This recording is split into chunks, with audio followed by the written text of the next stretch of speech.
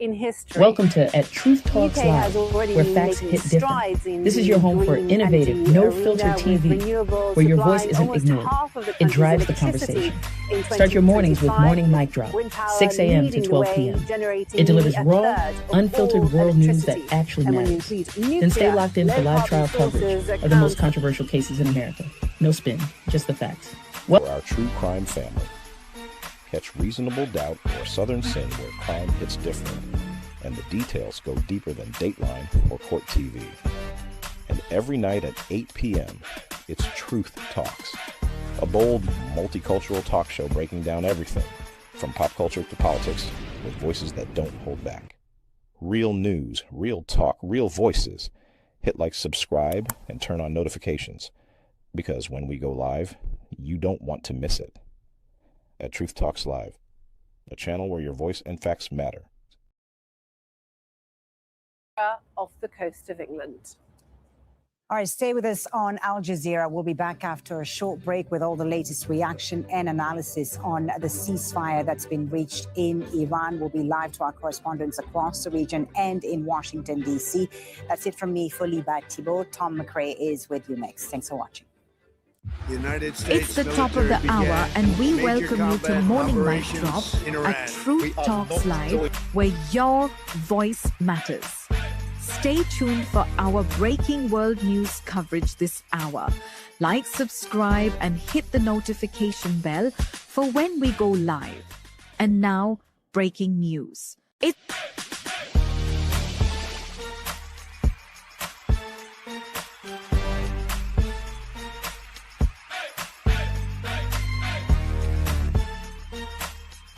Are y'all ready to roll? Let's go. Al Jazeera. That would precipitate an attack against American forces. To prevent Iran from getting nukes. There is no coherent strategy, and you can see that's reflected in the media coverage. Many American media see it like a video game. From the graphics on the screen to who they speak to, war for them is big business. We saw this exact same pattern happen in Gaza, the same lazy, flattened reporting that we saw in Gaza when it comes to the war on Iran. The Listening Post decodes the media on Al Jazeera. The world's top business stories. How high could prices go for oil? Also, how quickly can this feed into the inflation picture? Counting the cost on Al Jazeera.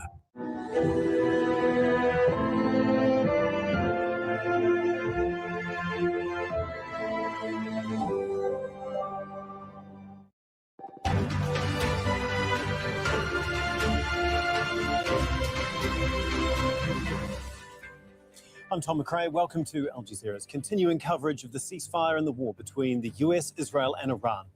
Pakistan is set to host talks between Iran and the US after they agree to a 2-week ceasefire.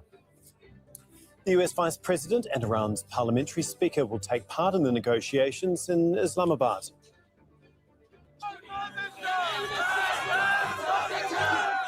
Iranians celebrate the ceasefire, but many in Tehran say they're skeptical peace will last.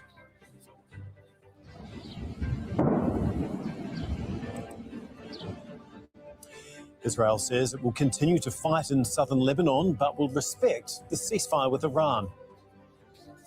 And world leaders welcome the agreement after 6 weeks of war squeezed the global economy and killed thousands of people.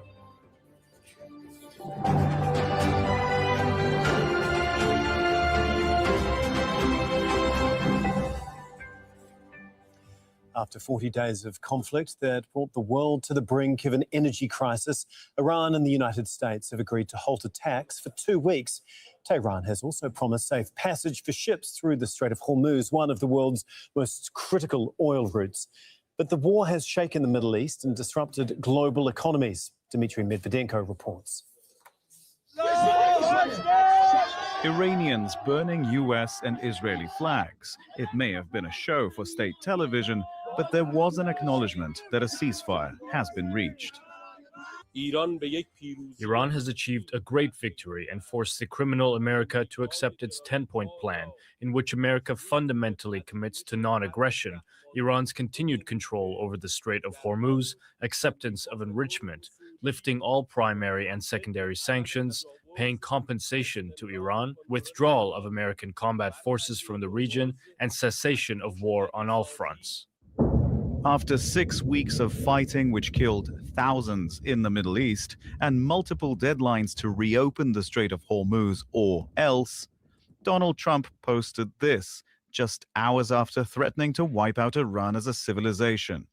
He says, "I agree to suspend the bombing and attack of Iran for a period of 2 weeks. This will be a double-sided ceasefire. The reason for doing so is that we have already met and exceeded all military objectives and are very far along with a definitive agreement concerning long-term peace with Iran and believe it is a workable basis on which to negotiate." In Iran's capital, many say they are skeptical the ceasefire will hold. The other side is not reliable.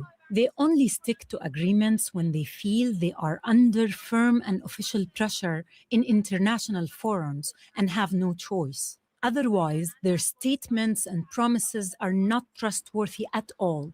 I can't say that I am fully for or against it, but what matters is that the conditions we set were ultimately accepted, and that has made our people happy. Pakistan has invited the US and Iran to meet for talks in Islamabad later this week. Iran's delegation will be led by Parliamentary Speaker Mohammad Ghalibaf. Pakistan says these talks could lead to sustainable peace. Dmitry Medvedenko, Al Jazeera. US Vice President J.D. Vance has been speaking in the last few minutes. Let's listen to what he had to say. Let me just say a few things. First of all, what the president set out to do was decimate the Iranian military, decimate their ability to wage conventional war. And that military objective, as the president said yesterday, as I said yesterday, has been achieved. And because of that, what the president did is he basically issued an ultimatum to the Iranians. He said, open up the straits, stop trying to hold the world's economy hostage, and we'll engage in a ceasefire. And that's exactly the agreement that we came to last night. The Iranians have agreed to open up the straits. The United States has agreed to stop attacking.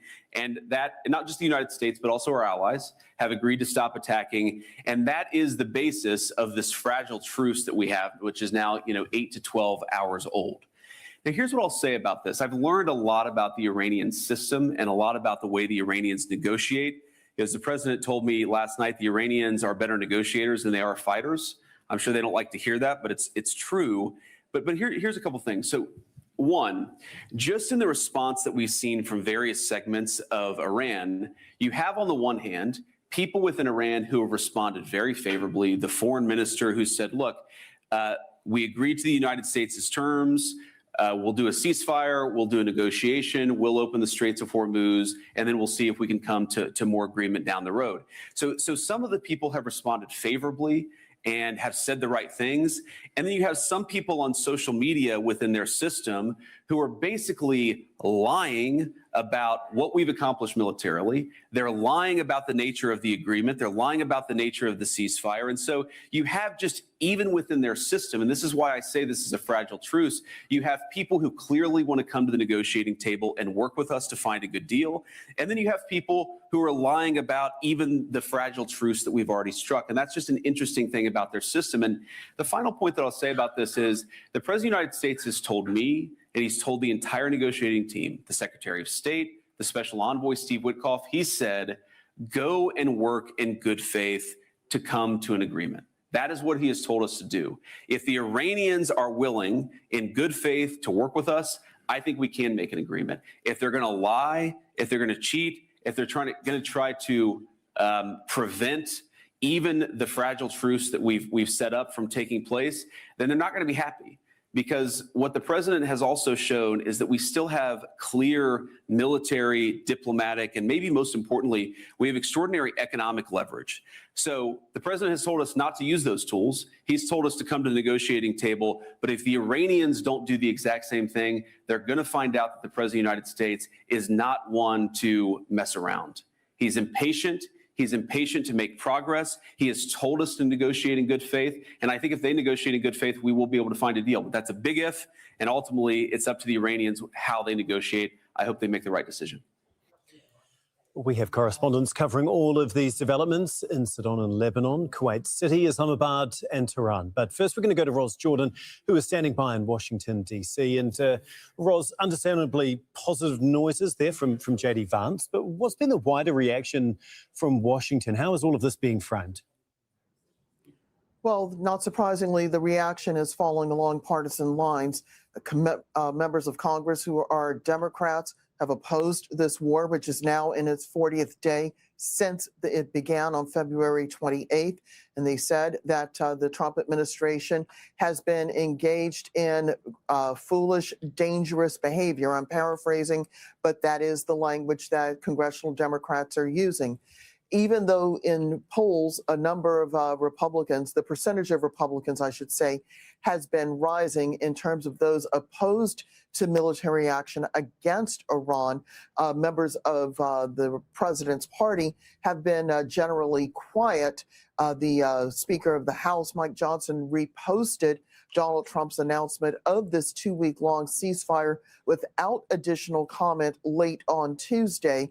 The other members of the Republican caucus have said, instead of responding to the concerns of their constituents, have called the president's decision to push for this 2-week-long ceasefire a show of his strength through his peace through strength policy, or his maximum pressure policy, and how his approaches have actually been successful in getting the Iranians to yield to what the Trump administration has wanted.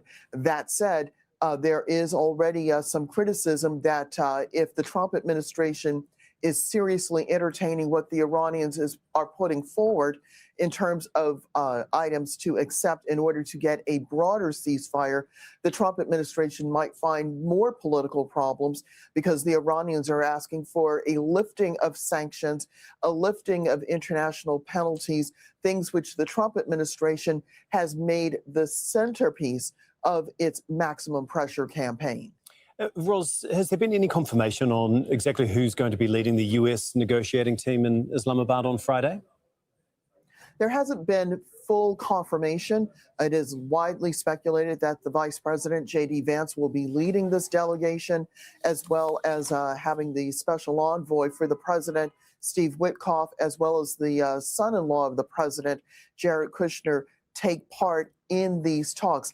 The other big question, which White House spokesperson Caroline Leavitt alluded to on Tuesday as a possibility but not confirmed, is whether the U.S. and the Iranian delegations will actually meet face-to-face. The talks have been going through an intermediary, primarily through the Pakistani government, but there are also reports that the Chinese government may have been doing some of the heavy lifting as well, something which Donald Trump alluded to in an interview with Agence France-Presse on Tuesday night.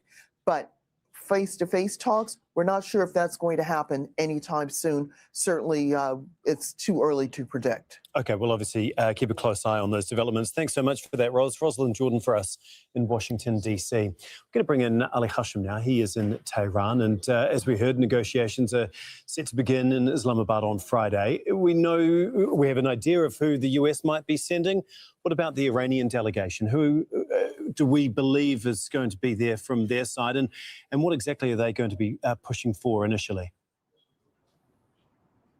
Well, before I start with who will be going to the negotiations, there's news in Iran on an attack on an island, an Iranian island, where there's a facility, energy facility, that was hit today. So, and for the moment, there are no real details in this respect. Also, there are reports of missiles launched from Iran towards several targets in the Gulf.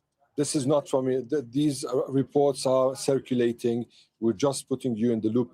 With respect to the negotiations, it's said that Mohammad Baqir Ghalibaf, this is what ISNA said, is going to be heading the delegation. However, given the fact the very compartmental Iranian system and how the multi-layers are working here when it comes even to such negotiations, there should be representatives from foreign ministries, Supreme National Security Council. So for now, it's not finalized. There's no clear lineup, but probably it's going to be Mohammad Bakr Ghalibaf, Abbas Araghchi, someone from this Supreme National Security Council, and of course, some experts on different issues, because the issues that are going to be discussed will have to have experts on them. Sanctions relief or lifting sanctions, this will need experts. The issue, the Strait of Hormuz will need some experts. Also, the issue of nuclear enrichment, the same idea, etc., etc., etc. So this is with respect to who might be representing Iran. President Pezeshkian had a phone call also today with the Prime Minister of Pakistan. It's clear that the Iranian establishment here, President, Supreme National Security Council, Foreign Ministry, and of course, the leadership above them all, are all on the same page with respect to this engagement. And Ali, can you just give us an idea of the reaction from people in Iran? Are they celebrating this as a diplomatic victory, or is there deep concern that this ceasefire might not hold? Well, this is a ceasefire. It's not the end of the war yet, and that's why people are cautious. It's a cautious optimism, cautious celebrations, but there are celebrations, of course. There were celebrations during the night, and there are calls on people to stay in the streets, just like how they stayed for the past 40 days in the streets, and they were every day in the squares and the cities chanting and showing support to the system in this war. So the calls on these people are continuing for now, from politicians, from the government, from different mobilization, platforms, calling on them to continue this trend, stay in the streets and stay chanting for your state till this round of negotiations come to an end with a real result. Okay, thanks so much for all of that, Ali Hashim, for us with the view from Tehran. We're going to go to Kamal Haider. He is live for us in Islamabad. And Kamal, can you just give us an idea of what preparations are being made there ahead of these negotiations on Friday? What are the expectations from the Pakistani side? Well, Pakistan, of course, has been involved in frantic diplomacy in a bid to try to bring these two parties to the negotiating table, of course, with help from friendly countries like Egypt, Turkey, Saudi Arabia, other well-wishers, and of course, the fact that they have now agreed to meet has been welcomed by several leaders across the world, Japan, China. In fact, the Chinese ambassador has just a little while ago met the Pakistani foreign minister. Also, the Pakistani prime minister had a 40-minute conversation with Masoud Pezeshkian, that is the Iranian president. And of course, the stage is now set for talks in Islamabad. There's going to be some hard bargaining that has to be done because the two sides have a trust deficit, given the fact that negotiations in Oman on two occasions ended in attacks on Iran, which was seen as a betrayal by Iran. However, there is now room for some optimism, as my colleague in Tehran, Ali Hashim, was saying, cautious optimism at that. But there is a ray of hope that perhaps this crisis can be brought to an end. Pakistan, of course, has been campaigning very hard. The Pakistani Prime Minister and the Pakistani military chief sent urgent messages to the US government, and with a plea that they should reconsider that deadline, which was a dangerous deadline, and the whole region was on the brink of conflagration. But it will be important to see what kind of progress will be made here in Islamabad. There will be unprecedented security around these talks, and it is not yet clear whether the two sides will be talking face to face or through the intermediary, as they did when they were talking in Oman. Okay, thank you so much for all of that, Kamal. Kamal Haider for us in Islamabad. As we've been reporting, Israel says Lebanon is not included in the two-week truce between the US and Iran.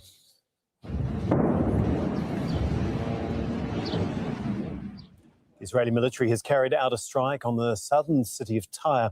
This comes after it issued forced evacuation threats for people living there. Israel's attacks and expanding invasion have forced 1.2 million people across Lebanon from their homes. And earlier, an Israeli airstrike killed at least 8 people in the coastal city of Sidon. It came shortly before Pakistan announced the ceasefire was in effect. We're going to go to Zainab Hodder, who is in Sidon. And Zainab, have we heard anything from Hezbollah since the ceasefire came into effect? And how does it change things from their perspective? Well, Hezbollah is warning and threatening that the U.S.-Iranian ceasefire deal could collapse altogether if the Lebanon front is not included. A Hezbollah member of parliament, Ibrahim Moussawi, insisting that this deal does include the Hezbollah-Israel front, and that if Israel does not comply, then the region, including Iran, will respond. Now, the Israeli military issuing a statement this morning saying that the fighting with Hezbollah, the ground invasion, they will continue, really backing what the Israeli Prime Minister Benjamin Netanyahu said, that the deal does not include Lebanon. And there have been numerous Israeli strikes targeting multiple locations across southern Lebanon since that ceasefire deal came into force. Now, Iran, since the start of the conflict, repeatedly said that Iran and Lebanon are one front. They are connected, and that any deal will have to include the Lebanon front. So there's really a lot of uncertainty at the time being. This morning, when the ceasefire deal was announced, some of the displaced people started to make their way back to their homes in southern Lebanon, only to find out that it was too dangerous to do so because of the ongoing strikes. And since then, the Israeli military has issued yet more forced evacuation orders, so really keeping up the pressure. There's a lot of uncertainty. The cafe behind me was hit last night, and 8 people were killed in that Israeli strike. It's not clear who the target was, but this conflict, which is now in its 6th week, and it's still not clear where it is heading. Okay, thank you so much for all of that. Zainab Hodder for us there in Sidon.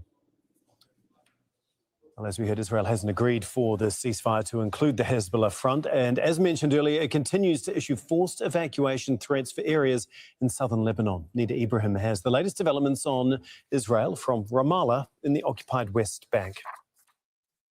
At least 4 we've counted just since the early hours of today after the ceasefire was announced, threatening people to evacuate until the north of the Zahrani River. These evacuation threats can be seen as part of the Israeli efforts to show and to confirm that the front with Lebanon is not included in the 2-week ceasefire, as confirmed by Netanyahu in the message he sent in English and his office published in English on X. This is something that's very important for the Israeli premier. He's always said, and other Israeli officials, including army officials, that the front with Lebanon will continue even if there's a de-escalation with Iran, saying that they need to achieve the end goal of disarming Hezbollah. That's something that the Israeli military and the Israeli political leadership seem to be in disagreement on how and when to achieve. While the political leadership keeps talking about disarming Hezbollah as being part of this war goals, the military threatens and warns that this might not be possible. Conquering all of Lebanon is needed if the army is to disarm Hezbollah, and they say this is impossible, then that this role should be given to the Lebanese government and the Lebanese army. But when it comes to the politicians, they're pushing for that, saying that they want to occupy all the lands from Israeli northern border with Lebanon up until the Litani River to ensure that Hezbollah's rockets do not continue to threaten communities in northern Israel, as well as prevent any infiltration from Hezbollah's fighters. Now, it is going to be an important part of Netanyahu's efforts to domestically win people, specifically that we're talking about a sense of frustration and disappointment amongst Israelis as this 2-week ceasefire has been announced, with many saying that the war goals in regards to Iran have not been achieved. Well, President Donald Trump's threats to bomb Iran's civilian facilities were intended to force Tehran to end its near total closure of the Strait of Hormuz. The strait is a vital waterway. 20% of the world's oil and gas exports passes through it, making it especially important for Gulf states' economies. Well, Malik Trainer is in Kuwait City. And Malik, can you just give us an idea of the reaction that we've seen and heard from across Gulf capitals since the ceasefire was announced? Well, we've seen reaction from 4 Gulf countries until now: Oman, Saudi Arabia, Qatar, and Kuwait in the last 10 to 15 minutes, all welcoming the ceasefire and thanking Islamabad for their efforts. But we have been seeing attacks here in Kuwait. You know, I talked about earlier, we were hearing explosions in the last couple of hours, and the Kuwaiti Armed Forces has just published a statement saying that a large wave of drones targeted Kuwait. They say that since in the last 5 hours, they've intercepted 28 drones, some targeting vital oil facilities, power stations in the south of the country, resulting in significant material damage to oil infrastructure, power stations, and water desalination plants. So while they're welcoming the ceasefire, there appears to be some cracks. We heard about Ali in Tehran mentioning an attack in Iran. And this tit for tat that we've seen since the beginning of this war seems to continue. In the last 30 minutes, we've also seen from the UAE that their defense, air defense, have been operating to intercept attacks from Iran. So this is, at the moment, a very fragile ceasefire with attacks happening as we speak. Okay, thank you so much for that update, Malik. Malik Trainer for us in Kuwait City. As we've been reporting, President Trump says Iran's proposal is workable. Its 10 points include a fundamental commitment to non-aggression from the US, a continuation of Iran's control over the Strait of Hormuz, the acceptance of enrichment in Iran's nuclear program, the removal of primary and secondary sanctions, an end to all UN Security Council resolutions against Iran, as well as Board of Governors resolutions. The proposal also calls for war compensation payments to Iran, the withdrawal of American combat forces from the region, and a ceasefire on all fronts, including against Hezbollah in Lebanon. Well, to talk us through all of these developments, we're joined by our diplomatic editor, James Bays, along with Zaidon El-Kanani. He's the founding director of the Arab Perspectives Institute. And from the Iranian capital, we have Fawad Azadi. He is a professor at the University of Tehran. Thank you so much for being with us on what is an extremely significant day. James, if I can start with you. We're, 48 hours from everyone meeting in Islamabad. Given that 10-point plan that we just outlined, how far apart are the sides right now? Well, if you'd asked me 24 hours ago, I would say they were a great distance apart, and I'm afraid nothing really has changed. Those 10 points include many points that the US, I don't think, can accept. I think if those 10 points were to be accepted, it would have been the most acceptable deal to Iran that could have happened any time, at any point before the Iran nuclear deal in 2015 and all the time afterwards. I don't think those are going to get accepted, and I think it is very notable that President Trump has not accepted those points, but accepted those points as the agenda, the starting point for these negotiations in Islamabad. I have to tell you, I've spoken to diplomats from a number of countries, and they are not particularly optimistic of the prospects for these talks, because the two sides really are a long way apart. Zaidon, if I can bring you in now, do you agree with that scepticism about the talks and why you think Donald Trump might have accepted that 10-point proposal at this point in time? Well, it goes back to the early observations that both sides were really desperate to find a way where they could negotiate a potential end to the war. The major obstacle that was always seen by most parties is that there was an Israeli spoiler. And unfortunately, this ceasefire, this agreement seems to be a bilateral conversation or talks that have been mostly focused and concentrated on how Iran and the US could foresee the near future. And the gap or the absence of an Israeli spoiler is still in the picture. But there are concessions that have been provided that may seem to be some level, even if it's minimal, of progress, perhaps some very short-term optimism. One cannot deny that the US went from asking complete surrender to now potentially negotiating Iran to stop the blockage on the Strait of Hormuz, which in one way or another reflects the US recognition of their ability to politically leverage it. Iran did not want a ceasefire from the first place. They wanted a much more stronger security guarantee to complete and permanent end to the war. Now they have accepted to negotiate over a short-term ceasefire, which apparently has a deadline. Even Israel, that insisted on continuing a complete all warfare towards the Iranian regime and dismantling the political system, have now taken a step back and accepting the ceasefire as the way it looks, as long as it does not include its Lebanese front towards this war against Hezbollah in Lebanon. Yeah, okay. Fawad, if I can bring you in at this point, as we've heard from our correspondent in Iran, obviously everyone there touting this as a major, significant win for the Iranian leadership. Can we just focus on the Strait of Hormuz for a moment, first of all? Does this basically this proposal cement Iran's control over the strait, and how significant, if so? You know, under international law, we have the UN Convention on Law of Seas.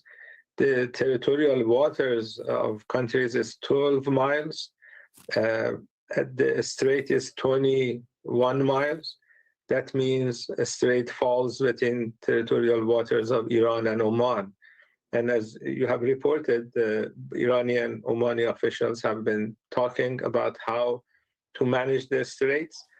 Article 17 of the convention talks about ships passing, but it says innocent passage. And the key word for Iranians, I think, is innocent, more than passage.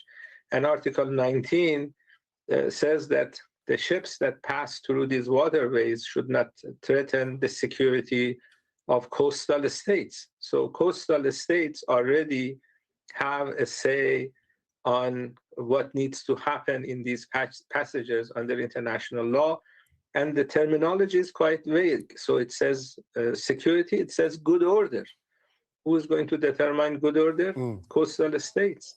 That is Iran and Oman. And I think as we go forward, Iranians want to make sure that either these American bases are not around to be used to attack Iran, or there is some supervision to make sure that what happened in the last 40 days does not continue. And as Ali, your reporter in Tehran, reported, we had an attack at 10 a.m. local time in the island of Lavan. We don't know if it was an Israeli attack or an American attack.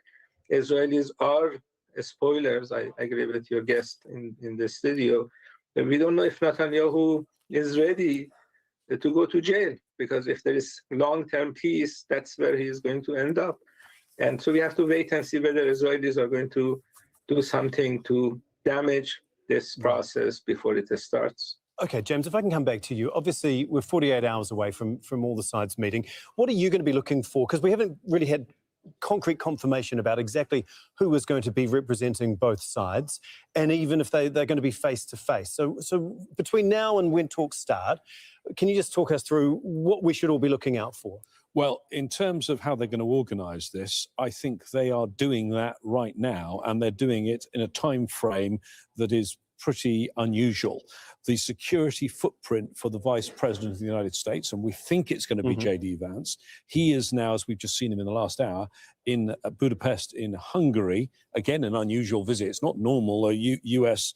Vice President goes and campaigns in another country's elections. But he's got to make his way to Islamabad. There's a lot of organisation for that. The Parliamentary Speaker of Iran, Ghalibaf, we think is going to be the Iranian representative. I would not be surprised, given the complexity of this, the security arrangements, and the agenda that they might have to deal with in these talks, that Friday might be a bit ambitious, or we might see an arrival late on Friday, because there is a lot to put in place to try and get this in place. It's not clear to me whether there's going to be an effort to try and deal with all of these issues, or whether this is, and I think this is most likely, is going to be a first meeting to cement the ceasefire. And then what they'll have to do, I think, is put in a more comprehensive process to deal with all the issues. And there were enough issues already on the table, and there have been over the years, between Iran and the international community and the United States. But of course, you've got the added issue of the Strait of Hormuz, which is a complicated issue of maritime law and navigation. Zaydan, I mean, as we've heard since this war started, the goalposts from the United States point of view about exactly what they're doing, what they're trying to achieve, has moved significantly, sometimes on an hourly basis with Donald Trump. What do you think changed from the American perspective between this time yesterday, when there was a lot of speculation after he put out that Truth Social post that he was going to go ahead and bomb the power plants and bridges in Iran, to then agreeing to this proposal? What changed, do you think? I don't think we have to completely create a policy reflection based on Trump's words. One cannot deny that a lot of his rhetoric has been based on providing a peer pressure, whether it's towards Iran or towards the mediators that are trying to find a solution here. We've noticed the changes within hours and minutes, and not just between one day to another. So we've noticed that most of the rhetoric provided by Trump has been as a part of a strategy that wanted to pressure the Iranian regime.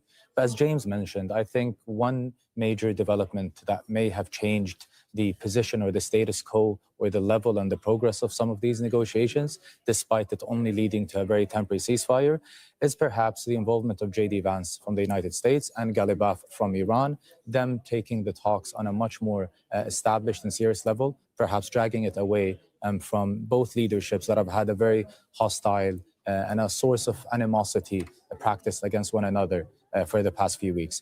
But a really interesting element here is the GCC factor. The GCC is the most existential place that has been threatened by this war. Most of the GCC states believe they have been abandoned by the United States for not looping them in or ignoring their consultations about not having the war. They also feel abandoned and threatened by Iran, that decided to recognize them as part of this overarching war with the United States. There are no guarantees from both sides. Neither the Iranians or the Americans have recognized what does this ceasefire, and potentially if it were to lead an end to the war, what does that mean to their security guarantees that were completely threatened for the past few weeks. Fawad, on that point, and I want to bring in the relationship between Iran and Pakistan now as well. How important is it that they are the ones that are leading these negotiations from an Iranian point of view? You know, Pakistan has been a friend. The relationship has always been good. Remember, if we didn't have a ceasefire, if the war continued, then two countries would be important for Iran to make sure that Iran has access to outside world, Turkey and Pakistan. And I think one reason Iranian officials wanted to have Pakistan involved was to make sure that that access to Pakistani territory as a replacement for the Persian Gulf, in case the war continued, that access would continue. Pakistanis have a security defense agreement with Saudi Arabia, and the relationship between Pakistan and Saudi Arabia is also extensive. So that, I think that was another factor for Iranian leadership to look at Pakistan as a broker. Right. And then Trump has this kindness towards the field marshal. He mentioned his name, Pakistani field marshal. So apparently they have managed to build some level of trust with Trump. Trump was under the influence of Netanyahu's leadership when he started the war. The Iranian leadership is hoping that he would have J.D. Vance, people in the MAGA movement that were not fully on board with this war, to take the lead. Okay, we'll leave it there for the moment, but thank you so much, Fawad, Zaydan and James. We really do appreciate your time and insight into all of this as we continue to monitor developments. Well, Pakistan has been mediating efforts, as we mentioned, for weeks to try and end the fighting. People there are hailing the government's efforts. I appreciate my country for its role in mediating the war between Iran and America. I appreciate our rulers. They have made great efforts, and the policies of the government are very good. Thanks to our government, this war, God willing, will be halted for 10 days. Well, Maliha Lodi is a columnist for the Dawn Media Group and a former Pakistani ambassador to the United Nations and the United States. She joins us from Islamabad. Thanks so much for being with us here on Al Jazeera. As we've been talking about, all eyes are obviously going to be on Islamabad and what happens there on Friday. Is 2 weeks enough to come up with a lasting and comprehensive plan that's actually going to stick? Well, I think that's the test that lies ahead. I don't think we can prejudge it. But clearly, both sides are interested in serious negotiations, which is why they have given their assent. My country's prime minister just got off the phone a little while ago after a 45-minute conversation with Iran's president, in which the Iranian president confirmed his country's participation in the talks ahead. So, there's going to be a lot of diplomatic activity and I think preparation ahead of the talks. Now, whether the talks themselves can produce an immediate agreement, I don't think we should have that expectation. That would be unrealistic. But even if the two sides are able to have their first face-to-face encounter and then get to know each other in terms of developing an understanding of what the red lines are, what the bottom lines are, then perhaps they can go away for consultations with their respective capital, and we may see an agreement afterwards. Yes. But I think it's unrealistic to think that they're going to forge a deal in just a few hours. No, I don't think anyone is expecting that. Can you just give us an idea, though, exactly what's at stake for Pakistan in successfully mediating an agreement, not just diplomatically, but for its economy as well, which has been really hard hit by the war? Well, I mean, Pakistan had very high stakes in this for both diplomatic, political, and economic reasons. You asked about the economic stakes. They're pretty clear. Pakistan imports almost 90% of its oil from Gulf countries. And therefore, any disruption in the oil supply would have meant, it would have really brought pain on the Pakistani economy and on the Pakistani people. Already, the government announced an austerity plan. There were measures that were put in place. And of course, the price of oil was increased. And this is something that, clearly a prolonged conflict would only have increased the economic pain for Pakistan, as indeed for other countries. And then, of course, there was this difficult balancing act between Saudi Arabia and Iran that I know that you were previously discussing just a few minutes ago. That would have been very, very difficult for Pakistan to sustain if the conflict had been a protracted one. How is Pakistan balancing its relationships through this? I mean, it's got close ties with Saudi Arabia. It receives military aid from the United States. It obviously borders Iran. How are these competing interests being managed, and how do you think that could potentially affect negotiations this Friday? Well, I think Pakistan has done an extraordinary job in this balancing act, which has not been easy. But it has long experience in doing that. For decades, it has tried to balance relations between strategic ally Saudi Arabia and an Islamic neighbor, Iran. Especially after the Islamic Revolution, this balancing act became much harder. So as far as the United States is concerned, again, Pakistan has a long history of a relationship that has had ups and downs with the US, but the relationship has still been sustained even through difficult phases and even crises in the relationship. So, and with China, I mean, we haven't mentioned China. Pakistan's overwhelming strategic priority today is its security, economic relationship with China. So again, during this crisis, Pakistan kept China on board. It kept China briefed about what it was doing, this back channel role that it was playing. Pakistan kept Saudi Arabia also in the picture, well briefed. And of course, it was carrying on with this role of mediating between Tehran and Washington. One other point I want to bring up, Prime Minister Sharif declared the ceasefire applies to Lebanon too. Netanyahu's flatly contradicted him there, and we've seen strikes since. That's a significant public disagreement between Pakistan and Israel before talks even begin. How does that issue get resolved, and does it potentially undermine Pakistan's credibility as a broker here? I don't think it undermines Pakistan's credibility at all. I think it undermines the United States' credibility because the US agreed to this prior to the ceasefire coming into effect. It agreed that to the Iranian terms that there would be no further attacks by Israel on Lebanon. Plus, it is now America's responsibility. It's President Trump's responsibility to ensure that he can restrain Netanyahu, that he can ensure that Israel doesn't play a spoiler's role. Look, one of the biggest worries right now, of course, the biggest worry is that Iran and the United States are able to find common ground and forge a long-term deal. But it's also a worry that Israel can really, make trouble and undermine these talks by taking actions that can, that can continue the violence in the Middle East. We'll have to leave it there, but thank you so much for your time. We do appreciate it. Maliha Lodi for us out of Islamabad today. Well, the Kremlin has welcomed the ceasefire and said Russia hopes that the US and Iran will hold direct discussions. We have Audrey McAlpine from Kyiv, but first we're going to go to Yulia Shapovalova, who is in Moscow for us. And Yulia, can you just talk us through exactly what else the Kremlin has had to say? What's been the reaction there?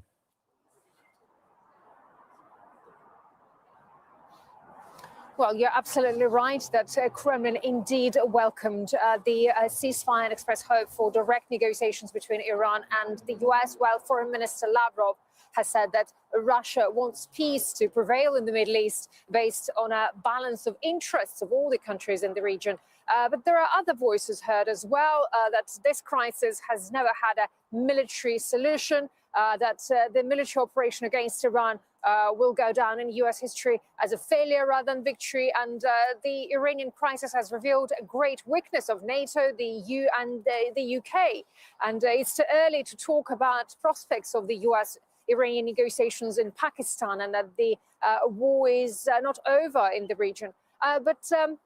At the same time, the most popular subject which has been discussed lately, especially abroad, is how Russia has benefited economically from the US-Israeli war against Iran and navigation disruptions in the Strait of Hormuz, as Russia continues to be one of the world's principal oil, fertilizer and grain exporters, despite being sanctioned by many countries. But still, we know that Ukrainian attacks on Russian infrastructure, oil exporting infrastructure and refineries continue. So it means that it's very hard to say whether Russia indeed benefited from this crisis or not. OK, we're going to go to Audrey McAlpine now. She is standing by for us in Kyiv. And what reaction have we had from there when it comes to the ceasefire? Well, Ukraine's president releasing a statement saying that the ceasefire was the right decision, pointing out that global economies and the cost of living had been impacted by this war in the Middle East. But he was very quick to relate the ceasefire back to the current war here between Ukraine and Russia, saying that a ceasefire in general paves the way for diplomacy, reiterating that Ukraine had repeatedly called for a ceasefire and that Ukraine has always called for this. He also, in this same statement, pointed out what may be the only silver lining for Ukraine, which is that it has signed multiple defense cooperation documents with certain Gulf countries. And he said in his statement that the Ukrainian experts that are there currently would stay there and continue to further develop security security capabilities between those two. And Zelensky has also proposed his own ceasefire with Russia when it comes to energy infrastructure. Can you just run us through the details of that and where that stands right now? Well, he has. And in his statement on X this afternoon regarding the ceasefire between Iran, Israel, and the United States, he mentioned a line that he mentioned even earlier this week regarding this ceasefire, saying, "We are ready to respond in kind if the Russians stop their strikes." There is the potential for an Easter truce, which would be coming this weekend on energy infrastructure between the two sides. As we know, this winter, repeated attacks from Russia into Ukraine, wiping out Ukraine's energy grid in huge swaths. And likewise, Ukraine more recently ramping up strikes on Russian energy exports, particularly in the Baltic Sea. So we have yet to hear whether or not this will be enacted, but certainly looking to the past, looking towards last year, these ceasefires have had little to no impact. Okay, Yulia, what has been the reaction from Moscow to Zelensky's proposal? Well, in the Kremlin, such initiatives were called groundless, especially in light of the ongoing attacks on the Russian infrastructure, oil exporting and refining facilities in particular. We know that Kremlin should be very pleased about the world's attention, actually, well, which is shifted away from the Ukrainian and Russian crisis and the war between the two. And still, Kremlin says that it hopes the US side will now have more time to resume trilateral talks with Ukraine, that Donald Trump will pay attention. Last year, the Kremlin agreed for an Easter ceasefire, despite the fact that both sides reported numerous violations of it, but still it was in place. And well, many say that Vladimir Putin was interested back then in Donald Trump's involvement in the Russia-Ukraine peace process. He was directly involved in negotiations, unlike now. Therefore, Russia is reluctant to go to another ceasefire this time around, saying that it doesn't believe in that Kyiv is not being serious, and it will continue striking its oil infrastructure. Okay, thank you so much, Yulia Shapovalova for us in Moscow, Audrey McAlpine in Kyiv for us. Well, to Europe now, and British Prime Minister Keir Starmer will travel to the Gulf on Wednesday. Downing Street says he will meet with leaders in the region in efforts to bolster the ceasefire. And in Paris, French President Emmanuel Macron welcomed the deal, calling it a very good thing. Regarding the Strait of Hormuz, Iran has announced its readiness to reopen it, which is a positive development. We have been working for several weeks to mobilize our partners in Asia, Europe, and the region.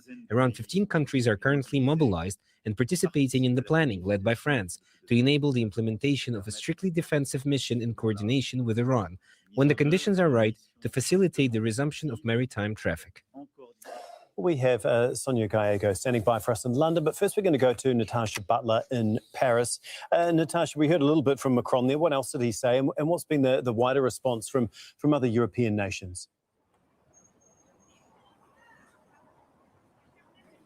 Well, look, European leaders don't always agree. They're not always united, but for once they are all singing from the same song sheet, if you like, unanimously praising this ceasefire, welcoming it. We heard there from the French President Emmanuel Macron, who's also saying it's very important that Lebanon is included in this truce. We heard from a number of other EU leaders as well, putting out mostly tweets on social media. The EU Foreign Policy Chief, Kaja Kallas, going, this is now an opportunity, a space for diplomacy. The head of the EU Commission saying that she praised Pakistan's mediation efforts.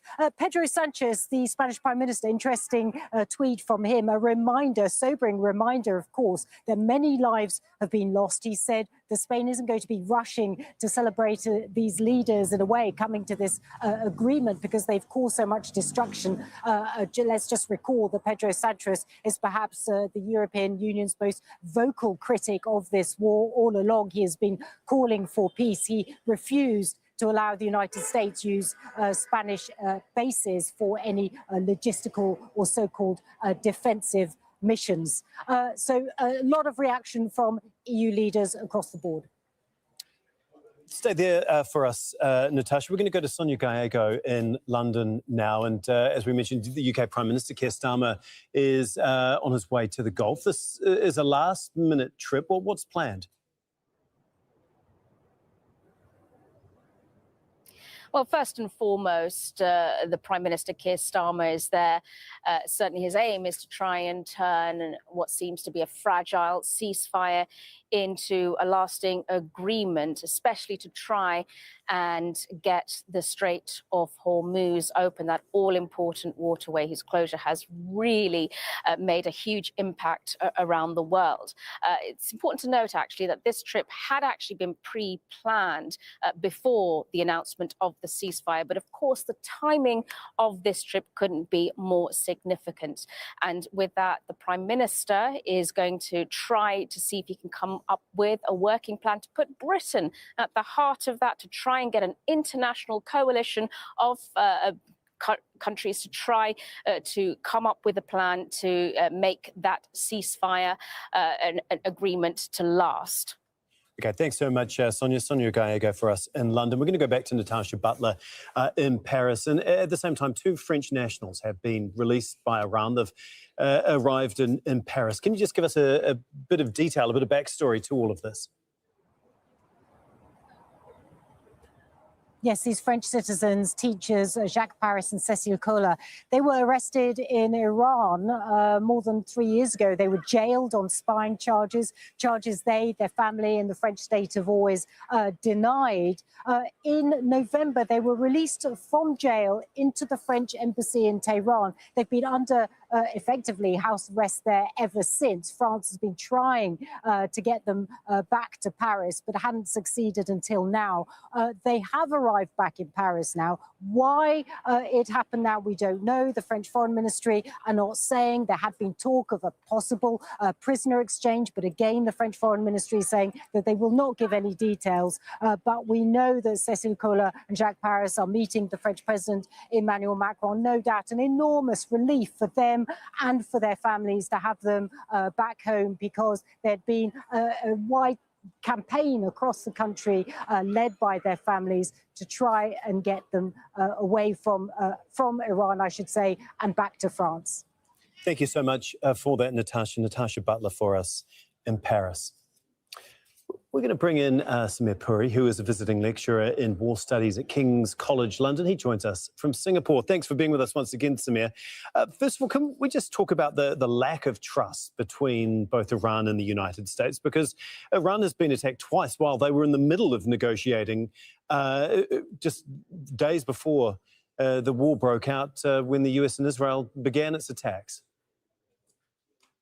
Yeah, it's a huge problem. And I think the way these negotiations, when they actually kick off, if they kick off on Friday, begin, I think it's either going to give the Iranians some assurance or zero assurance that it's going to be a repetition. And I think if the US comes in with more threats as part of its immediate negotiating approach, I think the Iranians will feel that they're going to have history repeat itself.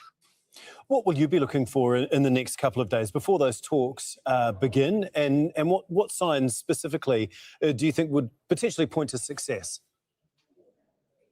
Something just on the fact that you've just been talking to people in London and Paris, I actually think the European role is an interesting sign. If the UK, which has been quite public in trying to assemble a coalition for maritime security, can actually make some signs that those actions are coming into play. If other actors in the region can also contribute to building trust, I think that will help to reduce the fact that this is something of a conversation happening in a vacuum only between Iran and the US. There are many other players that could actually, I think, bring a bit more confidence to the process.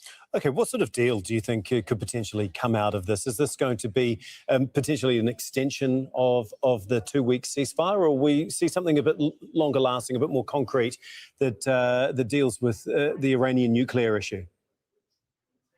Good question. I think the least that can come out of this, if it doesn't collapse, is a kick the can down the road agreement. Like you say, something that just postpones the fighting for a little bit longer, buys some more time, with the intention that talking becomes more of a habit, so that there's a bit more of an assurance for Iran that it's not about to be attacked yet again. I think the idea of a comprehensive agreement that covers all issues, proxy forces, Iranian support for nuclear, US troop positions in the region, I think that is almost impossible to envisage. But I think the very least that we can hope for, and probably the very most we can hope for actually, is something that preserves this ceasefire a little bit longer than the 2-week period. Is it a good thing if J.D. Vance, the US Vice President, attends? It's good in the sense it's not Steve Witkoff and Jared Kushner, because those are the two US senior representatives who were in Geneva when the Omanis were mediating the talks that finished just before the 28th of February, when Operation Epic Fury, the US military assault, began. So I think it's fair to say Witkoff and Kushner are somewhat tainted in Iran's eyes. Of course, the whole MAGA Trump regime is tainted because it's launched this war, but Vance is at least a fresher face, relatively speaking, for face-to-face negotiations. Can we talk about Israel for a little bit? Israel's basically said that the ceasefire is not going to include the Lebanese front with Hezbollah. What do you make of that, and how big a sticking point is that going to be in all of this?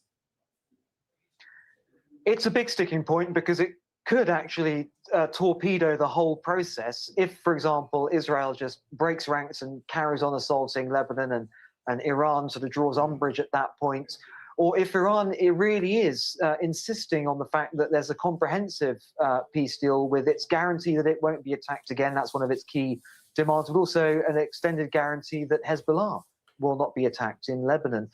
So I think separating or not separating the issue of peace in Lebanon, which is an extremely difficult issue in and of its own right, let alone grafted onto this bigger war in Iran, is going to be a really big deal. You mentioned the UK, obviously Europe's role in this, the Gulf, as well as Pakistan, obviously. But where does China fit into all of this, and how significant are they going to be in the weeks and months ahead? Probably not significant in an overt and declared capacity.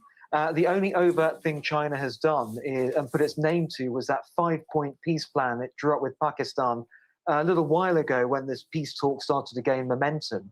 But I'd imagine China would play a behind-the-scenes role, and the critical role is guaranteeing Iran's economic future by buying Iranian oil. Thanks so much. We'll have to leave it there. We've run out of time. We do appreciate it. We'll be back in just a moment with much more on the 2-week ceasefire. Stay with us. Americans, they don't have any clear image and plan of what to do. The logic behind this is to eliminate the nuclear weapons program, to eliminate Iran's support for terrorism. The Israelis do not want to have opening of political talks between Tehran and Trump. Stay with Al Jazeera for the latest developments. In-depth analysis of the day's headlines. Diplomacy, yet again, was used as a ruse for war. Critical debate. Who betrayed the table? Who attacked the negotiations for the second time? For the third time during the talks we should be attacked? Who is talking about a greater country for itself? Israel, not Iran. Iran has been a huge supporter of terrorism over the years. I really have to take exception to the idea that Iran is innocent in this. Inside Story on Al Jazeera. Can you really bomb a political future into existence? I don't think that's what we're trying to do. I think the objective here is to destroy the instruments of Iranian state power. Let me ask you this directly. Is Israel effectively leading U.S. foreign policy? They want to do a Gaza-like effort on the main power centers in Iran to kill thousands of people, not just the core. Upfront tackles the big issues only on Al Jazeera.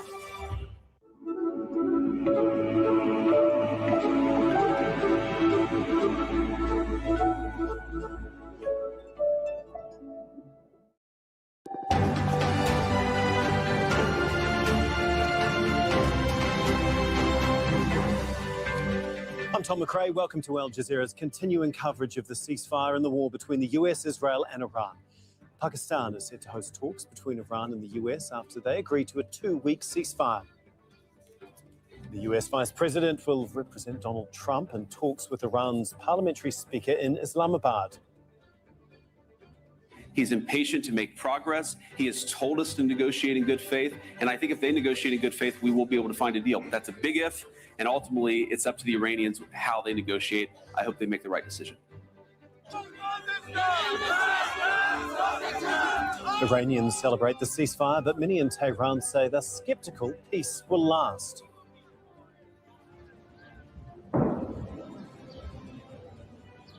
Israel says it will continue to fight in southern Lebanon, but will respect the ceasefire with Iran.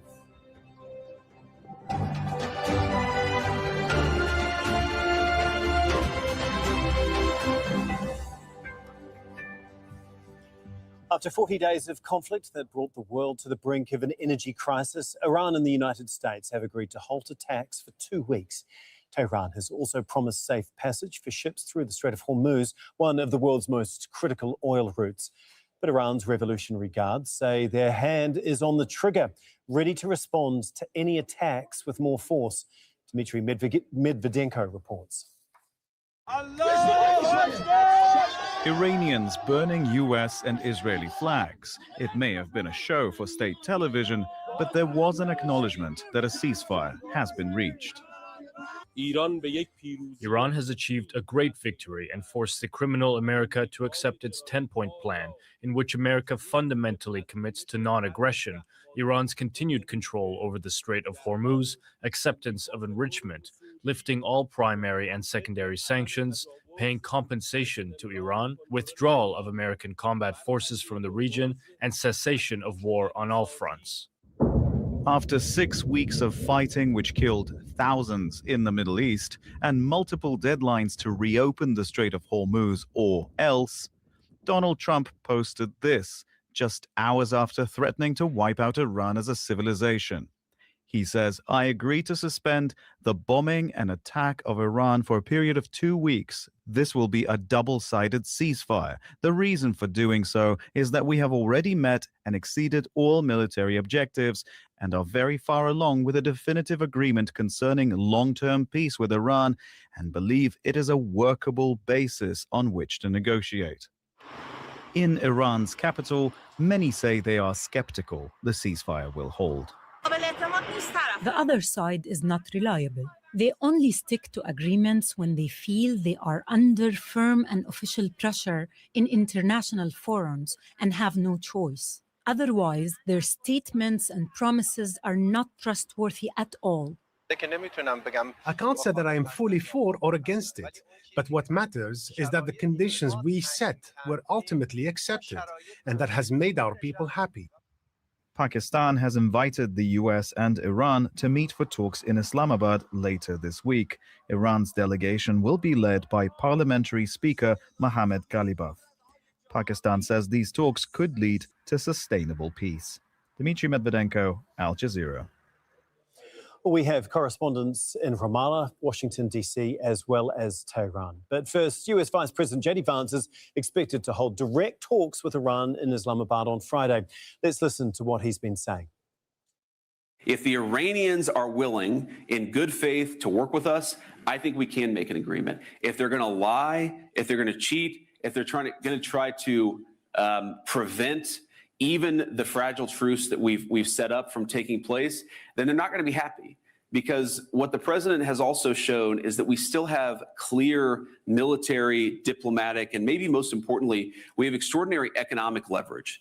So the president has told us not to use those tools. He's told us to come to the negotiating table. But if the Iranians don't do the exact same thing, they're going to find out that the president of the United States is not one to mess around.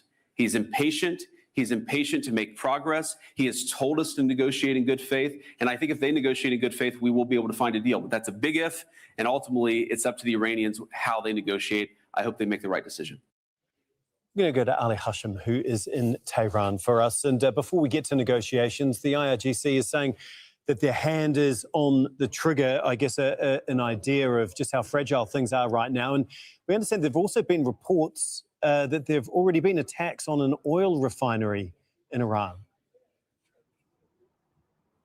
Indeed, the national oil company said that one of the oil fields has been attacked. It's an island in the Gulf that was attacked, and there are no casualties, but this gives an indication how fragile this peace or this ceasefire is. And it seems that, and according to reports circulating, the Iranians also retaliated towards the Emirates, towards Bahrain, and towards Kuwait. At least this is what we are hearing for now. We need official confirmation that this already took place. However, this gives also another addition, another layer of uncertainty given the situation related to Lebanon in the ceasefire. So back to the ceasefire, who is going to to lead the team who is going to talk.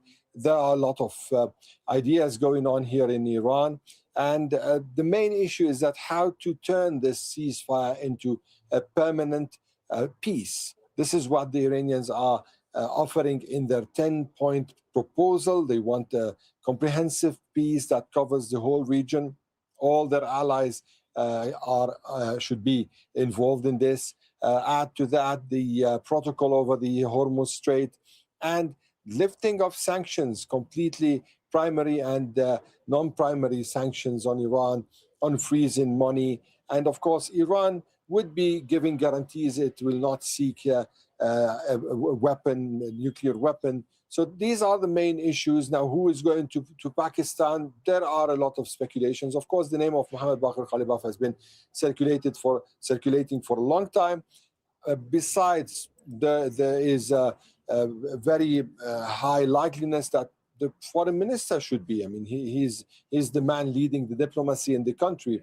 And of course, the Supreme National Security Council. Besides, there will be many experts on sanctions, experts on the strait, experts on weapons, experts on nuclear. So this is not a simple process or operation. This negotiations could take a lot of time. It could take more than 2 weeks. And that's why in the statement issued by the Supreme National Security Council, we saw that they said that the 2 weeks ceasefire period might be extended, but that all depends on how much this ceasefire is going to stay standing. Okay, thanks, Ali. Stay with us. We're going to go to Rosalind Jordan now, who is in Washington, D.C. for us. And as we heard from Vice President J.D. Vance a little earlier on, when he was speaking in Hungary, some positive noises from him. Can you just give us an idea of the wider reaction there in Washington, D.C., though? How is this all being framed? Well, it really depends on which party you belong. If you're a congressional Democrat, there is both a sigh of relief and a lot of criticism of the Trump administration for bringing the U.S.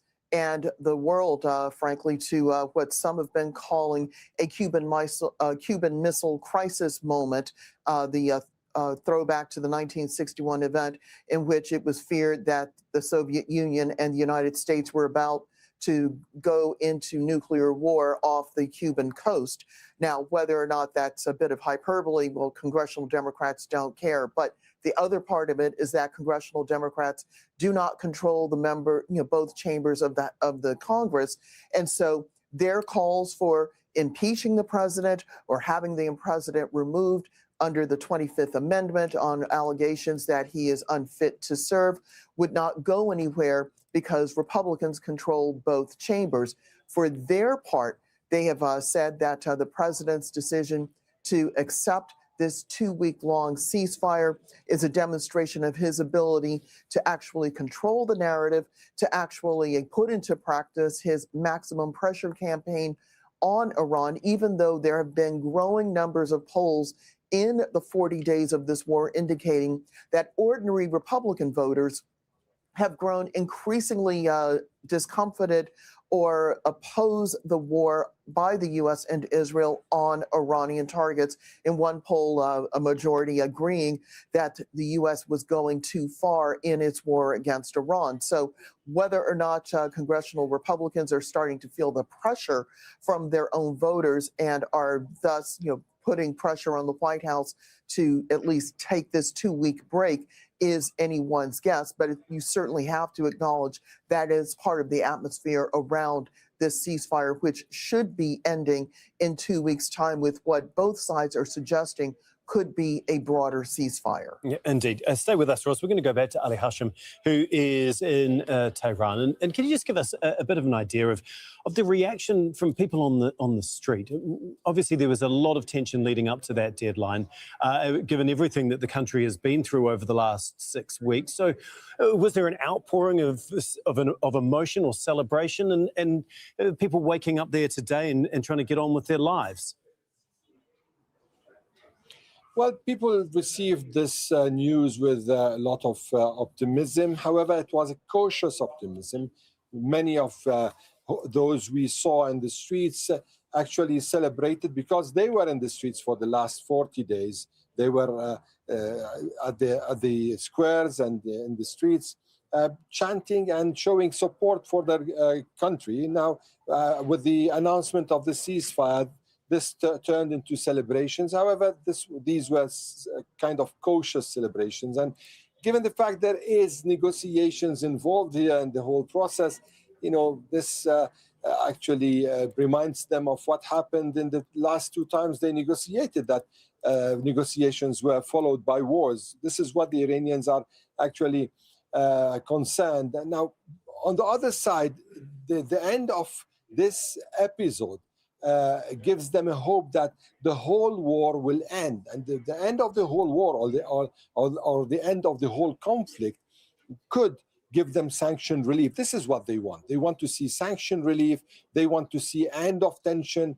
They want to see Iran getting back into the global market, into the international community, and integrating more and more. And this will have its own implications and reflection on their daily lives. Okay, thanks so much, Ali Hashim, for us there in Tehran. Okay, we're going to go back to Ros Jordan, who's in Washington, D.C. And can you just talk us through how this is going to play out from the U.S.'s point of view when it comes to its negotiating team in Islamabad?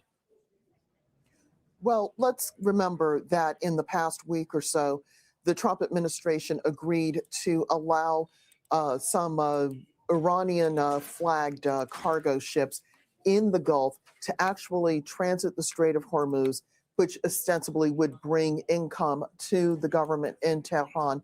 And that was to try to free up some of the blocked traffic, because Iran had effectively closed the strait to all except certain companies or certain countries that were willing to pay a toll. But the things that the Iranians are asking for, relief, sanctions relief, the ability to continue holding on to their nuclear material, including highly enriched uranium, which the U.S. and other countries have warned could be a precursor to Iran having a nuclear weapons program. Those are probably going to be the sticking points in the negotiations slated to start in Islamabad on Friday.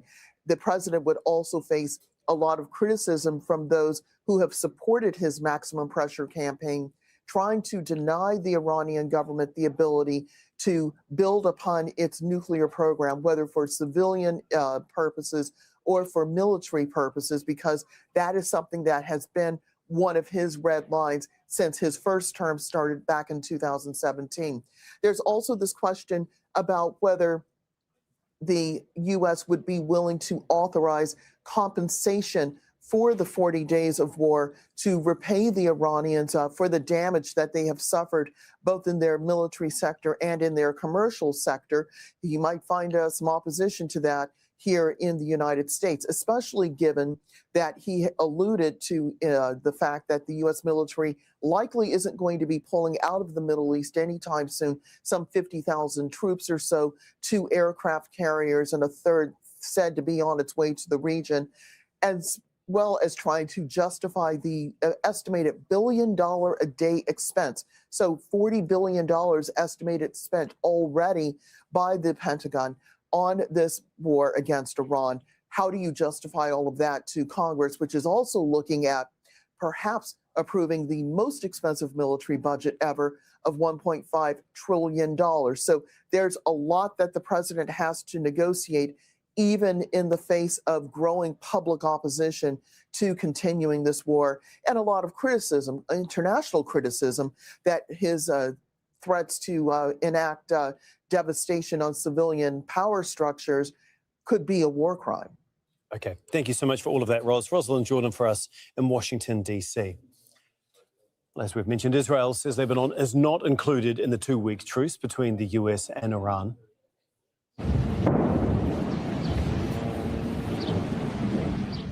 The Israeli military has carried out a strike on the southern city of Tyre. This comes after it issued forced evacuation threats for people living there. Israel's attacks and expanding invasion have forced 1.2 million people across Lebanon from their homes. And earlier, an Israeli airstrike killed at least 8 people in the coastal city of Sidon. It came shortly before Pakistan announced the ceasefire was in effect. Anita Ibrahim is following all of these developments for us from Ramallah in the occupied West Bank. Anita, Israel hasn't agreed for this ceasefire to include the Hezbollah front. Israel still, as we saw, is issuing evacuation threats for southern Lebanon. Can you just bring us up to date with what's happened since that ceasefire has come into effect? Well, the Israeli army and the Israeli prime minister have announced that that ceasefire does not include the front with Hezbollah. This is in line with what they've been saying in the past few weeks and since the battle with Hezbollah has opened on March the 2nd, that the front with Lebanon will be considered as a separate front than the Iranian one, and that they will continue to fight until they disarm Hezbollah. We've heard about these evacuation orders and we've seen them from the Israeli military spokesperson threatening communities, reiterating previous evacuation threats for people living in southern Lebanon to move to the northern Zahrani River. All of this is seen as an attempt by the Israeli government to appease its population domestically.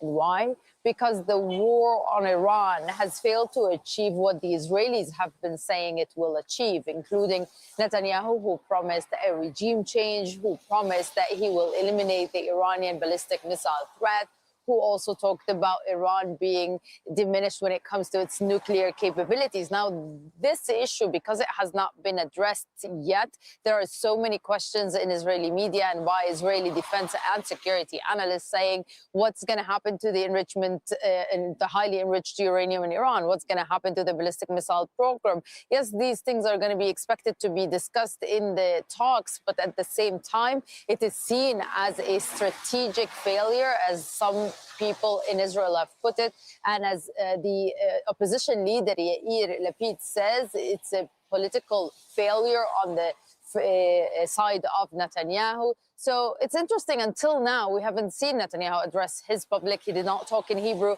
barring this statement that appeared on X from his office in English. So all of that is expected to be unveiled more in the next few hours. How Netanyahu is going to spin this to his benefit, or really, how is he going to try and sabotage any potential to end the war? Okay, thank you so much, Nida Ibrahim, for us there in Ramallah. As we've been reporting, President Trump says Iran's proposal is workable. Its 10 points include a fundamental commitment to non-aggression from the US, the continuation of Iran's control over the Strait of Hormuz, the acceptance of enrichment in Iran's nuclear program, the removal of primary and secondary sanctions, an end to all UN Security Council resolutions against Iran, as well as Board of Governors resolutions. The proposal also calls for war compensation payments to Iran, as well as the withdrawal of American combat forces from the region, and a ceasefire on all fronts, including against Hezbollah in Lebanon.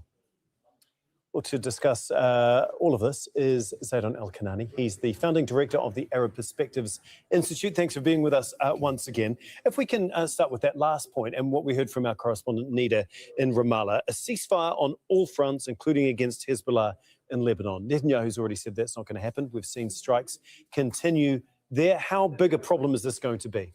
Well, it's also a strategic way in ensuring that when you do propose a list of proposals, it doesn't mean you will end up insisting on all of them. There has to be a margin and a space for potential concessions from both sides, and we've noticed these concessions across the spectrum. Do you think that this is a concession that Iran is willing to give, though?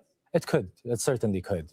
Hezbollah and other networks across the region are seen as part of Iran's proxy influential interests in the region. It does not relate it to its own national security or existentialism, meaning that the Islamic Republic of Iran believes in its association and its collaboration with Hezbollah in Lebanon or some of its affiliated militias in Iraq based on its own regional interests. If those regional interests, expansionist agendas would affect the national security of its own existentialism, it can certainly pause on that and focus on its own front, given that the war is internally in Iran today. We're 2 days out from talks beginning in Islamabad, hopefully, or due to. The last time the two sides, Iran and the United States, were speaking, the US went ahead and bombed the Iranians. How big a problem is that? Because obviously that's going to be front and center in their minds when they walk into these talks. Well, the fragility is there. One cannot deny it. The fragility of this ceasefire is very valid. The fragility of the previous talks have always been there, given that direct attacks and strikes were conducted, despite that the talks were seen to be progressing on a diplomatic level. Iran knows that using Hezbollah as an excuse would pressure Israel to, rather than focusing on what it wants from the US to do and on the Iranian front, it will make Israel busy on its front near door, which is between the Israeli and the Lebanese borders. Just speaking of that, I just want to draw everyone's attention to what we're seeing in the large box there, the live shot from Beirut. We've just seen a large explosion. You can see a big cloud of smoke hanging now over the city there. So clearly this conflict on that front, at the very least, is continuing. Looks like there's a fire has broken out, and what we believe has been a missile strike from Israel into Beirut. Is this what we can expect to continue to see in the days and potentially weeks ahead? Unfortunately, yes. Israel has been evidently a spoiler to any potential talks between the US and Iran for the past few weeks. It was the main force that motivated the Trump administration to conduct this war from the first place, excuse me, ignoring what it meant to regional and international allies economically and politically, and the US relations with these different allies across the spectrum. And it seems like Israel will heavily focus on Lebanon now, using it as an excuse to pressure Iran to not being able to negotiate freely and comfortably, which is very unfortunate because we're put in a position where we're only focusing on Iran. We're not denying that this war was conducted in an unjust way against Iran, but one cannot deny the Iranian regime's previous interventionist policies in the region. But at the same time, in parallel to that, one cannot deny the Israeli regional players' actions in the region, which involved occupations, illegal settlements, and the assassination and the genocide of innocent civilians across the spectrum in the region. Indeed. We'll leave it there for the moment, but thanks again, Zaidon. We really do appreciate your insight. Thank you. Well, the shipping industry has been badly affected by the closure of the Strait of Hormuz. Tankers as well as container vessels have been stuck, unable to pass through the narrow passage. Christian Buger is a maritime specialist and professor at the University of Copenhagen. He joins us from Bonn in Germany now. Thanks so much for being with us. What changes now that the ceasefire is in place, if anything? So today is clearly a moment of relief, but not that much has changed, and this is clearly not over yet. And the shipping industry will clearly need further reassurances. And the fact that the UN Security Council yesterday didn't manage to agree on a resolution is also not very good news. What will the shipping companies be looking for now before they deem that it is safe enough to pass through the strait? Well, they clearly will, first of all, wait, watch what is happening. And it's also fully unclear at the moment of how this future mechanism, the transit fees and so on, how that is going to look like. Probably it will also require discussion at the level of the International Maritime Organization at a very minimum. And then let's see how stable and certain the situation actually becomes. Some shipping will go through, the high risk takers. The big ones will not go back to the strait for another 2 to 4 weeks and closely monitor the situation. Given how long the strait has effectively been closed or heavily restricted, how long is it going to take for things to return to normal? Obviously, many countries around the world have been deeply affected by this, and many countries are having a deep shortage of fuel. So, what sort of timelines are we talking about here if the ceasefire holds and is indeed extended beyond 2 weeks? So the pressure to ship things through the Strait, quite obviously, they are extremely high. But let's face it, we are not going back to the old normal. We are now approaching a new normal.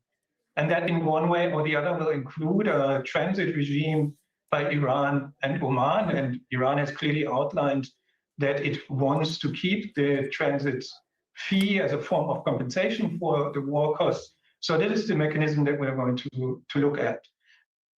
So we're not going back to the old normal, but quite obviously we are going to see an increasing number of ships going through, and that will also gradually enhance the trust and confidence. But clarity on the rules that Iran will actually be applying for this transit scheme, which is also legally questionable, quite obviously will be needed.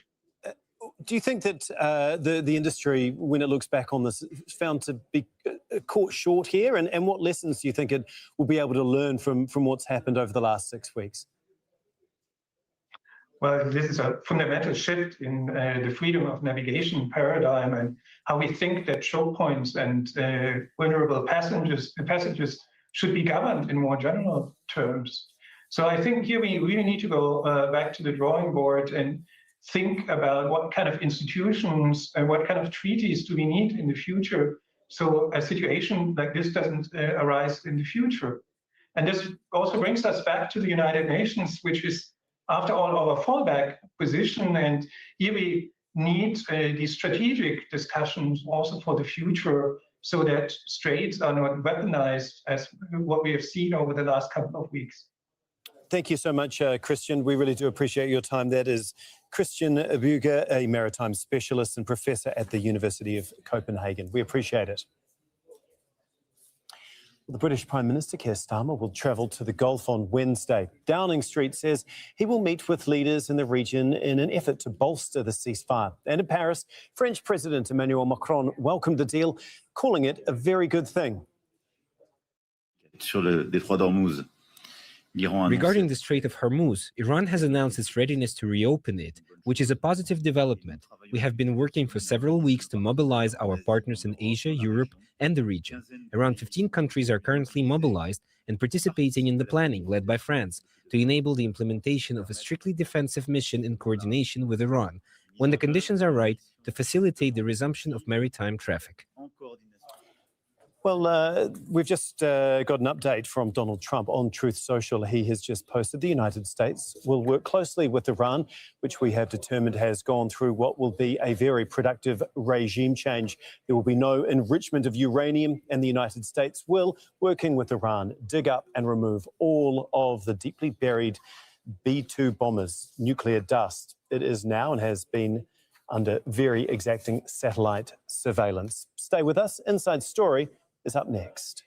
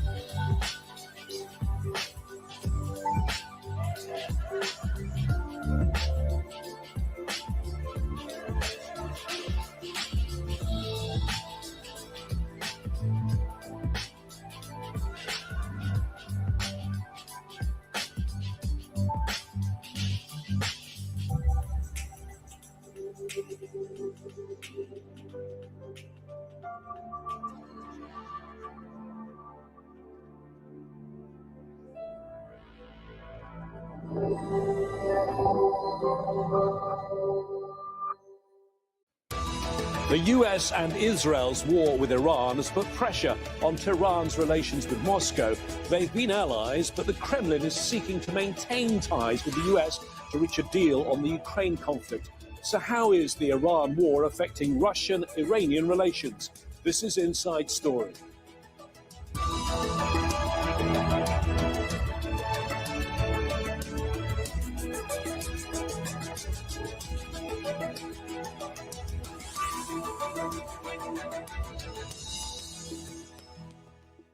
Hello there, I'm James Bays. One of the beneficiaries of the US and Israel's war on Iran has been Russia. Higher oil and gas prices are bringing an unexpected windfall to the Kremlin's coffers. It's something of an irony, as Moscow has been one of Tehran's strongest allies in recent times, but the picture is a complex one. The two have been on the same side in Syria and Ukraine. They've also been united in their relative isolation against the West. But Russia has been keen not to antagonize US President Donald Trump, hoping he'll broker a deal with Kyiv that's to Moscow's favor. So what's the impact on Iran's relations with Russia? We'll explore all this when we're joined soon by our guests. But first, this report from Malakebe Motsepe. Russia and Iran have long cooperated in areas such as military technology, drone production, and intelligence.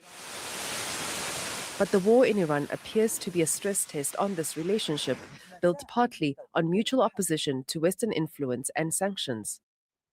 Israeli and US strikes on Iran have created insecurity and economic uncertainty across the Middle East and globally.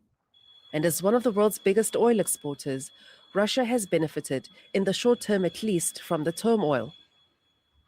Since the war broke out, the price of Brent crude has increased to its highest levels in 4 years. Iran has mostly closed the Strait of Hormuz. It has prevented about 20% of the world's oil and gas supply from reaching markets.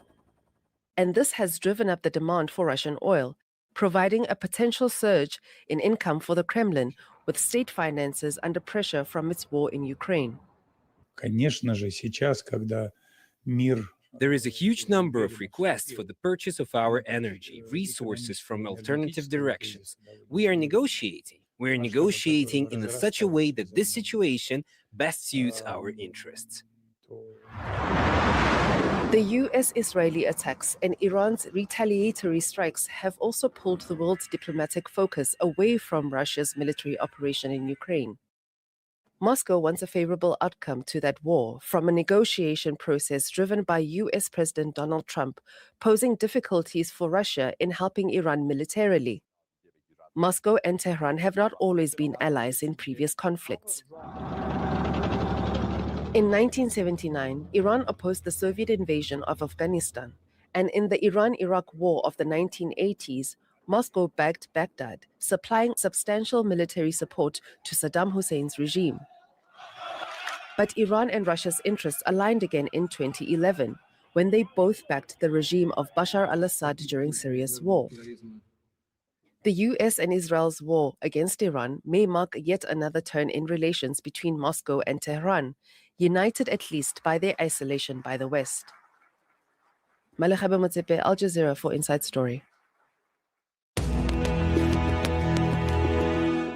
Let's meet our guests to discuss all of this on today's Inside Story. And joining us from London, Afshin Shahi, a Middle East political analyst. From Malaga in Spain, Leonard Rogozin, who's an independent journalist. And also in London, Maximilian Hess, founder of Enmetena Advisory and a senior fellow at the Foreign Policy Research Institute. Thank you, all three of you, for joining us on today's program. Leonard, if I could start with you, what do you think Putin is thinking right now about the war in Iran? Do you think he thinks it's good for Russia?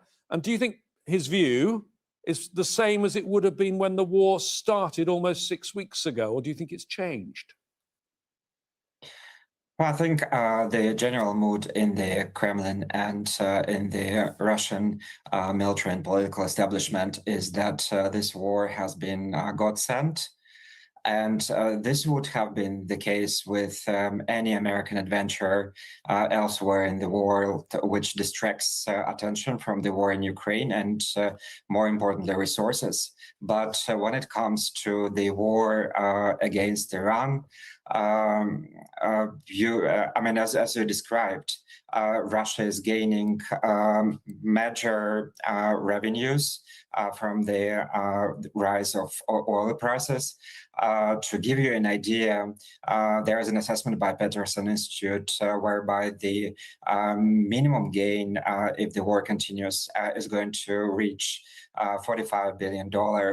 And that's almost half of of the money that Ukraine hopes to get from the European Union, which would allow to finance Ukrainian war effort in the next 2 years. That's 90 billion euros. So this amount handsomely covers Russia's funding of this war, and not that Russia was in deep crisis economically, but it's just a huge bonus for it. But on top of that, the military resources available to Ukraine are being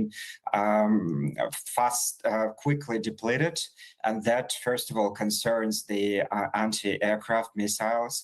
President Zelensky recently said that Ukraine is running out of missiles for the Patriot system, which again creates an opportunity for Russia, if it wants to do so, to keep destroying the critical infrastructure and precipitating the humanitarian catastrophe in Ukraine. Afshin, let me bring in, if you don't mind, let me bring in Afshin now. Afshin, we're trying to gauge where Iran and Russian relations are now. And in order to do that, I think we need to examine where they were before this war. Bring us a bit of historical context, because these are countries that had rivalry and warfare back in the 19th century, but it's got much closer in recent years. How would you describe the relationship before the war?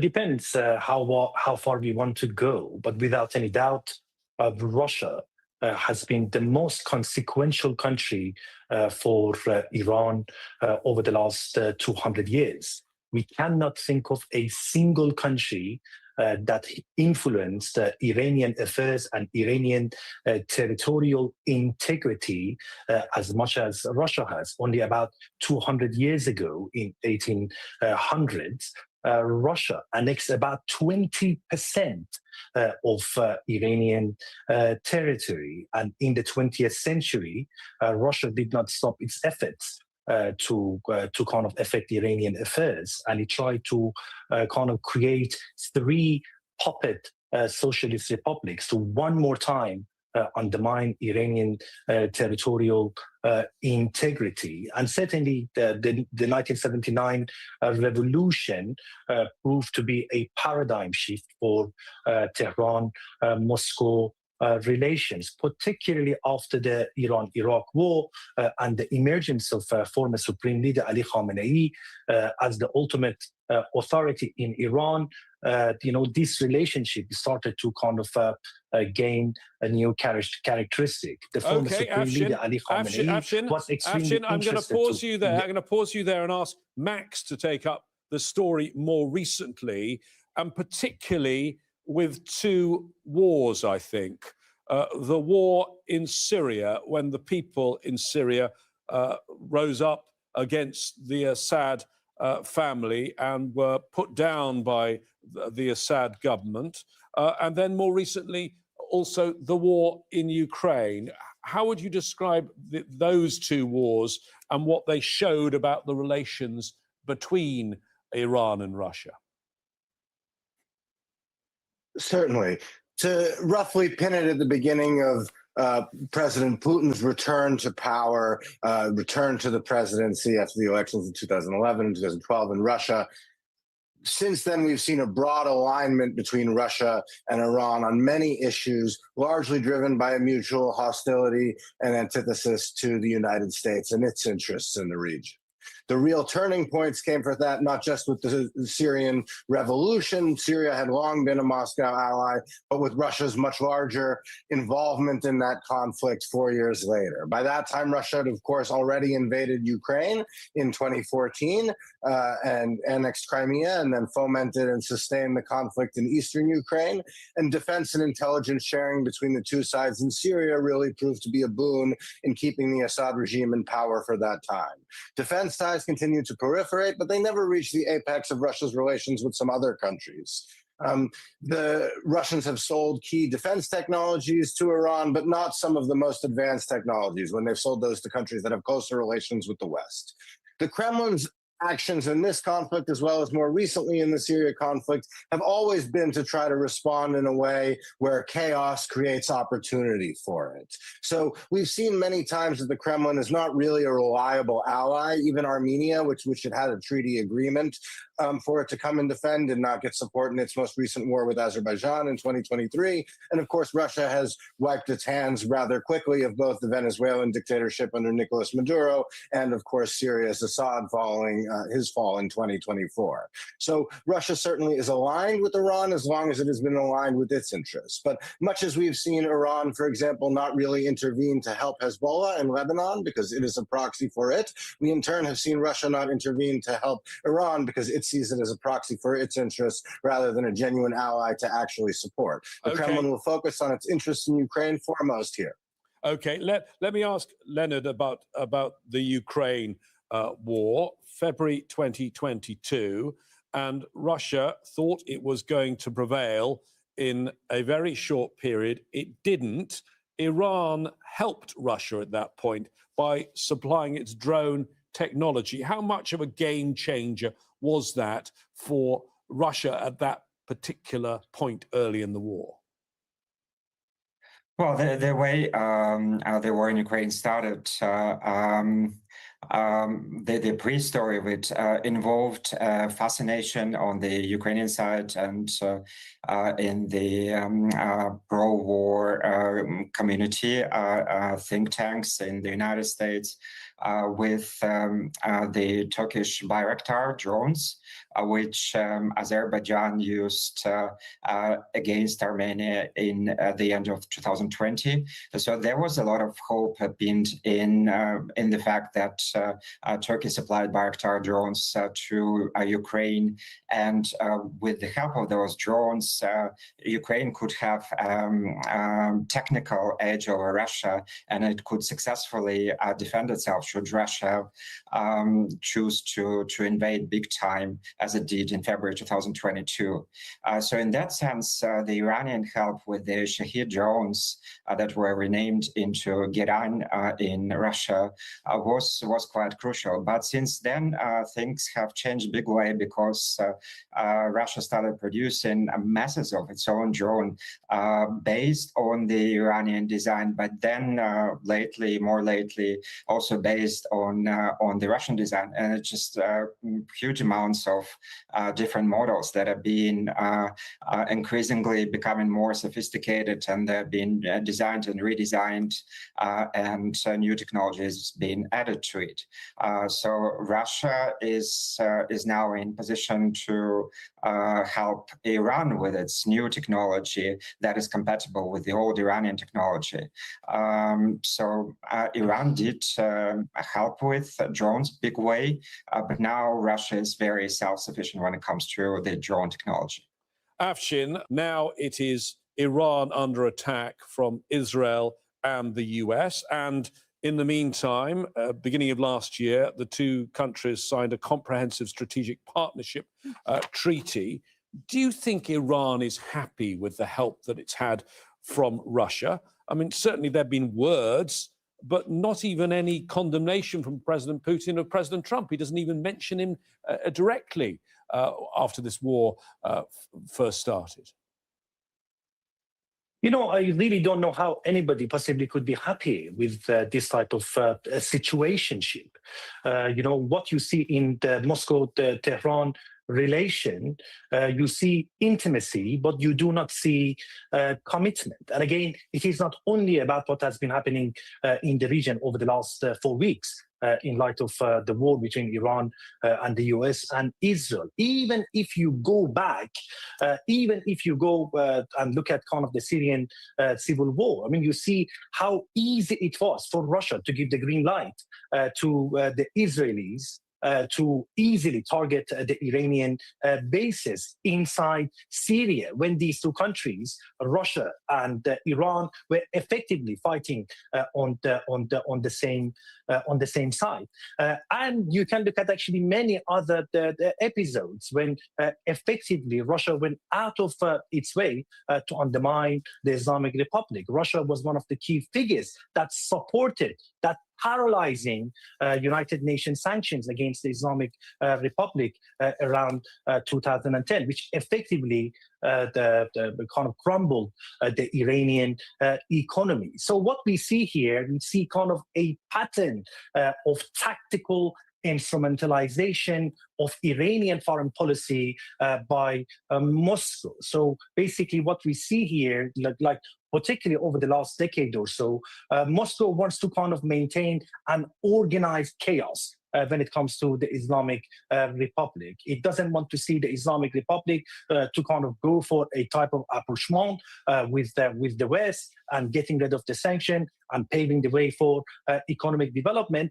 And at the same time, it wouldn't let kind of the Islamic Republic go and kind of seeing a new political entity emerging in the country. So the best way that we can kind of explain this relationship is basically, a tactical the partnership, a symmetric the partnership, despite the fact that, you just mentioned that, the role of Iran in the Ukraine war, the price that the Islamic Republic paid for providing drones to Russia was immense. And even today, I would argue that at least part of the military campaign that we see, at least by the United States, is because of the kind of impractical and problematic the nature of Iranian foreign policy in siding with countries like Russia and China. And the most important question here is why... Afshin, I'll come back to you in a moment, but Max, if you look at how things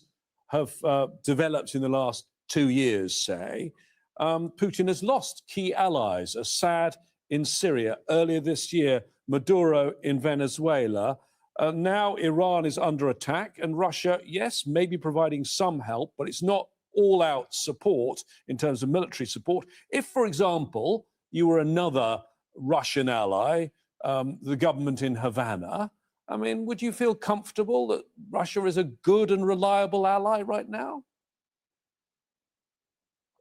I don't think anybody has felt that Russia is a good and reliable ally. And I don't think the Kremlin would honestly say its alliances is a top priority either. It has interests, not permanent allies, I think is the sort of realist view that the Kremlin would have in that regard. It is constantly willing to play a role in countries in crisis to try to position itself.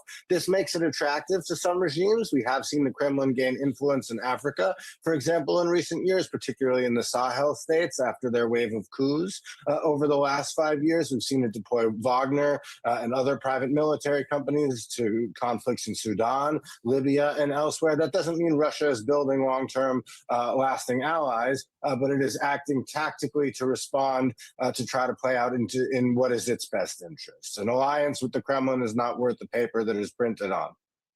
Leonid, I mean, Russia still sees itself as a superpower. The fact it's not supporting its allies and now Iran in perhaps the way that Iran would like, and also the fact that if you looked at a lot of the hardware that Iran had and the air defenses which have been taken out were Russian, do you think Russia can still be seen with that superpower status today?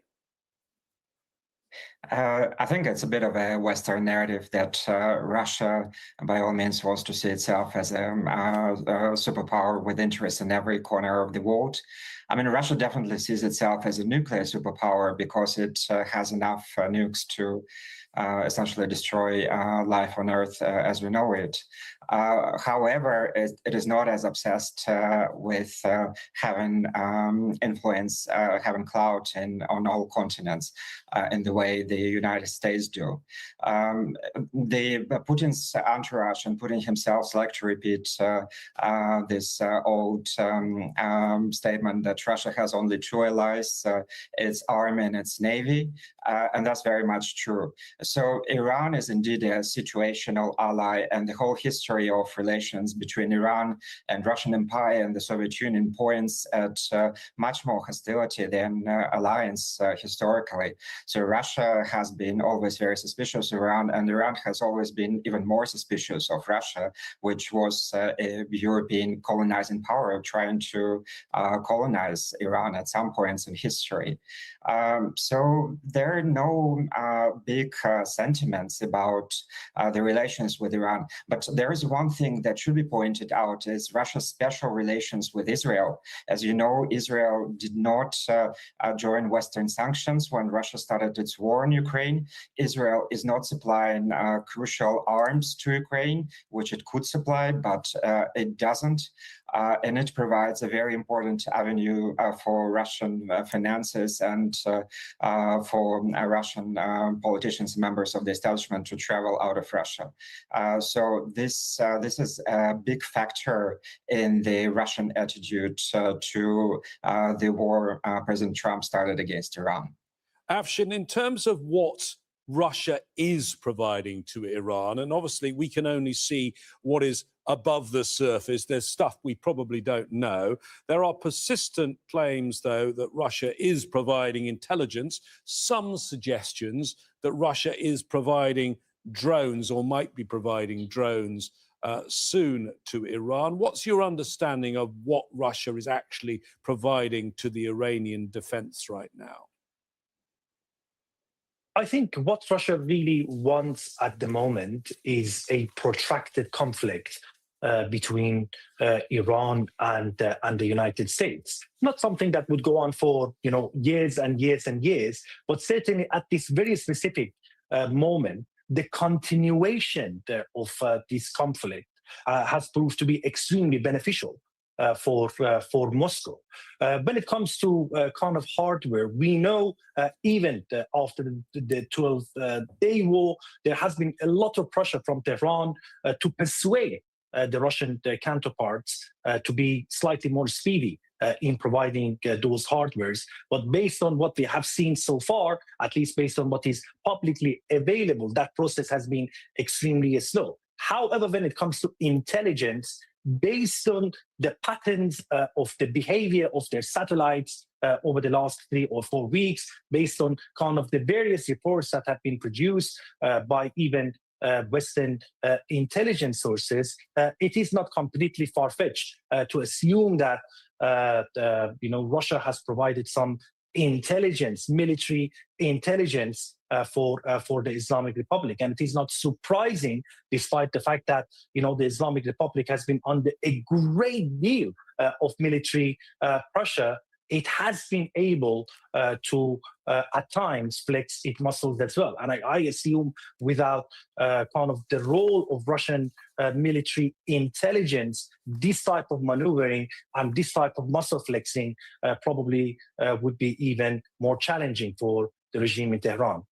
Max, flipping wars right now, in terms of the extra revenue that Russia is now getting, this couldn't have come at a worse time, could it, for President Zelensky, because there had been suggestions that Russia was really suffering economically, and Ukraine, for a time, had been improving its drone technology, and it looked like it was making some progress on the battlefield.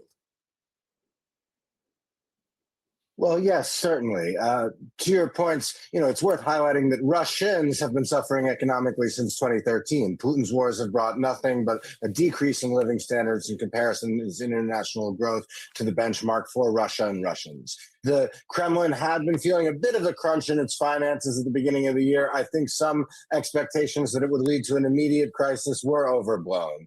Kiev is certainly doing its part to make sure that Russia does not see as much of the gain from this conflict as it may be able to mark up on paper from increased oil prices. We've seen a dramatic increase in Ukrainian drone strikes on Russian oil and gas export facilities in both the Baltic and on the Black Seas. And Kiev here is really looking to try to protect its interests. It's gone around and signed strategic partnerships with numerous Gulf countries, with Turkey, just in Syria, as its anti-drone technology is the world's leading technology of that sort, and now an increased demand across the region as as Iranian drones rain down.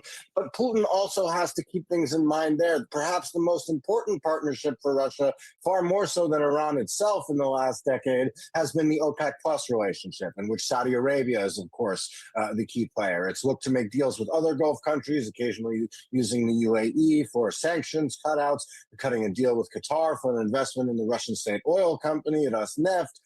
It has a lot of interest to try to balance here. So I don't think the Kremlin will want to see any of its support come out in the open, and will remain a backseat player in terms of anything that could actually tilt the conflict one way or another. What it will look to do is, in every response, it will look to block Ukrainian interests, it will look to advance its own, and additionally, it will look to try to drive apart the United States and Europe, which has been its second most important foreign policy goal, other than the subject of subjectification of Ukraine over the last 10 years. Leonard, in terms of what were to happen next, I mean, clearly, as you've all said, Russia likes the idea for now that the US is bogged down with this war in Iran. But what if there were to be, and there's no sign of it yet, but what if there were to be that regime change? What if there were to be that complete collapse in Tehran? How much of a disaster would that be for Moscow? Well, it's not a huge disaster for Moscow, for sure. Again, as I said, Iran is not a historical ally of Russia, and Russia doesn't really believe in alliances these days. It strives, it wants to be self-sufficient, and all of its alliances are situational, and it is only allied with countries like Iran and Venezuela because it helps to distract the attention of the United States of America, of Europe, from Russia's conflict in Ukraine, Russia's war in Ukraine. So Russia is absolutely squarely focused on one task, winning the war in Ukraine, winning, as it sees, a war, a proxy war against the West, against NATO. That's how the Kremlin describes the war in Ukraine. And Iran, the war in Iran gives it a very good chance to end Kremlin's or Putin's war in Ukraine on Kremlin's terms. And for that reason, I agree that Russia is probably not very interested in a protracted conflict in Iran. But if this conflict continues throughout the year or throughout the next several months, then Russia has a very good chance to seal the deal with Ukraine on its terms and get out of the historical cycle which Putin started by invading Crimea in 2014. Leonard Rogozin, Afsin Shahi and Maximilian Hess, thank you for joining us on Inside Story. If you'd like to get more context, analysis and detail on all aspects of the war, remember to check out our website, aljazeera.com. We want to know what you think too. Post your views on our Facebook page. That's facebook.com/AJ Inside Story, or on X. Tag us with your comments. We are at AJ Inside Story. From me, James Bays, and the team here, that's it for now. Al Jazeera's coverage from across the Middle East and around the world continues in a moment.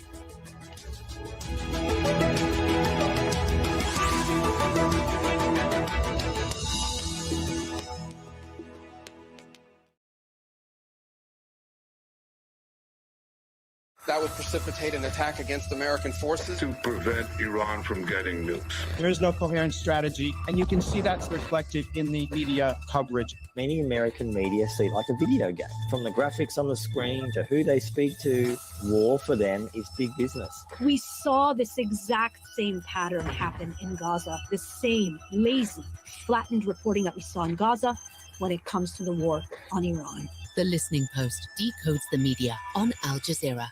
Hearing the facts. A busy day for Iran today could mean when Iran retaliates, it will be a busy day for cities in the Gulf. With the latest global news and insightful documentaries, Al Jazeera's teams across the world bring you closer to the heart of the story.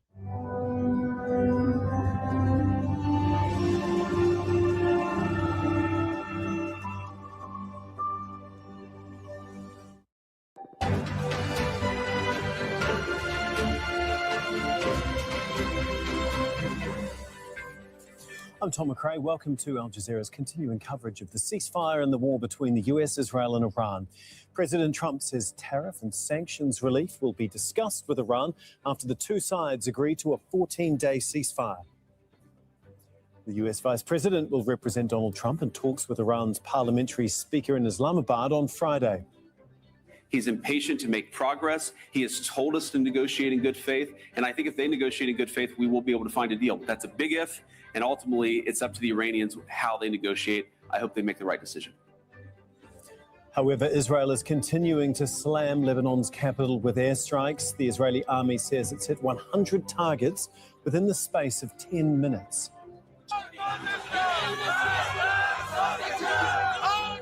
And Iranians celebrate the ceasefire, but many in Tehran say they're skeptical peace will last.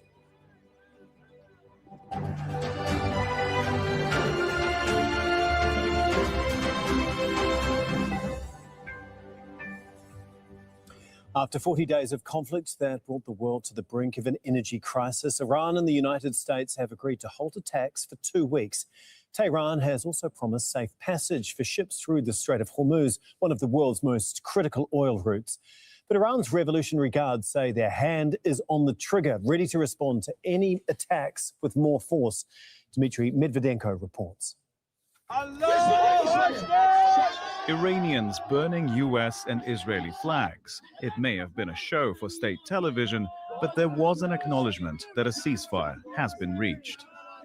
Iran has achieved a great victory and forced the criminal America to accept its 10-point plan, in which America fundamentally commits to non-aggression, Iran's continued control over the Strait of Hormuz, acceptance of enrichment, lifting all primary and secondary sanctions, paying compensation to Iran, withdrawal of American combat forces from the region, and cessation of war on all fronts. After 6 weeks of fighting, which killed thousands in the Middle East, and multiple deadlines to reopen the Strait of Hormuz or else, Donald Trump posted this just hours after threatening to wipe out Iran as a civilization. He says, "I agree to suspend the bombing and attack of Iran for a period of 2 weeks. This will be a double-sided ceasefire. The reason for doing so is that we have already met and exceeded all military objectives and are very far along with a definitive agreement concerning long-term peace with Iran and believe it is a workable basis on which to negotiate." In Iran's capital, many say they are skeptical the ceasefire will hold. The other side is not reliable. They only stick to agreements when they feel they are under firm and official pressure in international forums and have no choice. Otherwise, their statements and promises are not trustworthy at all. I can't say that I am fully for or against it, but what matters is that the conditions we set were ultimately accepted, and that has made our people happy. In Tel Aviv, some people voiced their disappointment. You have to finish the job. If Trump make another step, what he wants, all the bridges, all the factory, all the electricity, then it's broken everything. Hopefully it will last more than 2 weeks and it will come for peace. I can't say that I'm sure of it because, you know, the trust of the leaders in this area is it's very independable and we can't be sure what will happen next. Pakistan has invited the US and Iran to meet for talks. We've gone to the Pentagon now, where Pete Hegseth, the US Secretary of Defense, is giving an update. Let's listen in. Iran has been a threat to the United States and the free world for 47 years. Chants of death to America, targeting our people, killing Americans, lying and blackmailing their way toward a nuclear weapon, so they thought. No longer. Not on our watch. Other presidents marked time and kicked the can down the road. President Trump made history. From the strike that took out Qasem Soleimani, to tearing up the disastrous Obama-Iran deal, to the precision campaign that obliterated Iran's nuclear sites in Operation Midnight Hammer, to the decisive military victory we just achieved in Operation Epic Fury. No other president has shown the courage and resolve of this commander-in-chief. President Trump forged this moment. Iran begged for this ceasefire, and we all know it. As the President Truth this morning, a big day for world peace. Iran wants it to happen. They've had enough. Operation Epic Fury was a historic and overwhelming victory on the battlefield. A capital V military victory. By any measure, Epic Fury decimated Iran's military and rendered it combat ineffective for years to come. You see, in less than 40 days, one of our combatant commands, Central Command, CENTCOM, using less than 10% of America's total combat power, dismantled one of the world's largest militaries. The world's leading state sponsor of terrorism proved utterly incapable of defending itself, its people, or its territory. We untied just a fraction of our strength, and Iran suffered a devastating military defeat. Together with our Israeli partners, America's military achieved every single objective on plan, on schedule, exactly as laid out from day one. Iran's Navy is at the bottom of the sea, whether it's the Soleimani class, their frigate class, their prized drone aircraft carriers, submarines, mine layers, sunk. Iran's Air Force has been wiped out. Iran no longer has an air defense, any sort of a comprehensive air defense system. We own their skies. Their missile program is functionally destroyed. Launchers, production facilities, and existing stockpiles depleted and decimated. And almost completely ineffective. Iran shot hundreds and hundreds of missiles and one-way attack drones at our aircraft carrier. They were obsessed with it, and they never got even close. Every single one of those shots easily shot down miles and miles away from the Abe Lincoln. They were blowing ammo into fantasy land.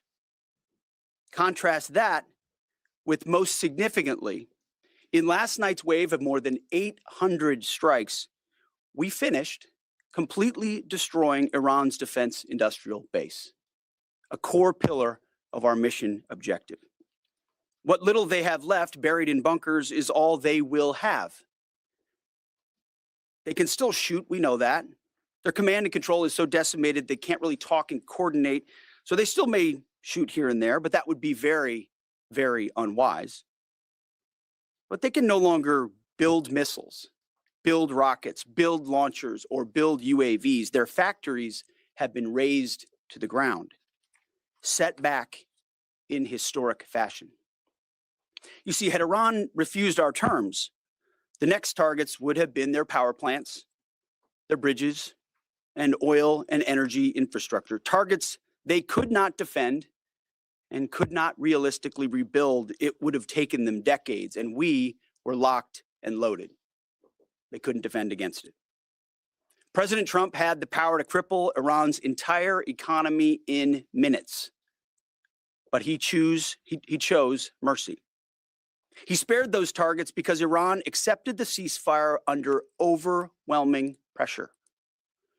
The new Iranian regime understood that a deal was far better than the fate that awaited them. This new regime just happened to look at what happened to their predecessors. Their top leadership was systematically eliminated. The previous Iranian supreme leader, dead. The Supreme National Security Council Secretary, dead. The Supreme Leader Office Advisor, dead. The Supreme Leader Military Office Chief, dead. The Defense Minister, no longer with us. The IRGC Commander, dead. The Armed Forces General Staff Commander, dead. The Intelligence Minister, dead. The IRGC Navy Commander, no longer here. The IRGC Intel Chief, dead.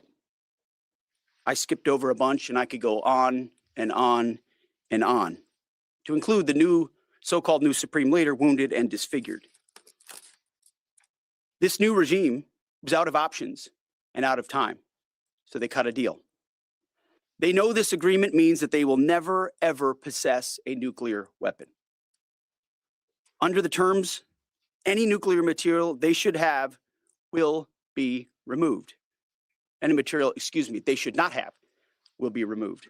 Right now, their dust is deeply buried and watched 24/7 overhead. The president has been clear from the beginning, there will be no Iranian nuclear weapons. Period. Full stop. Other presidents said it. President Trump did it. Operation Epic Fury. Less than 6 weeks, clear mission, decisive action, overwhelming firepower, America first, a historic battlefield victory. For decades, Iran killed Americans with roadside bombs in Iraq, using cowardly proxies to do their dirty work while they hid safely in Tehran. They struck our embassies with car bombs and attacked from the shadows, never daring to face us toe-to-toe. They thought they could bleed America with impunity. Well, they just learned the hard way what happens when you try to fight us directly. And even when they got lucky, one time in 40 days, and down 2 of our pilots, they couldn't hold them.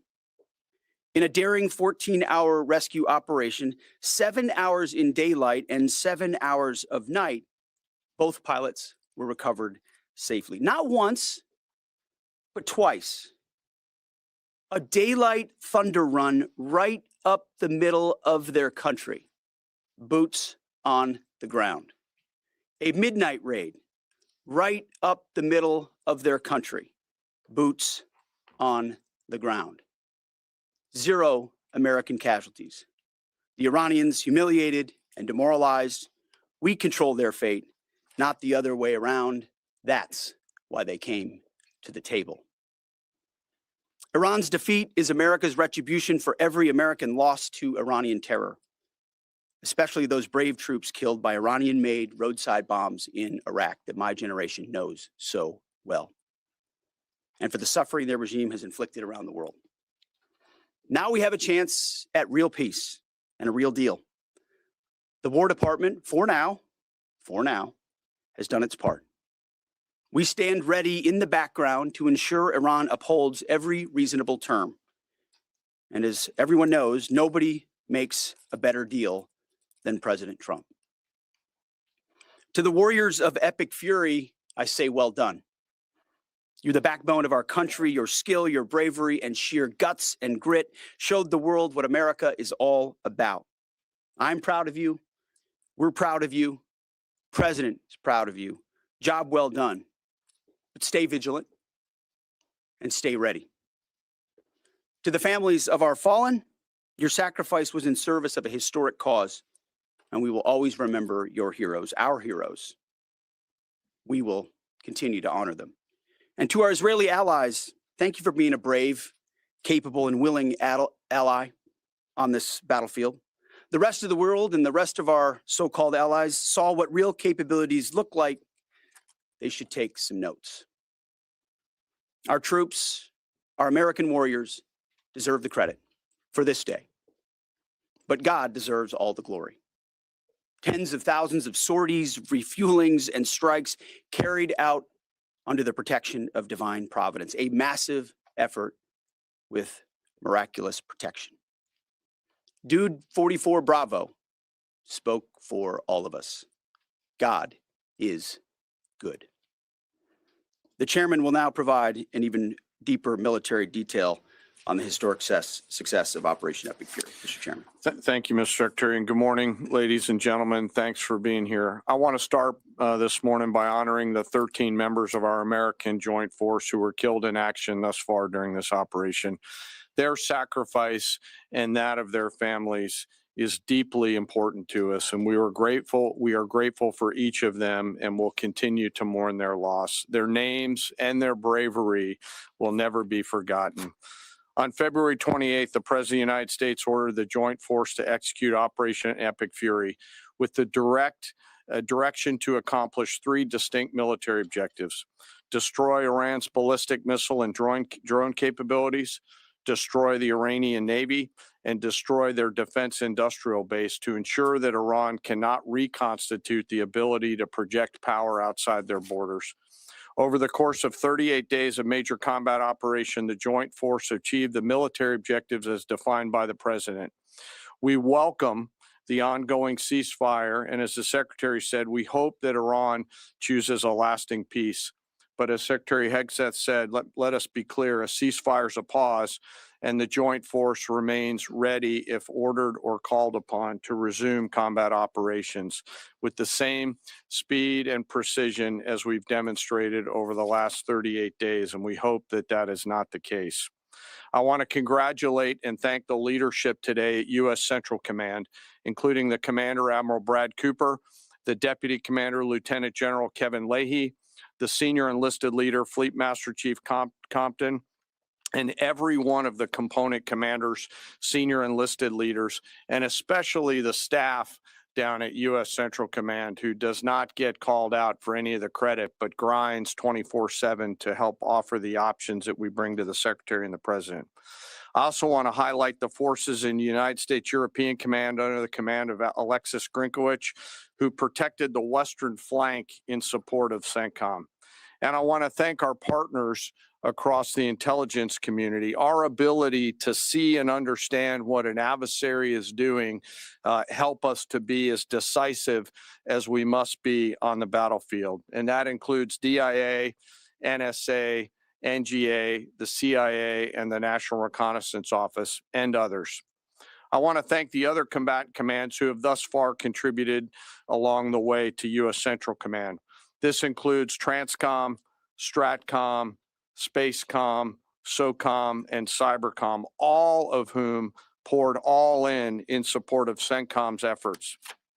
And I want to thank, as the Secretary did, our Gulf partners who fought alongside each and every one of us every day. From the Kingdom of Saudi Arabia, the UAE, Bahrain, Qatar, Kuwait, and Jordan, all who joined us together to defend and protect our people and our assets, and who, if required, stand ready to do so again. And I want to thank my team at the Joint Staff who work literally around the clock in order to help me offer the options that I must with the associated risks to the Secretary and to the President. They are the hardest working people that I know, and I am deeply grateful for their service. Most importantly today, I want to thank America's members of the Joint Force who've poured everything that they can into Operation Epic Fury, and their families who've worked 24 hours a day for 38 days. The Secretary and I could not be more proud of each and every one of you. And we deeply appreciate the support of the American people, who we know always have us in our thoughts and prayers. And we can feel this literally every single day. As the Secretary said, the United States has devastated the regime's ability to harm Americans and our interests for years to come. Since the beginning of major combat operations, the United States Joint Force has struck more than 13,000 targets, including in that 13,000, more than 4,000 dynamic targets that popped up on the battlefield and were immediately addressed, thanks to the exceptional command and control system and intelligence, acumen, and agility of our Joint Force.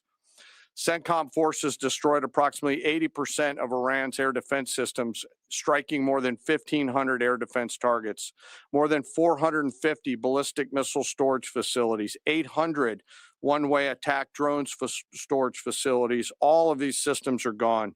We've devastated Iran's command and control and logistical networks, destroying more than 2,000 command and control nodes and degrading their ability to target U.S. and friendly forces. It is, and we know this, incredibly frustrating right now to be a lower level Iranian commander trying to fight your fight. As the Secretary said, the Iranian Navy now lies mostly at the bottom of the Arabian Gulf, and we assess that we've sunk more than 90% of their regular fleet, including all of the major surface combatants, as the Secretary said. 150 ships are at the bottom of the ocean, and half of the IRGC Navy's small attack boats. Joint fires projected from the land, sea, and air executed more than 700 strikes against naval mine targets, and we had assessed that we destroyed more than 95% of their naval mines. And perhaps most importantly, we've destroyed Iran's defense industrial base. their ability to reconstitute those capabilities for years to come. We attacked, along with our partners, approximately 90% of their weapons factories. Every factory that produced Shahed one-way attack drones was struck. Every factory that produces the guidance systems that go into those drones was struck. Their missile defense industrial base is shattered, with more than 80% of their missile facilities gone, as well as their solid rocket motor production capability. It will take years for Iran to rebuild any major surface combatants, as more than 20 naval production and fabrication facilities have been damaged or destroyed. And nearly 80% of Iran's nuclear industrial base was hit, further degrading their attempts to attain a nuclear weapon. Throughout Operation Epic Fury, our joint force struck at the heart of Iran's ability to project power and threaten the United States and the region. And in order to do this, it required the service and sacrifice of more than 50,000 American warfighters deployed across CENTCOM, EUCOM, and stateside. The joint force flew more than 10,000 missions, including 62 bomber missions, 18 of which flew round trip from the United States to deliver bombs on military targets. Each of these missions was more than 30 hours in duration, and we did that 18 times. No other military in the world can do that. And it's a testament to the logistical force that quietly serves behind them. I cannot thank Transcom and the Air Force Tanker and Mobility Force more. Combined with Army and Navy joint fires, we struck more than 13,000 targets. And along with our Gulf partners, we've thus far intercepted 1,700 ballistic missiles and one-way attack drones, defending our forces and our partners in the civilian population. And we remain ready to do so should the need arise. Along the way, we consume more than 6 million meals, and by my estimate, more than 950,000 gallons of coffee, 2 million energy drinks, and a lot of nicotine, but I am not saying that we have a problem. I've laid out the statistics, but it does not truly capture the nature of combat. This is gritty and unforgiving business. It's chaotic. It's hot, it's dark, it's unpredictable, and there's always unknowns. And our people proudly walked into those unknowns and continue forward.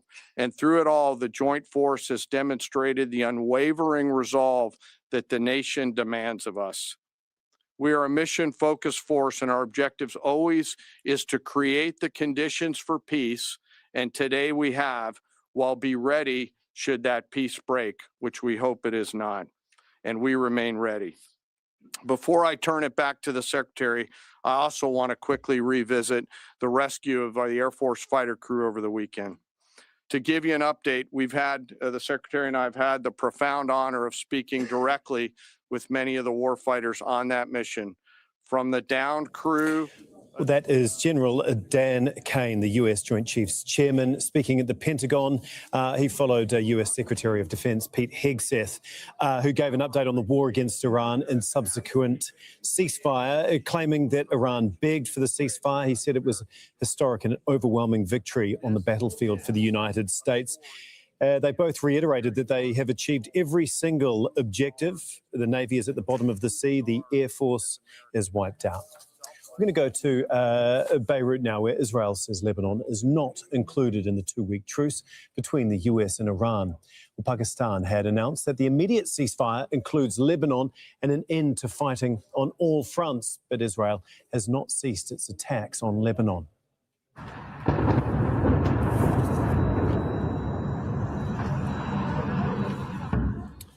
Well, the military has just launched an attack on Beirut's southern suburbs. The assault targeted densely populated residential areas.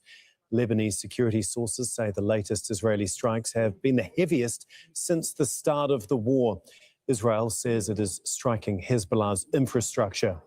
Well, southern Lebanon has also come under repeated attacks since early on Wednesday. The Israeli military carried out a strike on the southern city of Tyre, Well, this comes after it issued forced evacuation threats for people living there. Israel's attacks and expanding invasion have forced 1.2 million people across Lebanon from their homes. Well, Israeli airstrikes killed at least 8 people in the coastal city of Sidon. That's also in the south of Lebanon. The attack came shortly before Pakistan announced the ceasefire was in effect. We're going to go to Malcolm Webb now, who joins us from Beirut. And Malcolm, we're seeing some remarkable pictures come out of Beirut, the city there. Can you just give us an update on what the Israeli military is saying is the largest strike across the country since the start of the war? It was just over an hour ago we could hear a series of enormous, deep, booming explosions coming not just from the southern suburbs, but many other parts of the city. It's the enormous plumes of smoke rising up from where we are now. Many of the locations were in places where nobody expected strikes to hit. It caused panic and chaos in the streets. Children were crying, people were shouting, many people injured, running through the streets, trying to get to hospitals. Others abandoned their cars in the traffic. And many of the locations where these weapons hit are areas where Hezbollah isn't known to have any significant presence. So in spite of a warning from Israel earlier, a threat of bombing the southern suburbs, this attack appears to have included many more locations across the capital. Israel's military has said it's the largest strike since its operation began at the beginning of last month. It said it targeted approximately 100 sites. At the same time, we're hearing from the Israeli military chief saying that they're going to continue striking Hezbollah with determination. So clearly, it doesn't look like this is over anytime soon, Malcolm.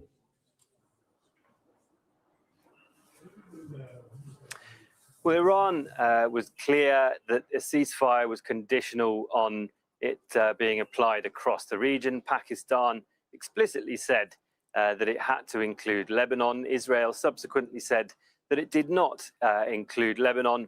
And the defense minister said just a short while ago that they will continue attacking what they call Hezbollah's military infrastructure across Lebanon. Just a short while ago, European leaders and Canada put out a statement saying that the ceasefire should be upheld and that it should include Lebanon. Now, in October 2024, just before the last ceasefire, Israel launched unprecedented attack of great intensity just before the ceasefire came in.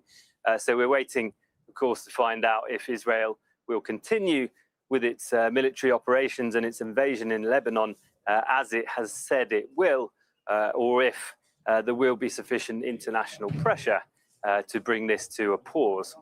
Yeah, and Malcolm, we're just getting the latest lines from the health ministry there saying that hundreds of people there in Lebanon have been, there are hundreds of casualties, included dead and wounded, right across the country, not just in Beirut. Obviously, the scale of this attack is unprecedented, even in the 6 weeks of war that has been waged on Hezbollah from the Israeli side of things. You mentioned there obviously the ceasefire that's come into effect in Iran. Obviously, concern for many Lebanese that wasn't going to be extended to the country, and that is bearing out with what we're seeing here in the last couple of hours.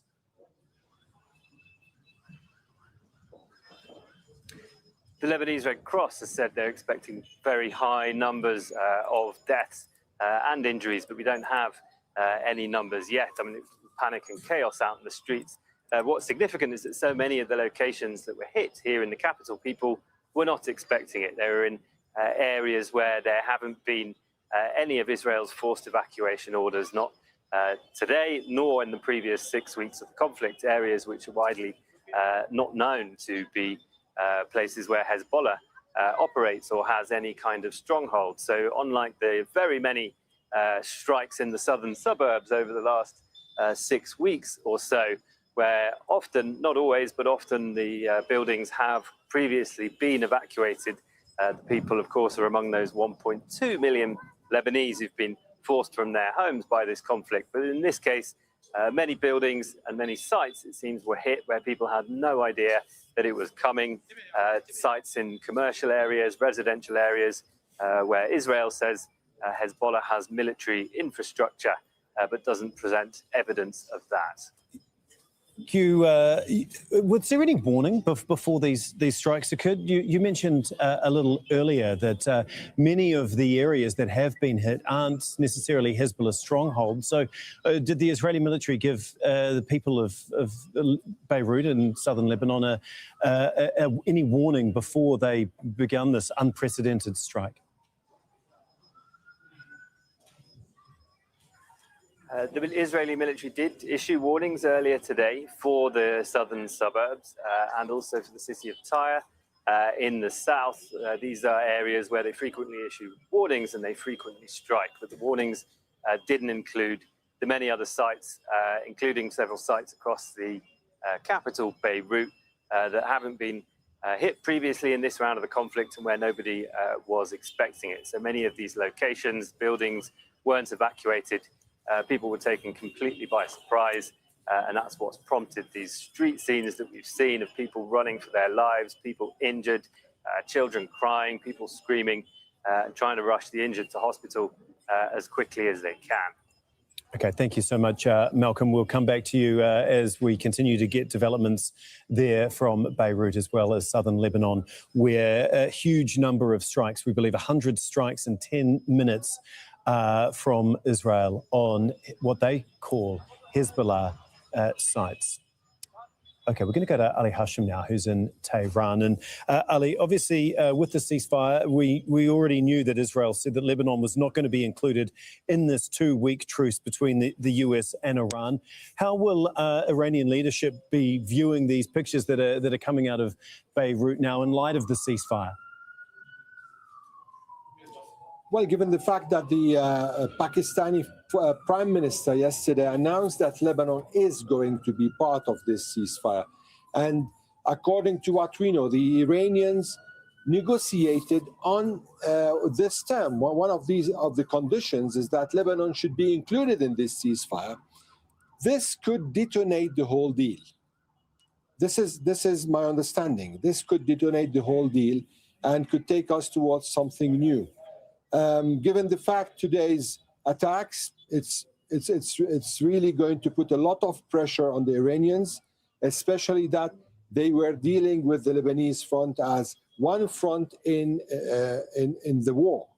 So this is going to be really pressuring them, and that will lead also to them pressuring the guarantors or the mediators in order to reach a deal. But at the end, this process, as we've been saying, is fragile. This day we saw an attack on one of Iran's oil facilities, then an Iranian or alleged Iranian attack on Emirates, Kuwait, and Bahrain. The Iranians did not claim responsibility. However, there are allegations now that these attacks came from Iran. So yeah, a lot of strings attached.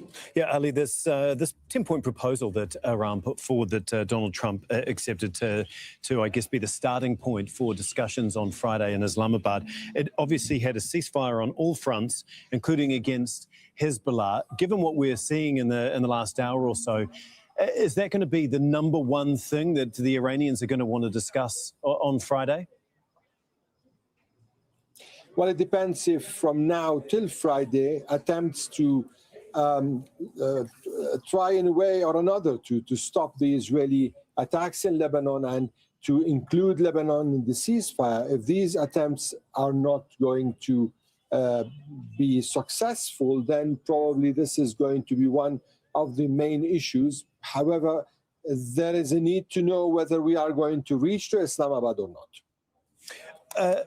Ali, we also heard from the US Secretary of Defense, Pete Hegseth, a short time ago, and Donald Trump, who posted on Truth Social, basically reiterating the same point that Iran knows this agreement, the ceasefire agreement, means they will never, ever possess a nuclear weapon. But that goes against one of the main points in this Iranian proposal, that there will be an acceptance of enrichment in Iran's nuclear program. So that's obviously going to be another major sticking point here. Well, it's just the same vicious cycle. If it's because the Iranians insist on the enrichment issue, and to them this is a crucial issue that they said they're not going to give it up in days of peace, so they're not going to give it up in days of war. This is what they've been saying in different occasions. The same applies to the issue of ballistic missiles, the regional actors and the regional allies. So it's really becoming, I mean, since yesterday, this whole ceasefire in optics, the optics look good, but in details, when you get into details are quite very complicated, and that's why I was saying in the past bulletin that this can't be solved in 2 weeks, and that's why the Iranian Supreme National Security Council was saying that there's a possibility for extension, but extension while there's no common ground, then we're going to go back to square one. And if we're going back to square one, then is there going to be another war? These are big questions, actually, with no one capable right now of giving an answer.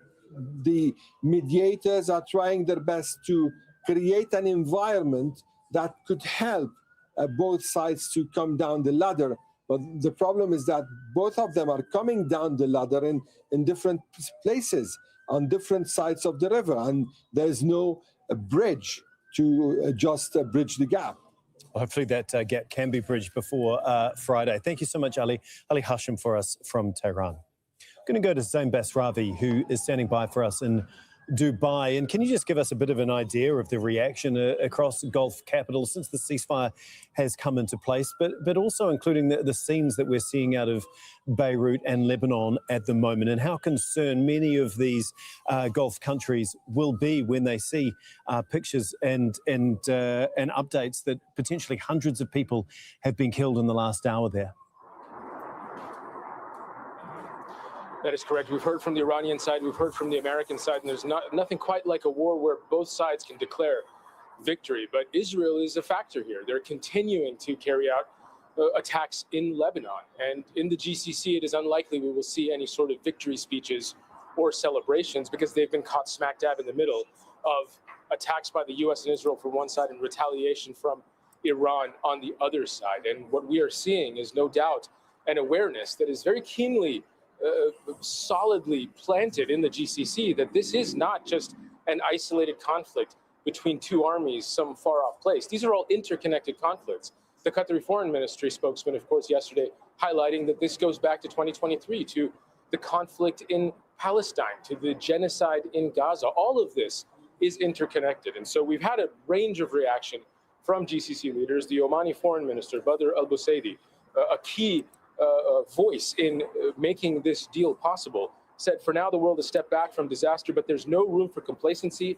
Serious negotiations now required for lasting peace. Oman will support this work for vital and urgent purpose of strong and enduring regional security. This is a regional conflict.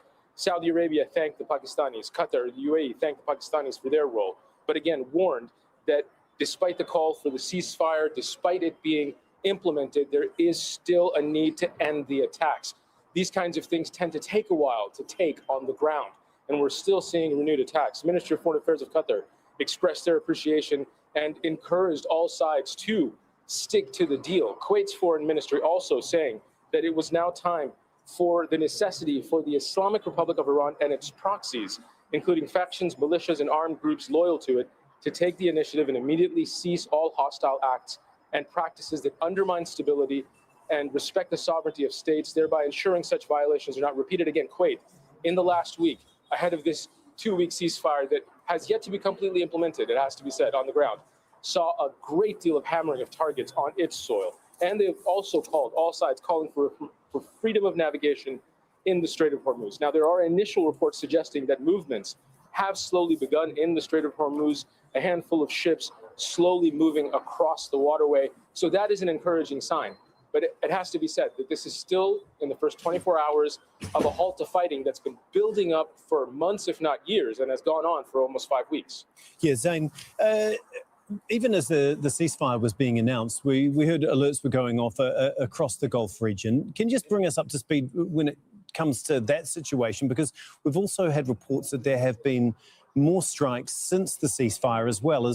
Can you just detail that, please? That is correct. I mean, Qatar's government described this ceasefire as an initial step, and it is exactly what it is. Throughout history, anytime there's been some sort of halt in fighting, a cessation of violence, it often takes time for it to settle. So we should tell viewers that even if there are violations of a ceasefire, it does not mean that it is not holding, it just hasn't quite set yet. And that is the optimistic view of it. Certainly, leaders in the GCC will be hoping that these are initial growing pains and that it will get quieter over the next 2 weeks. But let's look at what's happened. 3 power and water desalination plants have been attacked in Kuwait. Kuwait intercepted 28 drones since this morning. The UAE air defenses say they intercepted 17 ballistic missiles and 35 drones. Alerts were going off still last night, shortly after the ceasefire was announced, around 4 a.m. local time. Alerts going off once again in Doha, in the UAE. We've heard that Oman's foreign minister, again, his words really do come out here as quite key, saying they welcome the announcement of the ceasefire, but again, there must be intensifying efforts to make sure that it is put into place and adhered to. Qatar's air defenses, again, saying that there was debris fall last night on a home that injured a handful of people. UAE's air defenses were active again this morning. Kuwait's air defense is active again this morning. The Ministry of Interior confirming in Kuwait again, as a result of Iranian attacks, multiple houses were damaged in the Sitra area. Abu Dhabi authorities saying that the Habshan gas field, once again, experiencing damage from debris fall. So while every Gulf country has welcomed these initial steps, they are still very initial. And the worry is that if they don't take soon, that this could unravel quickly. And again, everyone pointing to not just the GCC, but the violence that is continuing in Lebanon. That is currently the most acute form of violence in this very regionalized, very interconnected conflict. Okay, thank you so much for all of that, Zain Basravi, for us in Dubai. Okay, we're going to delve into this a little bit further now. Joining us is Zaidon El-Kanani. He's the founding director of the Arab Perspectives Institute. Thanks so much for being with us once again, Zaidon. First of all, can you just give us an idea of what is going through your mind as we see these remarkable pictures, mainly out of Beirut? There have been 100 Israeli strikes in 10 minutes. What they say is the heaviest bombardment since the war began. Where does this leave things in regards to the ceasefire right now, do you think? Yeah, of course, it's very unfortunate to see that such a humanitarian disaster and almost a genocide is being conducted against Lebanese civilians who have nothing to do with the politics of Hezbollah nor the Lebanese government, if we were to look at them in a different way through the Israeli lens. It's very obvious that Israel wants to ensure that it is insisting on that point regarding that Iran has no say whatever happens on Israel's front in Lebanon. It's also an indication, perhaps a way of resisting or showing some form of opposition towards Trump's progress in these talks that seems to have not included the Israeli perspective or point of view as it used to, as an instigator for the war from the first place, ensuring that no negotiations, no considerations of whatever Israel does in Lebanon has anything to do with the talks and the negotiations between the US and Tehran. Do you think that this changes anything in the lead up to Friday in Islamabad, where we are expecting both sides to meet and hopefully hash out some sort of lasting deal? It could impact it. It could make things a bit really tricky. I mean, is this a big deal? What we're seeing in Beirut, is this a big deal for the Iranians? It is a big deal for the Iranians if they were being able to be dragged into it. And it depends on who would be dragging them into it. Would Hezbollah make it in a political move where they would expect the Iranians to stand up for them? Would the Israelis continue some strikes against Iran during this very short ceasefire in a way that would also break the talks that the US or the ceasefire that the US promised Iran in this short period? We've noticed a lot of spoiling attempts politically and militarily being presented by the Israelis for the past few months. But also one cannot deny that this is one condition that is beyond the borders of the 10-point proposal. As much as one would believe and want to think that Iran wants to defend Hezbollah against Israel, one cannot deny it's a part of its regional proxy interest in the region, meaning Iran wouldn't sacrifice its own potential and its own national security and existentialism for the sake of defending Hezbollah and Israel if it were to protect the domestic element of Iran against this war. Right. Since the ceasefire, we saw almost every country come out and basically praise that a deal had been done, an end to the immediate conflict had been found. Obviously, there's deep concern now that this could change all of that, what we're seeing in Beirut. We've just got a joint statement from the UK, France and Germany, basically saying we call upon all sides to implement the ceasefire, including in Lebanon. How significant is it that all these countries that have come out and wanted a ceasefire continue to push for a full ceasefire, including in Lebanon? Well, it's very evident. And how do they get through to Israel to make sure that this doesn't continue? It's very evident, and all these actors, international actors, are aware that this war wasn't limited to Iran. It was a regional conflict. It included a direct threat to many countries in this regional neighborhood, including the GCC, and more drastically in Lebanon, as Israel decided to conduct its military occupation against some Lebanese lands in south of Lebanon. They also are fully aware of the fragility of the ceasefire. It's perhaps too early to notice or claim any optimism towards it, given that this whole war from the first place was instigated during talks by the very same parties that are in conflict today. The military involvement of Israel and the military conduct of Israel in Lebanon is also very extremely significant. It's very dangerous. It's very risky to the extent that one may witness an influx of refugees to neighboring countries that just had it picked up for the past few years economically and politically, which eventually would lead to other regional actors getting involved directly. Okay, Sadon, we'll leave it there for the moment, but we really do appreciate you once again talking us through all of this. Sadon Al-Kanani for us, a founding director of the Arab Perspectives Institute. We're going to go to Bader Hito. He's live in Tyre in southern Lebanon for us. And given what we've seen in Beirut over the last hour or so, with hundreds of strikes there, can you just give us an update on what is happening exactly where you are? How are things playing out there? Well, it's been about 2 hours since these strikes happened, and people here are in quite of a panic. The morning started out with strikes up north of Tyre into Sidon, a cafe that killed 8 people, and then throughout the day, people were wondering, is this ceasefire going to hold? Is Lebanon going to be included? But it soon became clear that Lebanon was not included. These statements came directly from the Israeli military. They released several warnings this morning leading up to this very massive countrywide strike. One of them included a building here in Tyre. A neighborhood called Abbasiyah was also targeted during this massive strike across the country. Several locations just in the vicinity of the city of Tyre, Qalayla, Haniyeh, Bazuriyeh, all of these locations just around the outskirts of the city of Tyre. There was 2 missiles that landed in the center of the city in the small peninsula that goes out into the Mediterranean Sea. People were actually hoping to be able to come back to these areas in southern Lebanon after the announcement of the ceasefire. There was some traffic headed from the north of the country to the south of the country since the ceasefire now was announced overnight, but now it's become clear to everybody here there's no ceasefire. Israel has audaciously launched a new military operation here in southern Lebanon called Eternal Darkness, and people here are expecting a further escalation following these strikes. There are still people concerned about follow-up attacks on specific areas here in the city of Tyre. Okay, thank you so much for that, Bader Hito, for us in southern Lebanon. British Prime Minister Keir Starmer will travel to the Gulf on Wednesday.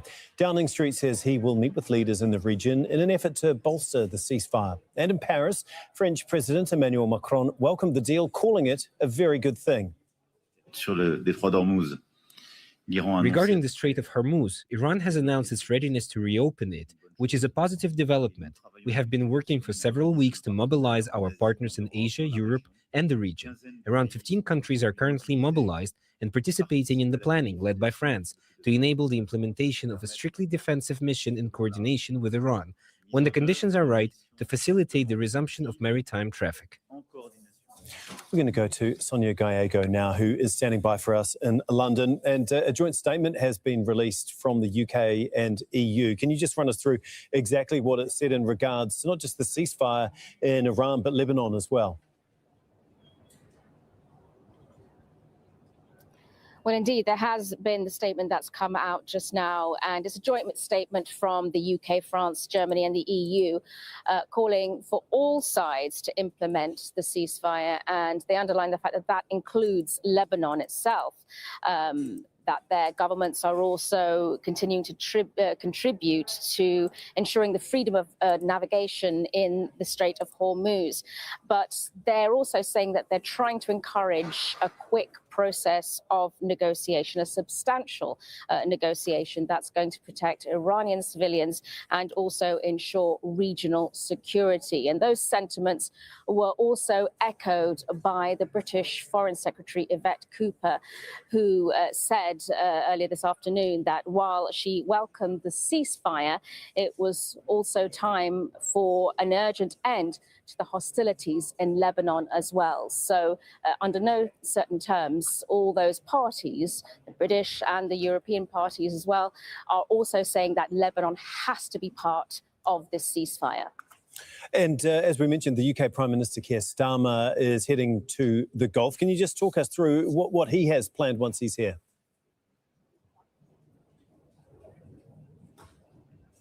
Well, yes, so it's come at quite a significant time. This was a trip that had been planned before the announcement of that ceasefire, but it is also quite an important timing as well.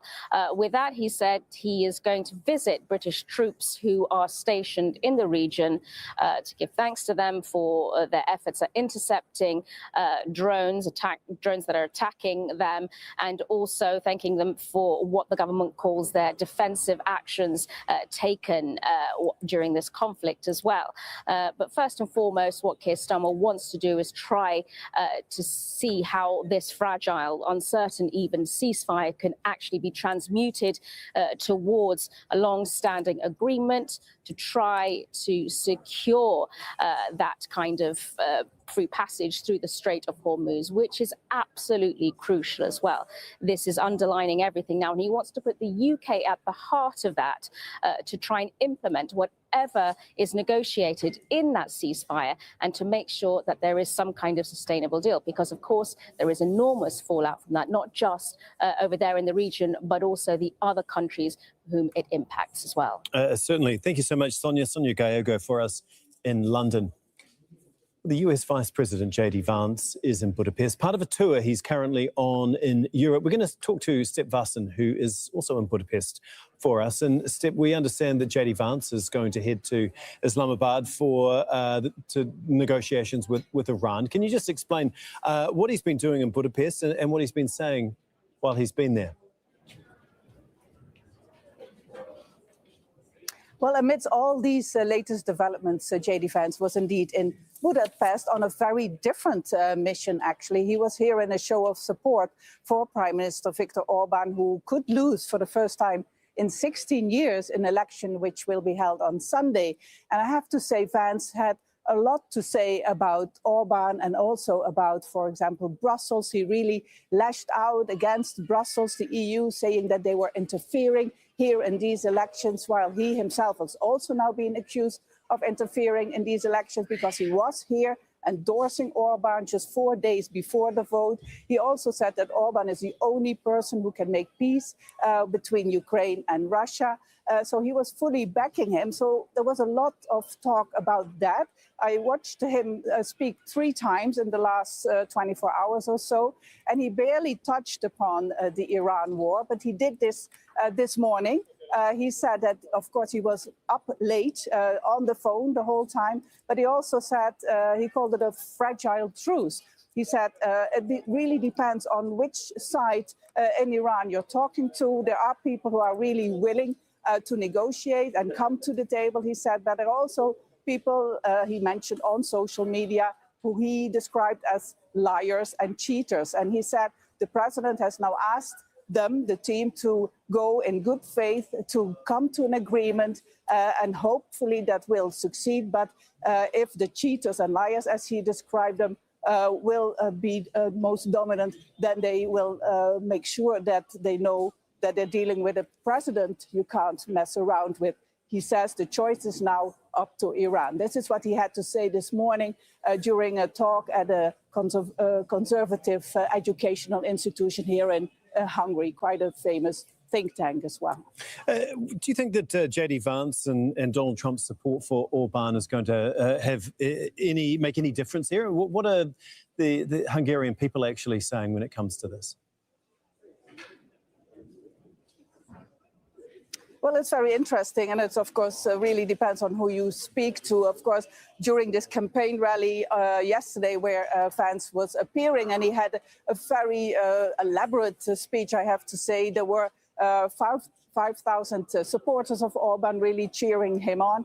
But other people are really questioning if this outburst of support from the US is actually in Orban's advantage. He is not doing well in the polls. His contender Peter Magyar is heading in the polls, and Magyar is much more focusing on domestic issues. He's running an anti-corruption campaign at the moment. He's looking at poverty economically.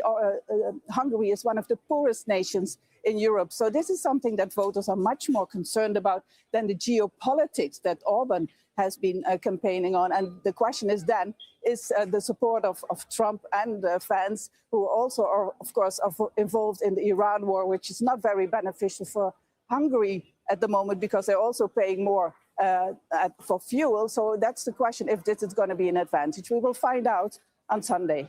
Indeed. Thanks so much, Step Vassen, for us there in Budapest. Israeli forces have been targeting homes and civilian areas across South Lebanon. An attack in Tyre killed 8 members of one family last month. One survivor is trying to preserve memories of his wife, daughter, and other relatives who died in that strike. Here's his story. I got some shopping and was coming back home. I got a little delayed on my way back. Then I heard 2 strikes, and my heart sunk. My heart felt they were gone. I came here. I saw the body parts on the ground. I saw my daughter's head there. My family was over there. It really hurts. Every day or 2 I come here. I check on things. I look around to find memories, to find the phone, to find anything that can soothe my heart and make things feel lighter. This is my family and Sarah. This is my wife, Sarah, and I.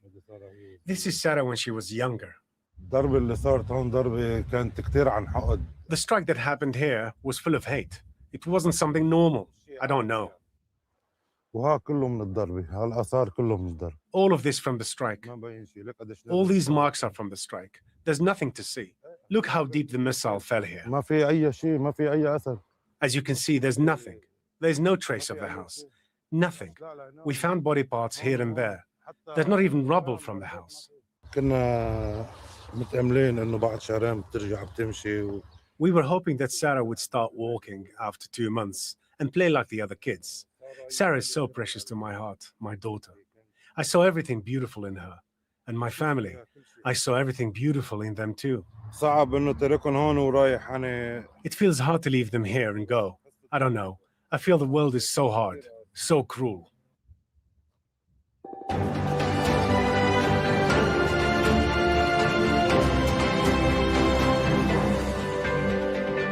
Hello there, I'm Nick Clark. Welcome to Al Jazeera's continuing coverage of the ceasefire in the war between the United States, Israel, and Iran.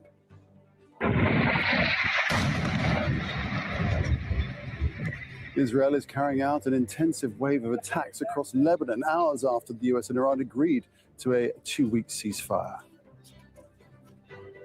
6 weeks of war and a chance for peace. President Trump says tariffs and sanctions relief will be discussed with Iran.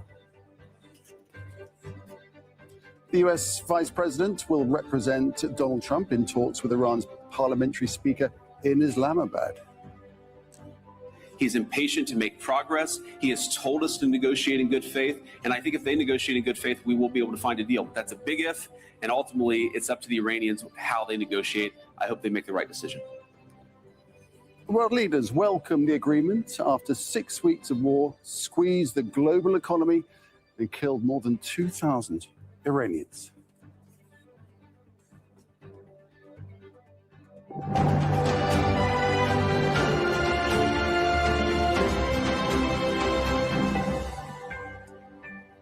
So then hours after Israel's Prime Minister Benjamin Netanyahu said Lebanon is not included in the 2-week truce between the United States and Iran, Lebanon has come under intense Israeli assault. Israel says it's the biggest attack since the war against Iran and Hezbollah began, and that was at the end of February. Hezbollah has so far refrained from launching any rockets across the border since the deal was reached. In the last hour, Israel has been carrying out multiple airstrikes on Beirut's southern suburbs. The assault targeted densely populated residential areas, causing extensive damage. The Lebanese Health Ministry says hospitals are overflowing with victims. Southern Lebanon has also come under repeated attack since the US-Israeli ceasefire with Iran. And this includes a strike on the southern city of Tyre after Israel issued forced evacuation orders for people living there. Israel's attacks and expanding invasion in the south of Lebanon has forced 1.2 million people from their homes. And overnight, Israeli airstrikes killed at least 8 people, and that was in the coastal city of Sidon, also in the south of Lebanon. Well, we've got correspondents in Tyre in Lebanon, in Dubai, in Ramallah, in Washington, D.C., and indeed in Tehran. But first, let's go to Malcolm Webb, standing by for us in Beirut. So, Malcolm, there we've had huge impacts and in areas not normally targeted. What are you seeing?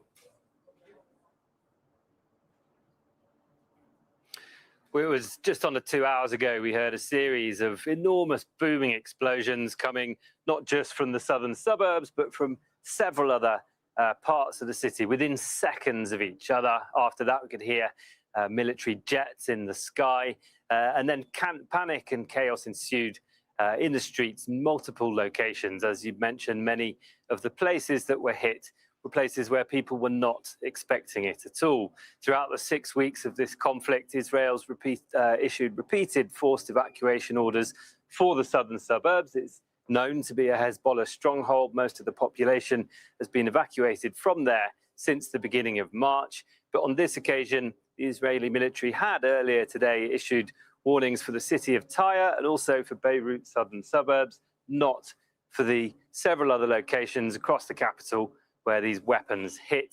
And so the streets were filled with people, some of them injured, running to try and get help in the hospitals, children crying, people abandoning their cars in the traffic, and the wailing of sirens of ambulances has been almost constant ever since.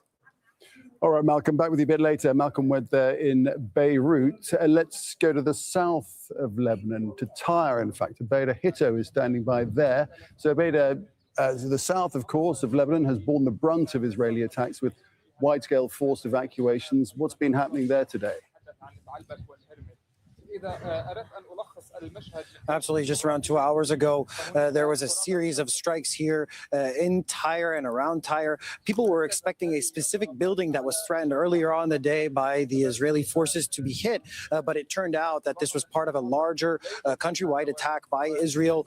Just around the city of Tyre, there were at least 8 strikes at the same time, just seconds after one another. What I understand from locals here is that there were as many as 30 strikes from here in Tyre all the way north and east towards Sidon, all at the same time. The general security here in Lebanon has called on people to not go out into the streets and to not get close to these areas that were targeted. There are a huge number of injured people here in Tyre. We're waiting to get official confirmation from the local authorities about the number of people injured and killed in these strikes, but definitely a surprise for people in Tyre, in southern Lebanon especially, who were hoping that this ceasefire would hold and that Lebanon would be included. But Israel has since audaciously announced a new operation in southern Lebanon and saying that they're going to continue to target Hezbollah until that threat is neutralized. And Abeda, earlier today, we were seeing pictures of people returning, displaced people returning to their homes. What are the implications for that return, given this violent uptick?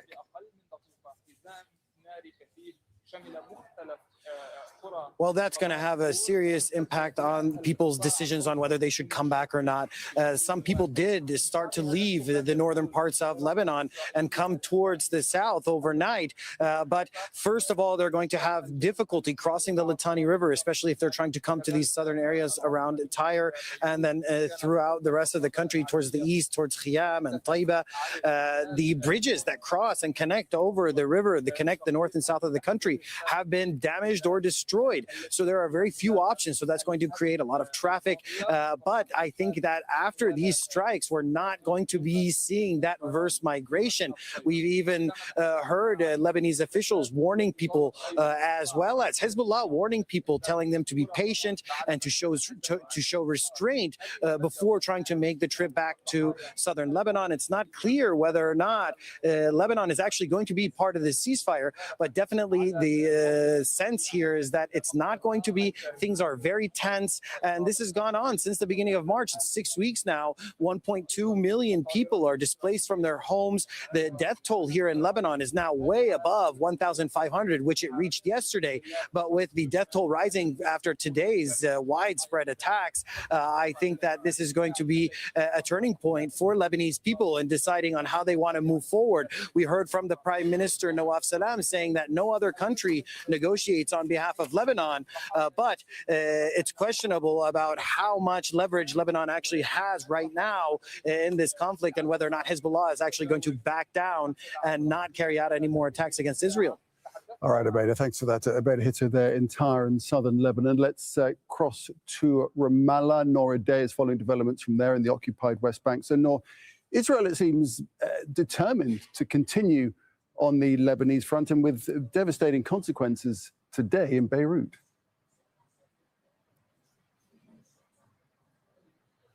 Unprecedented, really, perhaps since 1982 and the Israeli invasion of Lebanon back then, Nick.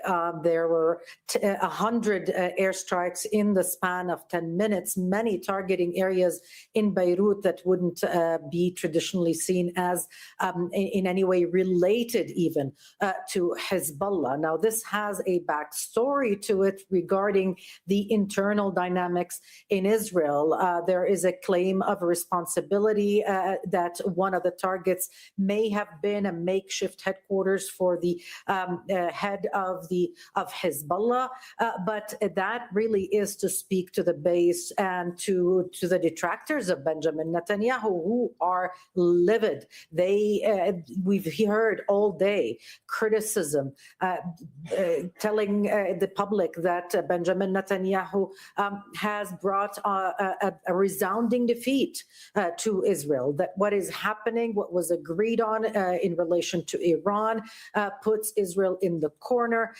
even leading political figures calling the Israeli prime minister a coward and a liar in public statements. Now, all of that brings back into focus the Lebanese front. This is up close and personal for Israelis.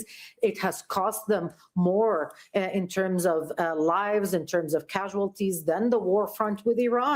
Actually, and ending it abruptly without being forced to would be devastating in political terms. And that's why we're seeing those statements from the Israeli government and the military that they will escalate their attacks against Hezbollah, that they will not accept this tying of the fronts, so to speak, between Iran and Lebanon, because this is Israel's backyard in strategic terms, and Israel wants to dictate the way that war front ends because it didn't have a say or much of it on the Iranian front. Nick?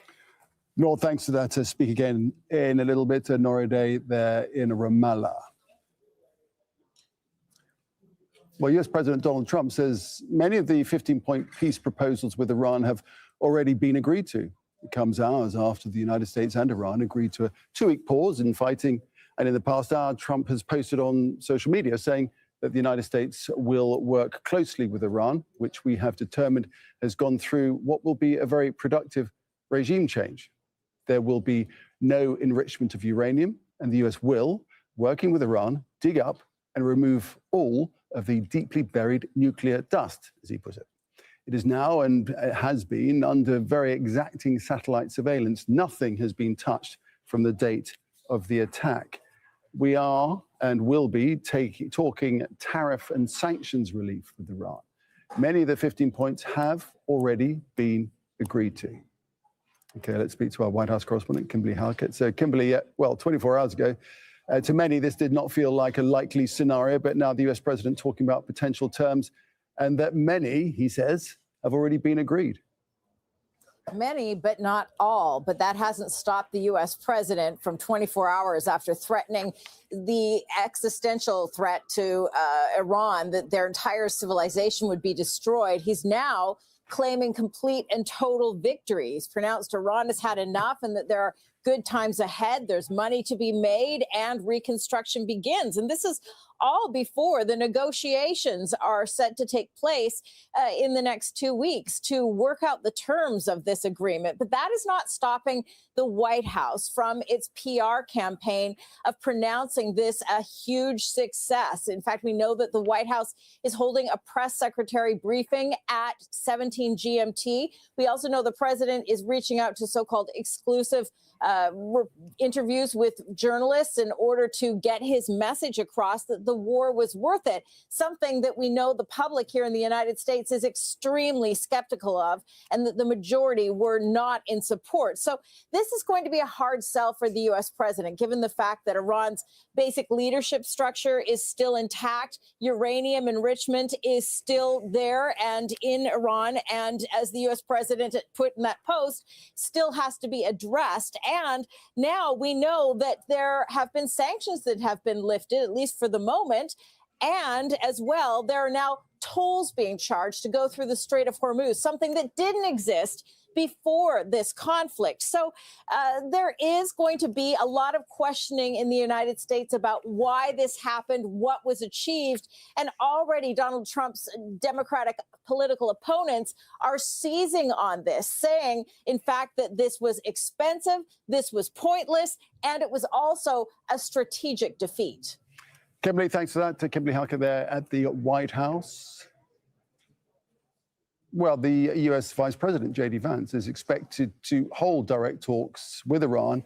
That'll be in Islamabad on Friday. Let's have a listen to what he's been saying. If the Iranians are willing, in good faith, to work with us, I think we can make an agreement. If they're going to lie, if they're going to cheat, if they're going to try to prevent even the fragile truce that we've set up from taking place, then they're not going to be happy. Because what the president has also shown is that we still have clear military, diplomatic, and maybe most importantly, we have extraordinary economic leverage. So the president has told us not to use those tools. He's told us to come to the negotiating table. But if the Iranians don't do the exact same thing, they're going to find out that the president of the United States is not one to mess around. He's impatient. He's impatient to make progress. He has told us to negotiate in good faith. And I think if they negotiate in good faith, we will be able to find a deal. But that's a big if. And ultimately, it's up to the Iranians how they negotiate. I hope they make the right decision. Okay, let's bring in Ali Hashim, who joins us live from Tehran. So that was J.D. Vance, the U.S. Vice President. And Iranians have always been keen, haven't they, Ali, to deal with the U.S. VP in terms of any potential ceasefire talks and negotiations. And it now looks as if that may well be happening on Friday. Well, for now, yes, this seems to be the date, Friday. However, there are a lot of issues that seem to be shaking this framework, at least expectations. Yesterday, things were based on, according to President Trump, were based on the 10 points proposal that Iran presented and that make good basis for negotiations. And Abbas Araghchi, Iran's foreign minister, saying that his country will consider the 15-point proposal by the U.S. However, what we heard today from the American War Secretary about the zero enrichment that is actually refused and has been refused on several occasions. And actually, this war happened because the Iranians did not accept to give up on enrichment. Also, the highly enriched uranium that is buried under one of the facilities in Isfahan. Beside that, there are other issues. And now with the Lebanon escalation and Iran insisting in the past days, especially on the mediators, that Lebanon should be part of this ceasefire. Now with what Israel is doing there are many reasons to think that this path isn't really going smoothly. It could face a lot of hurdles, and it could at any time collapse. Yeah, and tell us more about that. What is the thinking there? Is it because it would put pressure on the Iranians to respond because of Israel targeting more Hezbollah sites in a more aggressive way, or what is the calculation exactly? You know, the main issue is that Lebanon was a front among several fronts in one war, and that war was the war on Iran. Israel and the U.S. started the war on Iran, and then Hezbollah entered this war. So at the end, there is a situation where Lebanon now is paying this price at the moment with Israel attacking and not committing to the ceasefire. So Iran sees itself on one side as responsible for these fronts, given the fact they are allies, they are all under the same umbrella of the axis of resistance that Iran leads. So now we are still waiting to see official stances from Iran. There are no official stances except for the ambassador in the UN, who said that there will be some consequences. However, what are these consequences? Are these consequences going to elevate to a kind of a level that could put the whole path in risk? This is the big question. All right, Ali, thanks for that. That's Ali Hashim there in Tehran. Let's take this on here in the studio now with Zaiden Al-Kanani. He's the founding director of the Arab Perspectives Institute. Zaiden, great to have you with us. So that initial relief, the 2-week pause, has now diminished, hasn't it, with news out of Lebanon of these huge strikes with, at this point, untold casualties. What do you think is Benjamin Netanyahu's calculation here? It's unfortunately expected. Benjamin Netanyahu seems to have been the earlier instigator of this war from the very forefront, as previously discussed, and noticed by many regional and international actors pointing the fingers at Israel, but focusing directly on the US and Iran, given that they seem to be at the forefront of the conflict. There is always a clear indication that Israel wants to ensure that any future of the status quo of this conflict will recognize Israel's expansionist agendas and ambitions in the region, which includes the weakening of the Iranian political leadership today. Now, it seems like the progress which led to this very fragile 2-week ceasefire is based on negotiations that were mainly focused on the bilateral talks, but obviously mediated by the Pakistanis and other regional actors, focusing on both interests of both Tehran and Washington. But not Israel. But not as much Israel. Right. Which is a huge danger to Israel. It's a massive risk to Netanyahu, as he's noticing that Trump's administration is perhaps realizing the risks that this war has presented to them by allowing themselves being pushed by the Israelis, economically and politically. Sure, you talk of the massive risk to Netanyahu himself and his political position. But expand on that, if you would. What is the context of that? Why does it create risk for it? Why does a ceasefire cause trouble for him? It causes trouble for him because it ends up putting Iran in a much more stronger position. If the war were to end today or in 2 and 3 weeks with the remaining of the current Iranian regime, they will have gained political leverages that they didn't have before, such as the Strait of Hormuz. The limitation of their proxy network in the region wouldn't be focused upon as much, given that new cards have been on the table, which is the Iranian direct targeting and threatening of the existential national security of the GCC countries. The conversations before towards their potential stockpile uranium and their ballistic missiles doesn't seem to be at the forefront of the priorities of the Americans anymore. If anything, if this war were to end the way it would today or in 2 weeks or in a few weeks, with the Iranian leadership continuing to being in power, it means this war gave the Iranian leadership and the political class much more stronger leverage cards than they ever had before which was definitely not the plan and the rationale and the objective that motivated Israel to push the US to conduct this war. All right, Zach, well, we're joined now by Abbas Aslani, who's a senior research fellow at the Center for Middle East Strategic Studies, joins us now from Tehran. Abbas, welcome to the conversation. So what's your sense of what we're seeing happening in Lebanon and these enormous strikes that Israel is conducting, even in the heart of Beirut, in areas not normally associated with Hezbollah? And what implications do you think it might have for this 2-week ceasefire? Well, what has started so far is not the end game, but it is the starting point. The path ahead could be somehow difficult and challenging. And what happened as of this morning indicates that how complicated the situation could be, because number of regional players, most specifically Israel, are against this process. They want to make sure that this could be a prolonged war, and specifically because they were sidelined from the political process, they are not happy with it.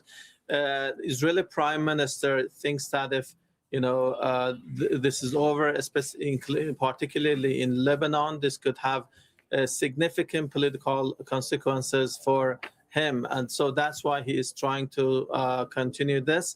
Also, we had earlier today in the morning, attacks against Iran's Lavan oil facilities, and this indicates that despite the expected talks in Islamabad on Friday, we might be expecting some difficulties. And when negotiations start, provided that nothing prior to that stops the process or doesn't suspend it, those issues also will be difficult. All right.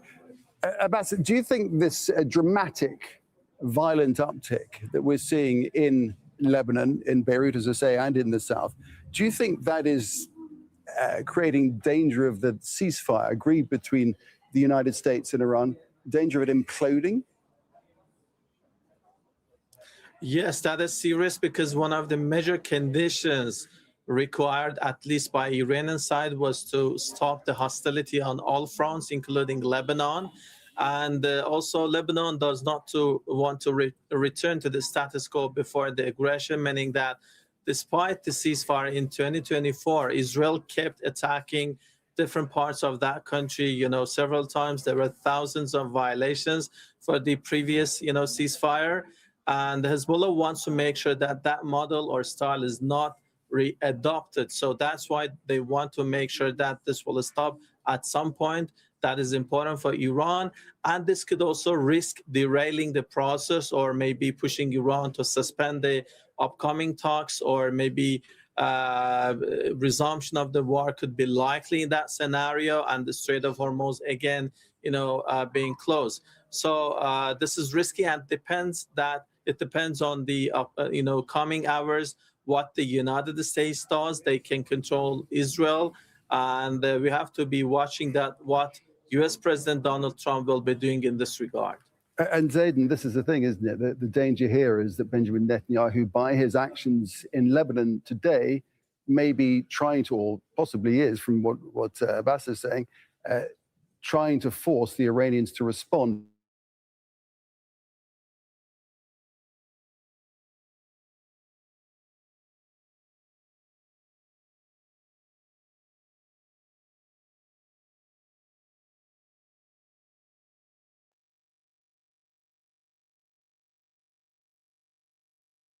Or another.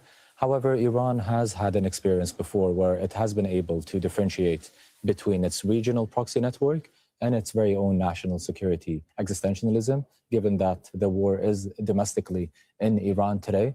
As much as one would want to believe that Iran would get involved in a war defending Hezbollah against Israel, there is also a limitation and a very thin line between how much are they ready to sacrifice their progress in their talks with the US to defend Hezbollah, and to how much would they want to ensure that they are protecting whatever progress they have achieved so far. All right, the situation is fragile. I think that's the word, isn't it? Yeah.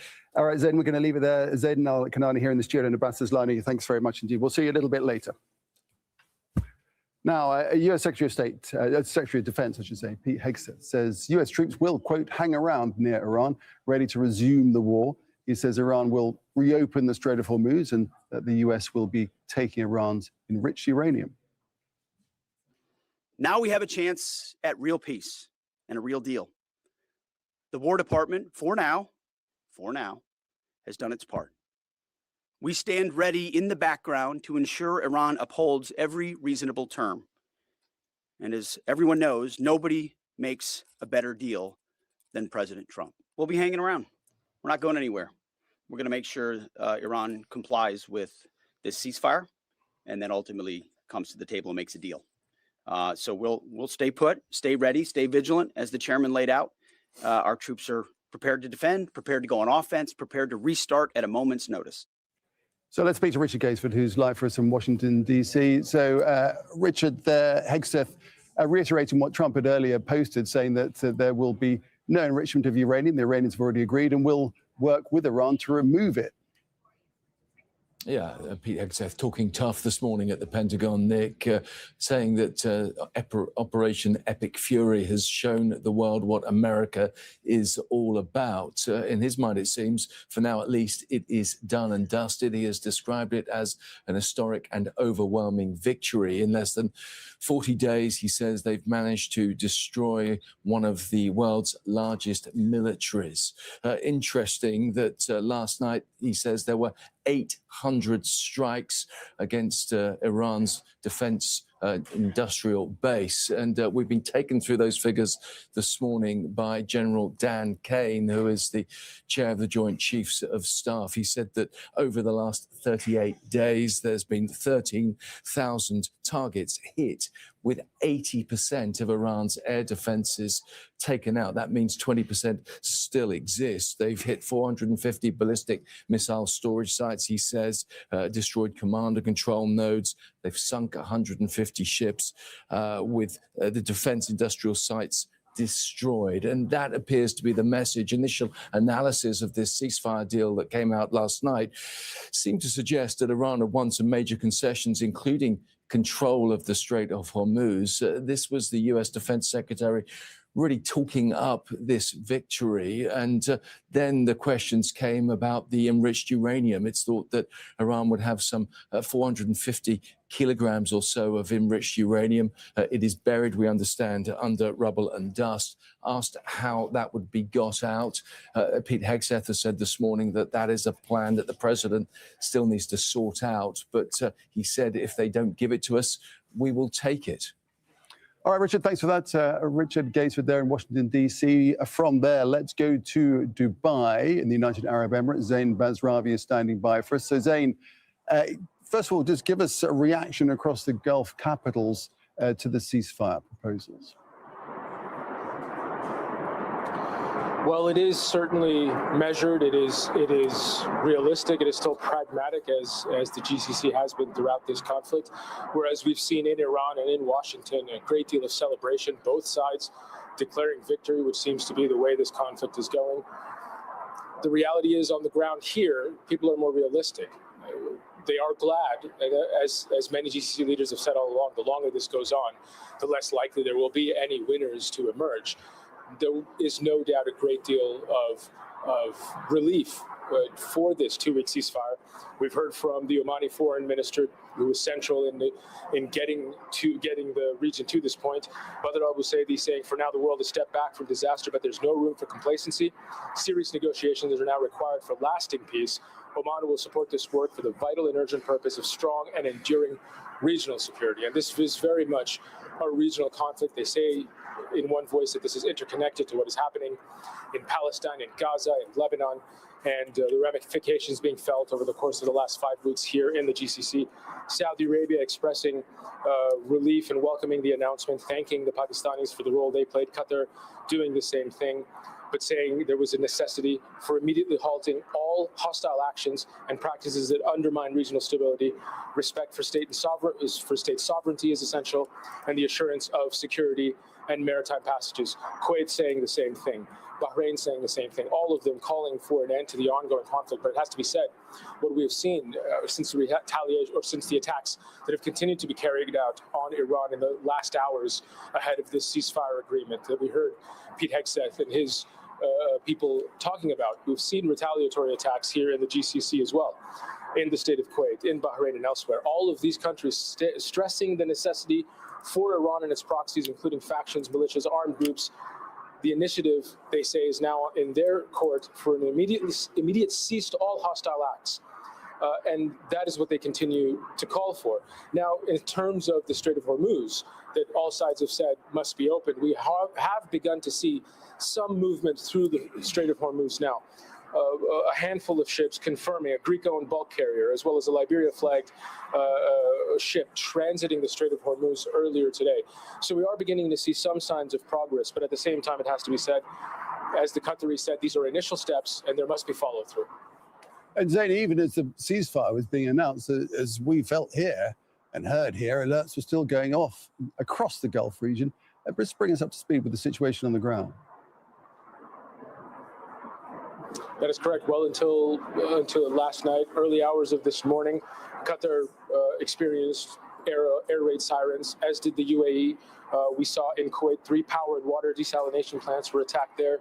28 drones were intercepted just this morning. The UAE Air Defense is saying 17 ballistic missiles and 35 drones again intercepted earlier today.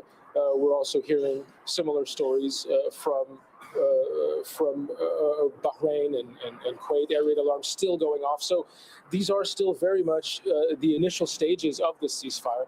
And as long as Iran feels it must carry out retaliatory attacks, it will clearly continue to do so. The hope is that these are just growing pains, that the ceasefire will set in, that the United States will stop attacking Israel, will stop attacking Iran, and Iran will stop retaliating against the GCC. But people here are very aware that the conflict is still carrying on in Lebanon. People there are still acutely feeling Israeli attacks. And as long as these regions and these conflicts remain interconnected, the fear is that that could once again mushroom and impact here.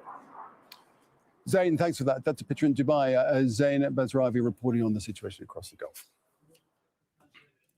Okay, you're watching Al Jazeera. Reminder of our top stories this hour. US President Donald Trump says many of the 15-point peace proposals on the Iran war have already been agreed to. He says the US will work with Tehran to remove enriched uranium. Trump has also warned he will impose 50% tariffs on any country supplying weapons to Iran. US Secretary of Defense Pete Hegseth says American forces will remain in the Gulf region to ensure Iran complies with the ceasefire. Hegseth said that the US had a decisive victory after more than 5 weeks of war. The chairman of the Joint Chiefs of Staff said military objectives had been met. Israel's army had carried out a series of strikes across Lebanon. It's targeted Beirut suburbs as well as cities in the south. The army says it's launched the largest coordinated strike since attacks began back on February the 28th.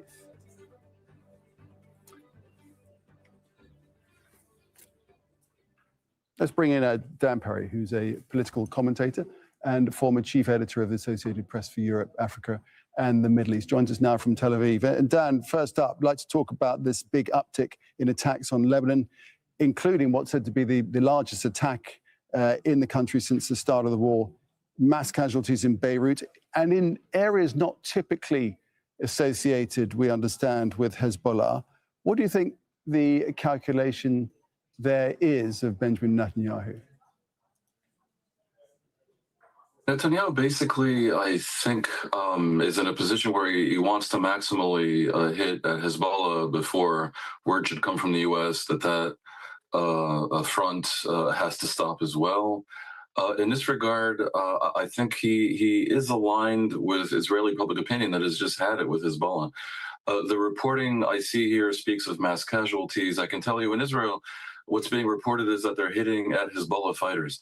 I can think of almost no one in Israel who doesn't truly believe, however bizarre this may seem to some of your viewers, that this is a monumental favor to Lebanon, that itself wants to be rid of Hezbollah and finds itself in a situation of impotence against Hezbollah, having called for Hezbollah to be disarmed, having announced a year and a half ago, when that front quieted down after the fall of 2024 campaign, that Hezbollah would be disarmed. They clearly can't do it.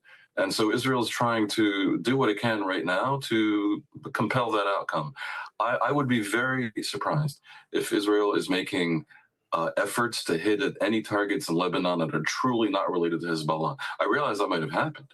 I realize that they may do stupid things, but their strategy is to help Lebanon get rid of Hezbollah. And that may seem counterintuitive to some, and I suspect it won't work. I think in the end, Hezbollah is a monumental problem that needs to be handled by some broader alliance that might include Syria, might include the Arab countries, might include NATO. Lebanon clearly needs help.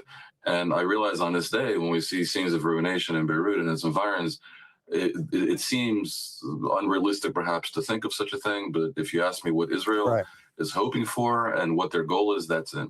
I think one of the big issues, of course, is from what people are saying, is that the Israeli military, as we all know, have issued warnings for the southern suburbs and in Tyre, where they frequently strike. But apparently, warnings did not happen on this occasion, and many people were taken by surprise. And we'll yet see what the scale of the devastation has been.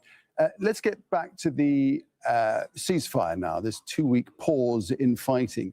Do you think this uptick in fighting in Lebanon is going to create problems for that ceasefire? And is that something that Benjamin Netanyahu would want to try and manipulate?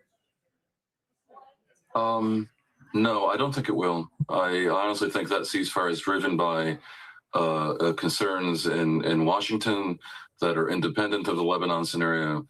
And my suspicion is that whatever violations we've seen, both with attacks seemingly by Iran on Gulf countries and the situation in Lebanon, my assessment is that will go forward. And that is its own complex equation, because it summons up a scorecard about what has been achieved in this war for Israel and the U.S. And we see the emphasis by Hegseth and by Trump on essentially the degradation of Iran's abilities to cause mayhem in the region. They speak of the destruction of Iran's military, and a lot of that might be true, but that can be rebuilt. So it's interesting that Trump is threatening 50% tariffs, putting aside the ludicrousness of using tariffs this way, on countries that supply Iran with any weapons henceforth, because, of course, that could include China, which has all kinds of dual-use games that they play with the supplies to Iran. We'll have to see where that goes. But where things stand right now, there is a bit of cognitive dissonance, because there's a sense that the war has ended and that all that's left is to cross the T's and dot the I's. And if so, if that's true, I don't see where Iran has agreed to end nuclear enrichment. I don't see where they've agreed to limit their ballistic missile capability. And certainly I don't see, and this does attach to Lebanon, that Iran has agreed to stop funding and guiding and training and arming militias around the region, which I've always considered an outrage, as I think you know, and which has been weirdly accepted by the Arab countries hitherto, but perhaps will be accepted no more. So these are major issues that the world wanted from Iran when it launched the war. And I must say, it's, I think, a little bit humiliating for Trump to have to point as a success to the opening of the Strait of Hormuz, which was not closed before the war. Right. So that is Iran perhaps showing that it can hold the world to ransom because of its proximity to the Strait of Hormuz, which it does not own. So we see even now in the hours after the ceasefire, Iran speaking of, at least for a time, if not forever, having a role in determining what ships can go through, and perhaps even, charging millions of dollars per ship, with or without Oman, I don't know. But the whole thing's absurd because Iran does not control that waterway. So we see here that the scorecard for the war is mixed. All right, Dan, we'll leave it there for now. Thanks for that. Dan Perry speaking to us there. Thank you. Well, as we've been discussing, Israeli forces have escalated their attacks across South Lebanon since the war began 40 days ago. An attack in Tyre killed 8 members of one family last month. One of the survivors is trying to preserve memories of his wife, daughter, and other relatives who died in that strike. And here's his story. I got some shopping and was coming back home. I got a little delayed on my way back. Then I heard 2 strikes. And my heart sunk. My heart felt they were gone. I came here. I saw the body parts on the ground. I saw my daughter's head there. My family was over there. It really hurts. Every day or two I come here. I check on things. I look around to find memories, to find the phone, to find anything that can soothe my heart and make things feel lighter. This is my family and Sarah. This is my wife, Sarah, and I. This is Sarah when she was younger. The strike that happened here was full of hate. It wasn't something normal. I don't know. All of this from the strike. All these marks are from the strike. There's nothing to see. Look how deep the missile fell here. As you can see, there's nothing. There's no trace of the house. Nothing. We found body parts here and there. There's not even rubble from the house. We were hoping that Sarah would start walking after 2 months and play like the other kids. Sarah is so precious to my heart, my daughter. I saw everything beautiful in her. And my family, I saw everything beautiful in them too. It feels hard to leave them here and go. I don't know. I feel the world is so hard, so cruel. Well, Pakistan has acted as an intermediary between Iran and the United States over the last few weeks. Islamabad has invited the two sides to meet in Islamabad on Friday for discussions. Kamal Haider has this report now from Islamabad. After a flurry of activity and frantic efforts to try to find a solution to the ongoing war with Iran, the United States has finally agreed that they will now hold talks in Islamabad. That breakthrough coming after the Pakistani Prime Minister, Mr. Shahbaz Sharif, and the Pakistani military chief, General Asim Munir, were able to convince the Trump administration that there was wisdom in these talks. Pakistan, of course, has the support of the countries of the region, Egypt, Turkey, Saudi Arabia, and China, which also played a pivotal role. The talks are due to be held here in Islamabad. All eyes will be on Islamabad, and it will be important to see what kind of progress is achieved in these talks. Although it is understood that there is a wide gulf between the two, differences and a trust deficit. However, it is a good start. The 15-day ceasefire will probably give us a good idea as to whether the two sides will be able to resolve their outstanding issues. But this is indeed a start, and there is cautious optimism here in Islamabad that the two sides will be able to reach some sort of an agreement. Kamal Haider, Al Jazeera, Islamabad. As we have been reporting, Donald Trump says Iran's 10-point proposal is workable. It includes a commitment from the US that there will be no further attacks, that continued Iranian control over the Strait of Hormuz should be in place, and the acceptance of enrichment, likely referring to its nuclear development program. Iran is also demanding the lifting of all primary and secondary sanctions, an end to all UN Security Council resolutions, as well as an end to resolutions by the International Atomic Energy Agency, UN nuclear watchdog. Iran wants to be compensated for the damage caused by the war and for US forces to withdraw from the countries in the Gulf region. Tehran says the end of hostilities must extend across all fronts, including the fighting against Hezbollah in Lebanon. And finally, it's calling for international guarantees to enforce and uphold the agreement. Okay, let's discuss all of this once again with our guest, Zayden Al-Kanani, who's the founding director of the Arab Perspectives Institute, and Abbas Aslani, who's a senior research fellow at the Middle East Center for Strategic Studies, joins us now from Iran's capital. Abbas, I could start with you if I may. So much is on the table, and it seems as that from that list, as you read it out, it seems like it's a non-starter, doesn't it, for the United States? Indeed, many of them are conditions that the United States has previously rejected. One of the major elements here. Well, it seems that from Iran, we're noticing.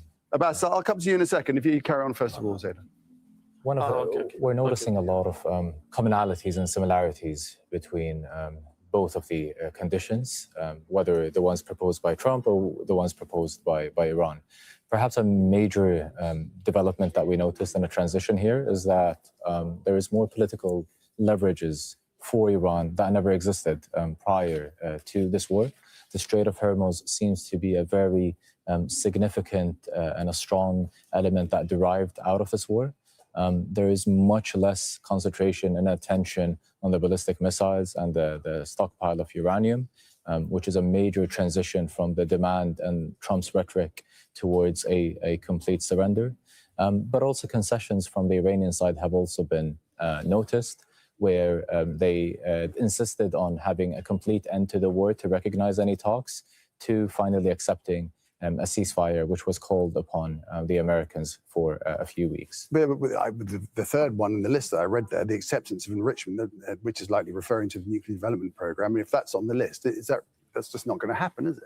Yeah, well, they have to negotiate it. I'm sure as a negotiator, they would try to put points that would have a very high demand and a margin in order to be able to negotiate yourself out in a way that would be possible from your own perspective and your point of view.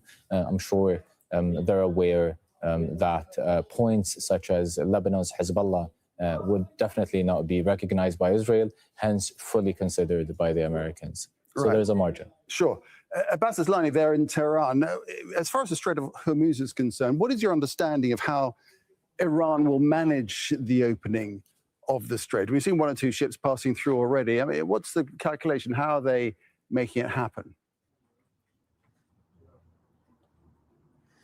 Tehran believes that things have changed and a new situation has been born, and that's why it believes in a geopolitical reset of the Strait of Hormuz, meaning that in future, for any safe passage that is going to be, under a new protocol and regime.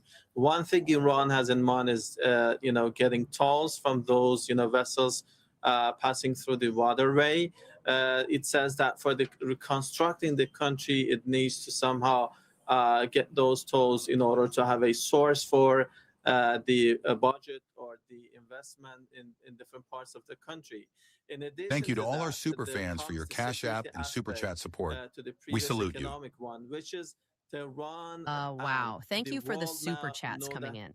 Please support independent media like Morning Mic Drop on TruthTalksLIVE. Previously, there were discussions on that. Matters. It was mostly potential. Nobody was sure that Iran can close it or not. But now everybody knows that Iran can control or even close and disrupt, energy, transit in that waterway and strait. So this has created a leverage for Tehran at the negotiating table, and more importantly, to make sure that Iran in future can prevent any additional and further attacks against the country. This is strategically very important for Tehran. So that's why I assume that Iranian negotiators will be insisting on this term at the negotiating table in Islamabad. And Zayden, the economic benefit that Iran will gain from this by charging tolls at the gates of the strait, if you will, I mean, that's something that wasn't in place before the war even started. So that's a complete backtrack for the United States.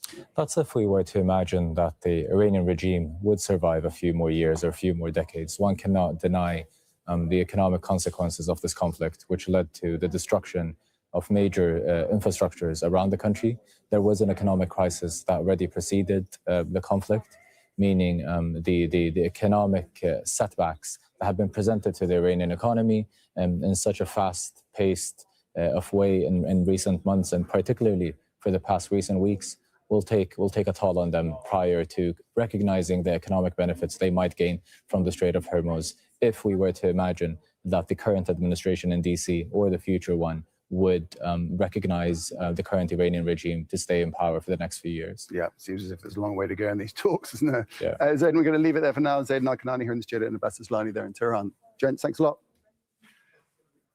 Now, the British Prime Minister Keir Starmer has landed in Riyadh on the first leg of his trip to the Gulf states on Wednesday.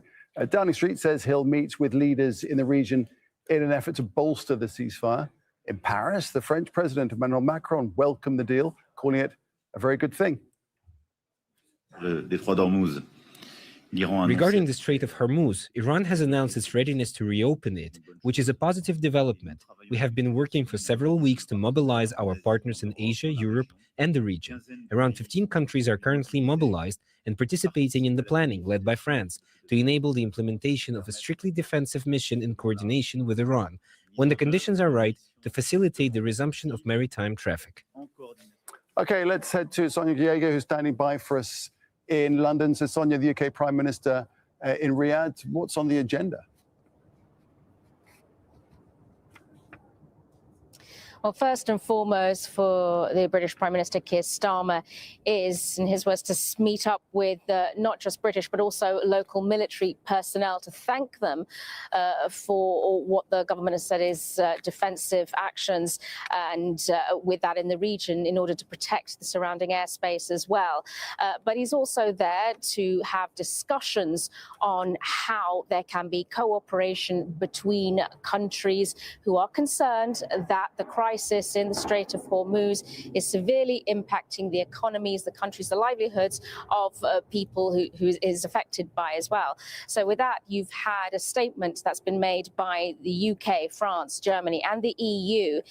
They've called upon all sides to implement the ceasefire, and they underline that does include Lebanon. The government are contributing, they say, to ensure that freedom of navigation is able to take place there. They're very much concerned with putting together a plan that takes this somewhat fragile, uncertain ceasefire, if you will, into some sort of plan that can help enable the strait to open up again for cargo to go through as well. And they want to see a substantive negotiated settlement with that as well. And they welcome, while they welcome the goal of a ceasefire, it says it has to be lasting and it has to mean an end to hostilities there. And that message, of course, was also echoed by the British Foreign Secretary on Wednesday afternoon, Yvette Cooper, who said that while she welcomed the ceasefire as well, it was absolutely imperative there needed to be an urgent end to hostilities in Lebanon too. Sonia, thank you very much. Sonia Diego there in London. Well, the Kremlin has welcomed the ceasefire and said that Russia hopes the United States and Iran will hold direct discussions. Overall, these are not directly linked processes. They are only indirectly connected by the fact that the US negotiators are currently focused on Iranian issues. We hope that in the foreseeable future, they will have more time and greater capacity to meet in the trilateral format. We are waiting for that, and we continue to highly value the peacemaking efforts of US negotiators and of President Donald Trump personally on the Ukrainian track. Well, Ukraine's President Volodymyr Zelensky has welcomed the pause in fighting. He's again proposing an energy ceasefire with Russia. Audrey McAlpine has more for us on the Ukrainian reaction to the ceasefire. Ukraine's government has welcomed the ceasefire in the Middle East, but its leadership has wasted no time drawing comparisons between that conflict and this one. Ukraine's foreign ministry releasing a statement saying that it hoped for the same decisiveness to be put onto Russia to push them into a ceasefire. And Ukraine's president, he said that a ceasefire was necessary to pave the way for diplomacy, perhaps responding to previous comments earlier in the diplomatic process between Russia, Ukraine, and the United States, where Ukraine was the only one saying that a ceasefire was totally necessary for peace. Now, Ukraine's president also in statements, he has said that he hopes for an Easter ceasefire this coming weekend between Russia and Ukraine on energy infrastructure. Now, this historically hasn't gone so well. Last Easter, a ceasefire was declared unilaterally by Russia, with both sides declaring multiple thousands of infractions. Audrey McAlpine, Al Jazeera, Kyiv. Let's speak now to William Albuquerque, who's former Director of Strategy, Technology and Arms Control with the International Institute for Strategic Studies, also a former Arms Control Director at NATO. He joins us from Berlin. Very good to have you with us, William. Very important to discuss all of this right now at this point of this 2 weeks pause in fighting. Just listen to what Pete Hegseth said.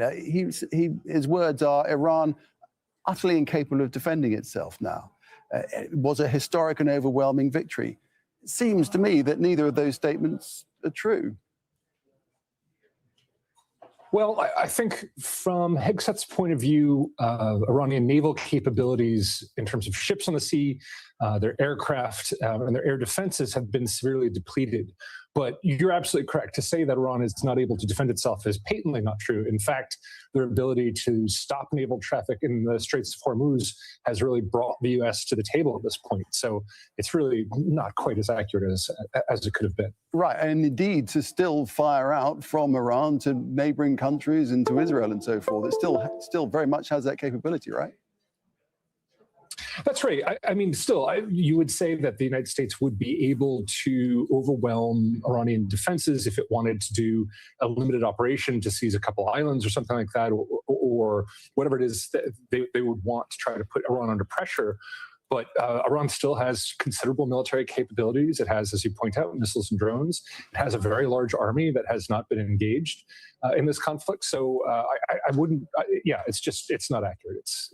That's exaggerating. Tell us more what you know about Iran's capability and what might be left and how it's been able to protect so much of it. Well, that's the thing, is on the outside, we just don't know what has survived so far in terms of Iran's missiles and drone capabilities. We know that before the conflict began, Iran dispersed as many of its missiles and drones to remote locations to be able to launch independently. It has, as is pointed out in the media many times, it has underground launch sites where you can strike the outside of it and prevent them from launching for a few hours or a few days. Then they can dig themselves out. But it does have a very large army. It has man-portable air defense systems. It has a number of cruise missiles, anti-ship missiles. It has the Quds Force. It has the IRGC. It has tremendous military capabilities able to defend Iranian territory. And that's why I think the United States does not want to engage in a land conflict at this point and still wants to engage in standoff warfare with missiles, airstrikes, et cetera. And William, from the U.S. perspective, the United States and Israel, of course, have expended huge quantity of weapons. Is that weapon supply easily replaced? Well, there's depletion on the U.S. and Israeli side, both for defense missiles.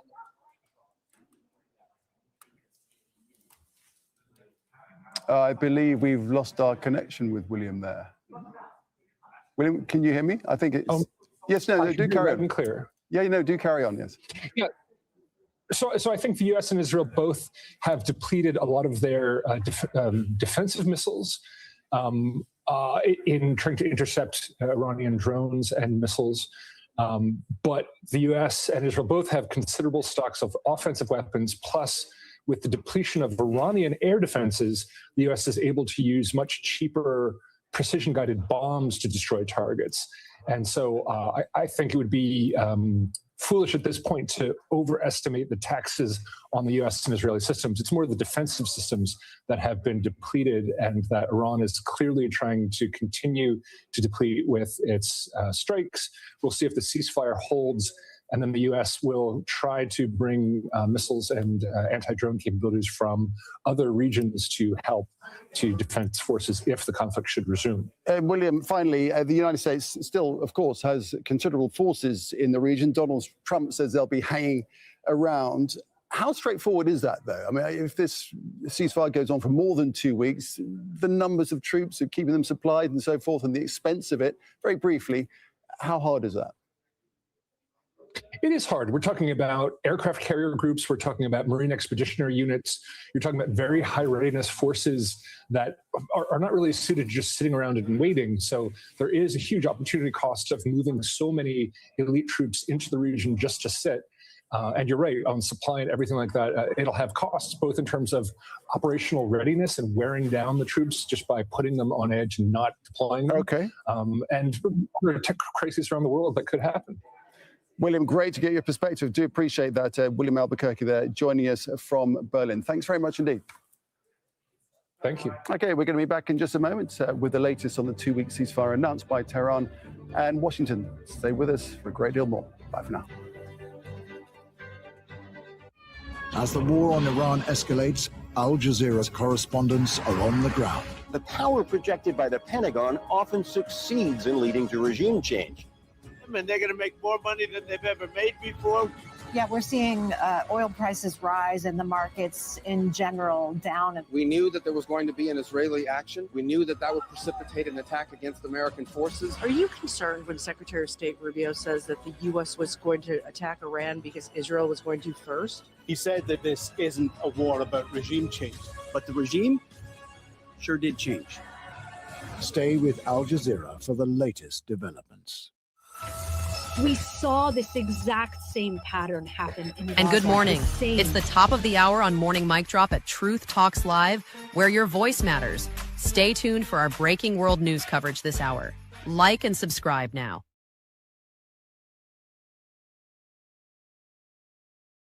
It's the top of the hour, and we welcome you to Morning Mic Drop at Truth Talks Live, where your voice matters. Stay tuned for our breaking world news coverage this hour. Like, subscribe, and hit the notification bell for when we go live. And now, breaking news. It's the top of the hour, and you are watching Morning Mic Drop on Truth Talks Alive. We're FACT at it. And now, breaking news.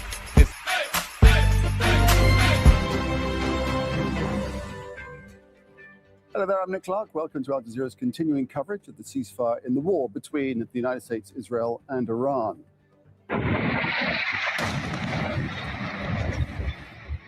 Well, Israel is carrying out an intensive wave of attacks across Lebanon, hours after the US and Iran agreed to a 2-week ceasefire.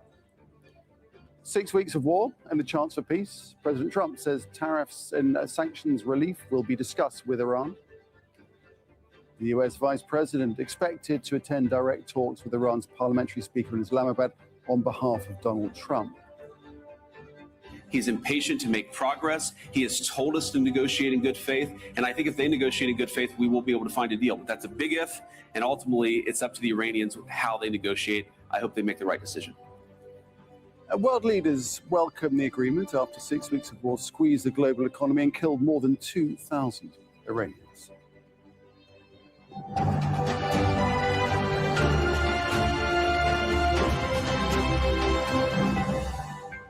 So, hours after Israel's Prime Minister Benjamin Netanyahu said Lebanon is not included in the 2-week truce between the United States and Iran, Lebanon has come under intense Israeli assault. The Red Cross says at least 300 people have been killed or injured, and Israel says it's the biggest attack since the war against Iran and Hezbollah began at the end of February. Hezbollah has so far refrained from launching any rockets across the border since the deal was reached. In the last couple of hours, Israel has been carrying out multiple airstrikes on Beirut's southern suburbs. The Lebanese Health Ministry says hospitals are overflowing with victims. The assault targeted densely populated residential areas, causing extensive damage. Southern Lebanon also has come under repeated attack since the US-Israeli ceasefire with Iran, and this includes a strike on the southern city of Tyre after Israel issued forced evacuation threats for people living there. Israel's attacks and expanding invasion in the south of Lebanon has forced 1.2 million people from their homes. And overnight, Israeli airstrikes killed at least 8 people in the coastal city of Sidon. That's also in the south of Lebanon. All right, we've got correspondents in Tyre, in Lebanon, in Ramallah, in Washington, D.C. But first, let's go to Beirut, to Heidi Pett, who's standing by for us there. So, Heidi, just give us the very latest of the situation on the ground. We've seen widespread devastation.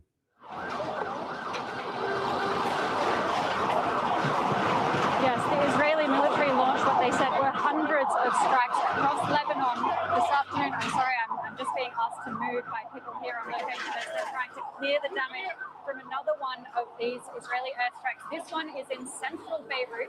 It came without warning. I'm very sorry, guys. I'm being asked by the Lebanese army to move my camera and stop broadcasting. I'll try to come back to you soon. All right, Heidi, back to you in a sec. Appreciate that.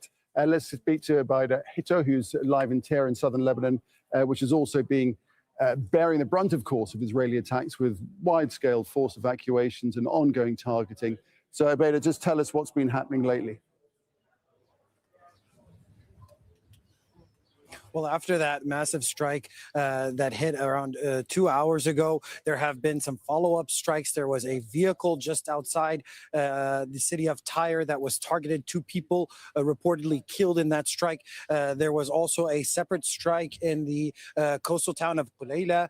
This is on the front line where up until this ceasefire was announced, Hezbollah forces and Israeli forces were facing off in a very intense firefight over the last several weeks. Hezbollah trying to hold their positions, Israel trying to push forward. And after these strikes, the sense here is that Lebanon is definitely outside of the scope of this ceasefire. At least this is how people are understanding it here in Tyre.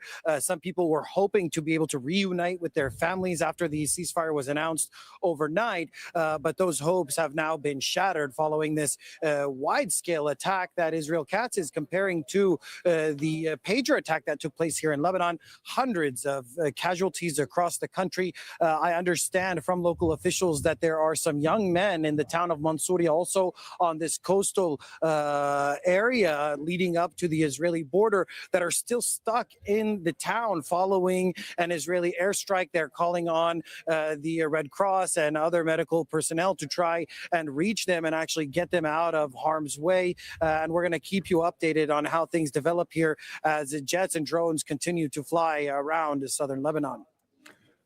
Thanks. Back to Beirut. Heidi Pett is there. So Heidi, you were telling us about the situation there in Beirut and how it's been very heavily targeted.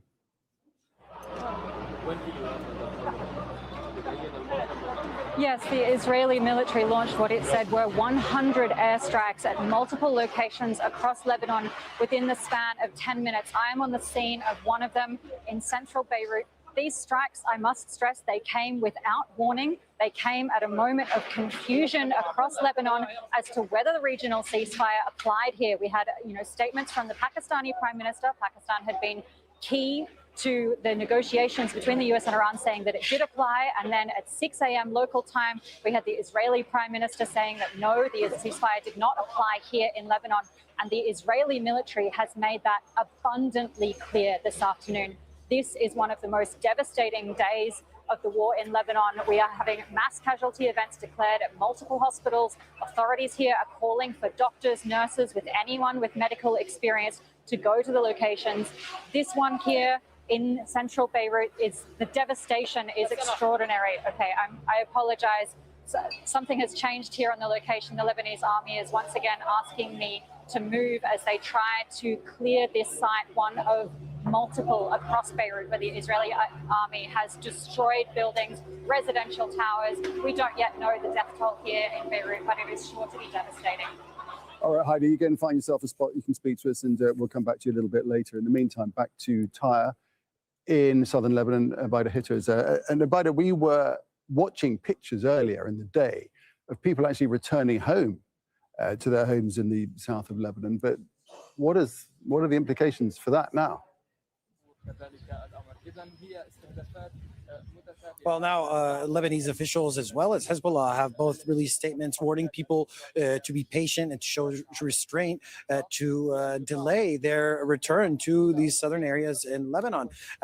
Even if people were going to try and come back to these southern parts of the country, the main bridges that connect the north and south of the country, crossing over the Litani River, have been systematically destroyed and damaged over the last 6 weeks. There's been intense airstrikes all throughout the southern part of the country, destroying very critical infrastructure, including electricity, water supply stations, roads, causing significant damage to residential neighborhoods. The situation is unstable here in the south. And if people are going to actually have any hope of being able to come back, they need to be sure that these kinds of attacks aren't going to happen. Until now, it's not clear when and if that's actually going to happen. Israel actually announced that they launched a new operation here in Lebanon, calling it Eternal Darkness, and committing to continuing to strike Hezbollah, warning civilians and Lebanese citizens to stay away from members of Hezbollah or other infrastructure infrastructure related to Hezbollah.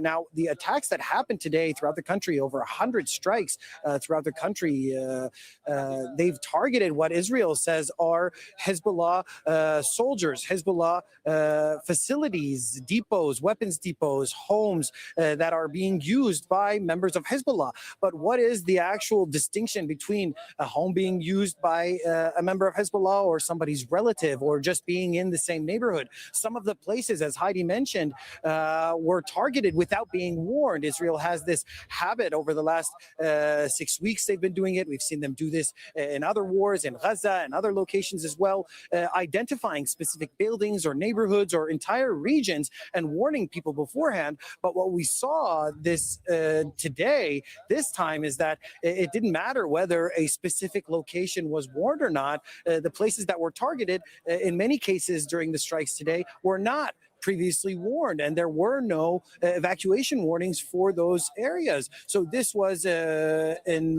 many words, a surprise attack. Even I think the Israelis described it as a surprise attack, and it's something that's shaking the core of Lebanese society. As Heidi mentioned, hospitals are filled. You also mentioned that there are calls for doctors to come and help out in the hospitals that are overflowing with patients, people injured in these strikes in very densely populated neighborhoods in Beirut, as well as places here in Tyre, the locations that were targeted. Still civilians living here, only about 20,000 people still here, but those are still civilians living in their homes, women and children. I spoke to a few people within the last couple of hours, and they are extremely concerned. They're concerned about some relatives that are still living in neighborhoods here in Tyre and in other parts of the country, trying to figure out how to move them out of harm's way, possibly bring them to a safer location. But what people are realizing is that there really isn't any place that's actually safe here in Lebanon right now, especially as Israel says it's going to target any place that they deem to pose a threat to Israel's national security and its citizens in the north of the country. It's a very dangerous situation. Beta Hitter there in Tyre in southern Lebanon. Thank you. Let's cross to Noor Day, who's following developments in Israel from near Ramallah in the occupied West Bank. So, Noor, Israel, it seems, determined to continue on the Lebanese front. Tell us about that and how it ties in to the ceasefire between Iran and the United States.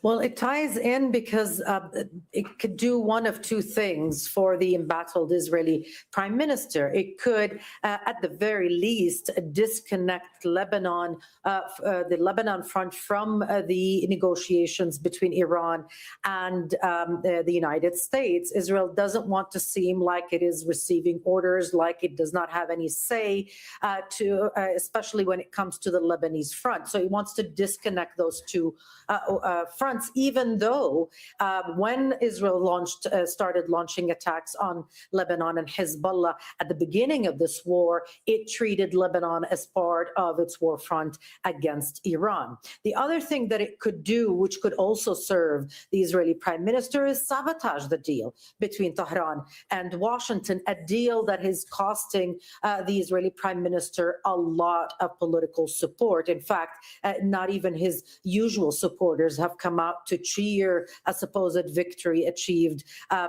through this deal. The head of the Israeli opposition has called it a colossal, catastrophic, historical, strategic defeat for Israel, and not just because this war would end and it would maintain Iran as a player in the region from an Israeli perspective, but because Israel was not on the table. Israel did not want this deal. It certainly did not want to tie all of these things together, and it didn't want to see its voice muted. The approach of Israel to all ceasefires, let's just remember, is that when a ceasefire is imposed, Israel retains the right to target the country or the group with which it reached a ceasefire. We see that in Gaza. We saw that with Hezbollah after the 2024 war, and Israel was trying to get to that same formula even with Iran. None of that has happened, and now Netanyahu is trying to fend for himself.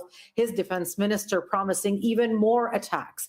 But looking at the map of where those attacks have taken place in terms of the sectarian divide and the sectarian composition of Lebanon, one begins to tie that with discussions in Israel about needing to fan the of pressures and strife inside Lebanon, because perhaps that could present Israel with a plan B so that the Lebanese would deal with Hezbollah and not having more soldiers lost in the battles, which are quite fierce in southern Lebanon. And no, just give us a little more context of the of Benjamin Netanyahu's position as prime minister and the precarious nature of that and how that implicates how things might pan out.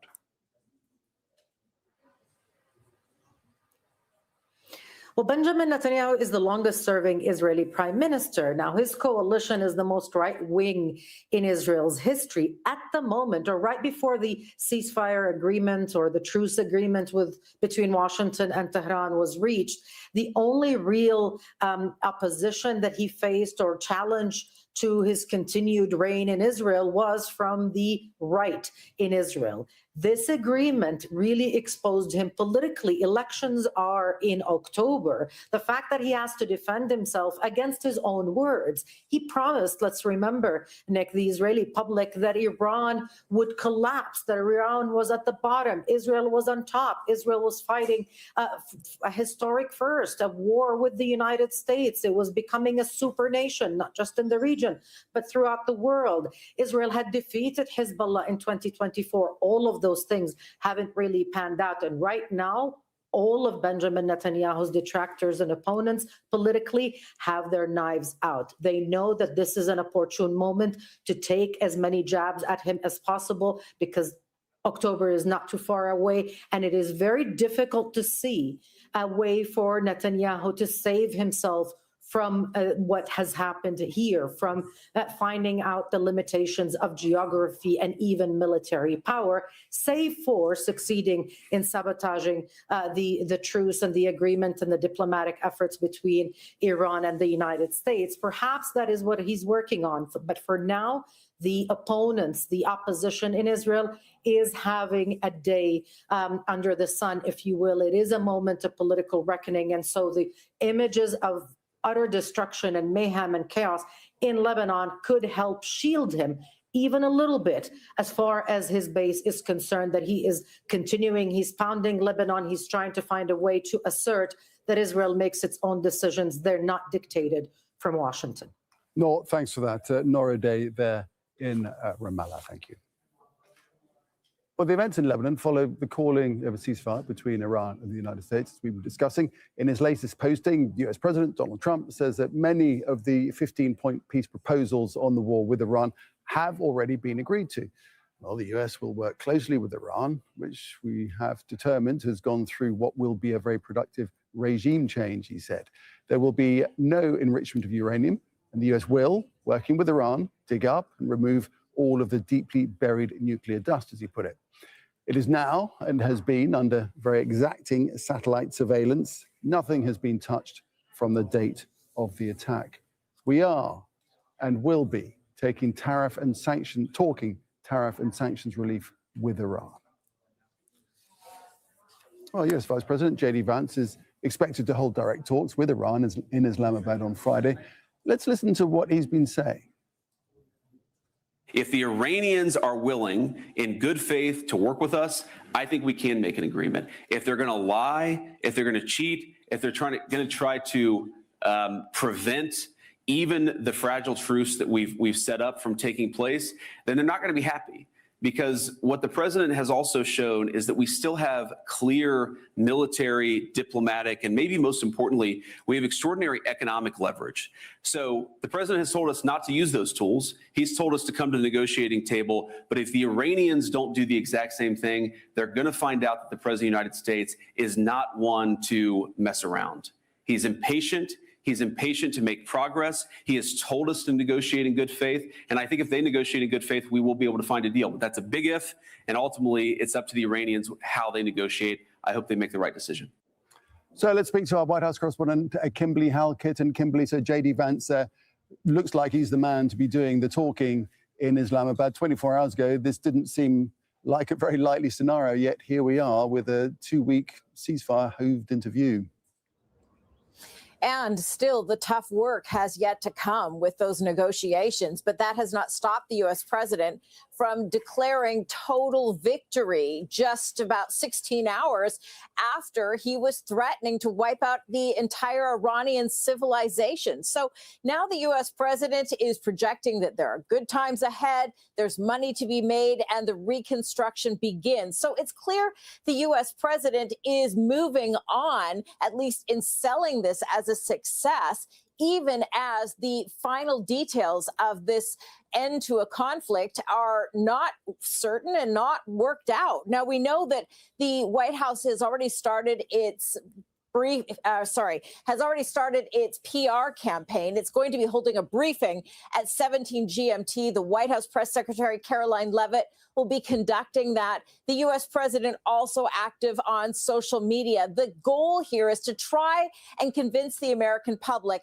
that this war was worth it. And we know going into all of this that it was deeply unpopular. It became even more unpopular with a majority of Americans opposed. So this is going to be a hard sell, given the fact that for now, at least, the Iranian leadership structure is still intact. Uranium enrichment remains. We know that the sanctions on Iran have been lifted, at least for now.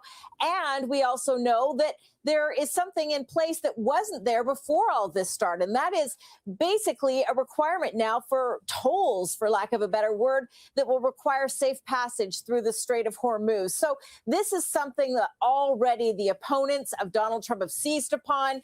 We know that the NATO Secretary General, Mark Rutte, will be here at the White House. This is not an open press event, and that might have a lot to do with how unpopular all of this is. But in the meantime, Donald Trump's political opponents, Democrats, are seizing upon this, saying this was a waste of time, this was pointless, and for the first time in a long time, this is a major strategic defeat for the United States. And Kimberly, I wonder what about the broader view across the American public to this, because there was quite an outcry in the way the president positioned himself in his social media posts and so forth. Well, the sense is that this was morally wrong. This wasn't a just war. And you have to remember that the U.S. president can't actually declare war. It's a violation of the U.S. Constitution. Only Congress can do that. But the U.S. Congress allowed the U.S. president to go virtually unchecked. And that has made the American public furious. And so that's why we saw a steady increase of opposition on the part of the American public in poll after poll after poll, recognizing that this was not a constitutional war in the eyes of the United States.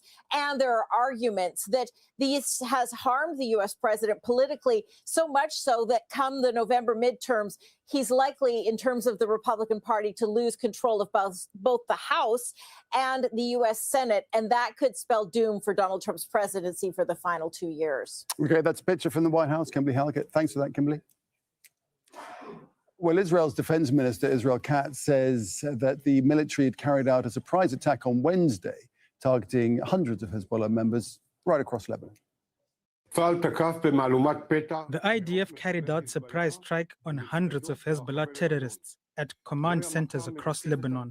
This is the largest concentrated blow Hezbollah has suffered since Operation Beepers. Okay, let's bring in Ori Goldberg, who's an Israeli political commentator, joins us now from Tel Aviv. Hi there, Ori. So we've seen this big uptick in violence in Lebanon, not least in Beirut, where we've been seeing, perhaps we can see them, pictures of ongoing rescue operations being carried out in Beirut. And there are many, Ori, who say that this was all an effort to try and sabotage the deal in Iran. Do you think that theory has legs at all? To some extent, yeah. I think Israel is desperately trying to show that it controls at least some of the game effectively. But it's not just about sabotaging the deal with Iran. It's about very clear demands as regards domestic politics in Israel. Israel, especially Prime Minister Netanyahu, has to demonstrate to the residents of Israel's north that he's doing his utmost to ensure their security. Now, in Israel, everybody knows that security means no Arabs in the vicinity. So from the point of view of Benjamin Netanyahu and his position as prime minister, Is it weakened by a ceasefire being called between Iran and the United States? Of course he is. He bet everything he had on Trump staying the course, going all the way, attacking Iran, either dismantling the Islamic Republic or causing enough destruction or going directly after the nuclear material. None of that actually happened. Israel was given leeway and the ability to bomb Iran incessantly. The Americans bombed from the sea and to some extent from the air. Israel met with very little resistance because Iran doesn't effectively have an air force. And the Iranian Navy, which was apparently destroyed, is now cordoning the Straits of Hormuz and has brought the President of the United States to agree to a joint taxing operation, the profits of which will pay for Iran's reconstruction. So I dare say, I think, Netanyahu lost. Do you think there is a danger that a ceasefire could be put in jeopardy by these ongoing attacks that are taking place within Lebanon by Israel? Well, I think it now depends on the international community. I know that's a pejorative phrase almost, but I think much depends on the international community, because what Israel is doing in Lebanon is patently illegal. And it also really, not that it matters, but it has absolutely no military rationale, because if Israel can do this now, why didn't it do it beforehand? And why does it have to strike 100 targets in a minute? This is a pyrotechnics show meant to demonstrate Israel's effectiveness while ultimately demonstrating its despair. And the only entity that can stop it is the international community that will defend Lebanon's sovereign rights, which have been violated for decades, but are now almost non-existent. If the world chooses to intervene, and there's reason to assume that might happen, because I think Trump has written Netanyahu off as a liability, and that means in Lebanon, not just in Iran and in Palestine, but I don't know. It could go the other way. If the world intervenes, Israel will stop. This has already been proven. As far as Israelis go, the war with Iran is over, and we're going back to normal tomorrow. Netanyahu has said that operations in Lebanon will continue, but he quite often ups the ante directly before a ceasefire. How do you read it? It's all he has left. He's a degenerate gambler who has absolutely nothing in terms of chips and has to go double or nothing constantly. As you say, not just upping the ante, but really risking everything he has. He bet it all on Trump. He lost. He thought he could keep Trump on a short leash. He messed that up as well. So now what he has is Lebanon, which has been Israel's favorite stomping ground in terms of sovereignty violation and aggression generally. And really now it's up to the international community about whether it intervenes. Although I think you're right. I don't think Netanyahu is going to go all the way. I don't think he's going to destroy southern Lebanon. I think he really is desperate. I think he's waiting for the other shoe to drop. What does international community intervention even look like, given that Benjamin Netanyahu seems to have no regard at all for the rules of war or of engagement, indeed? Good question. I doubt it has anything to do with the rules of war, but it has plenty to do with sanctions. It has plenty to do with the European Union negatively reviewing Israel's Articles of Association. It has everything to do with a continuous cold shoulder from Washington, D.C. If this happens, I don't think Israel can keep doing this alone. I think this was very directly done for political Thank you to all our reasons, super not fans so for your much in Cash App Lebanese, and Super Chat in support. Lebanese context, We salute you. in an Israeli context. So Israelis won't stop this. This is now seen even by Israelis as a partisan political battle. As long as that's the case, Israelis won't stop this. Sanctions are required. Trial proceedings, or at the very least inquiries, discussions in international legal tribunals, and the willingness that I think has proven itself of global leaders to basically stand up to Israel. I will be surprised. Thank you to all our super fans for your Cash App and Super Chat support. We salute you. Thanks for that, Ori Goldberg, there on the complexities of the ongoing situation across Lebanon, Israel, and indeed Iran. Thank you very much. Thank you for having me. Okay, let's get the view from Tehran now, from Abbas Aslani, who's a senior research fellow at the Center for Middle East Strategic Studies, joins us now from Tehran. Abbas, good to have you with us again.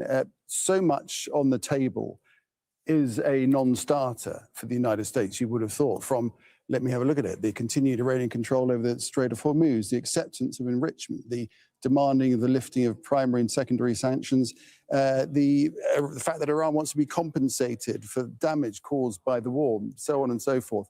It seems very unlikely that any of that is going to get that much traction in the forthcoming negotiations. Well, before addressing the terms, what seems to be creating an obstacle for the process is what is happening in Lebanon. On day one of the ceasefire, we have been witnessing one of the bloodiest days in the country. Israel is violating the terms of the ceasefire, and now that's why we are hearing from sources here in Tehran that they have been warning that Iran might be exiting the ceasefire in case Israel continues those strikes against Lebanon.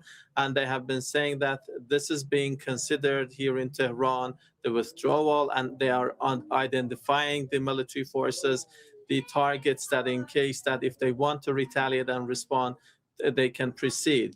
But let me just clarify that. So, Abbas, you have been hearing from your sources that Iran might exit the ceasefire because of what Israel is doing in Lebanon, the uptick in violence that we've seen in attacks that Israel has been conducting in Beirut and in the south. Yes, that is what we have been hearing from the sources here in Tehran, meaning that they are unhappy with what Israel has been doing in Lebanon, and they say that what Israel is doing that could disrupt the process.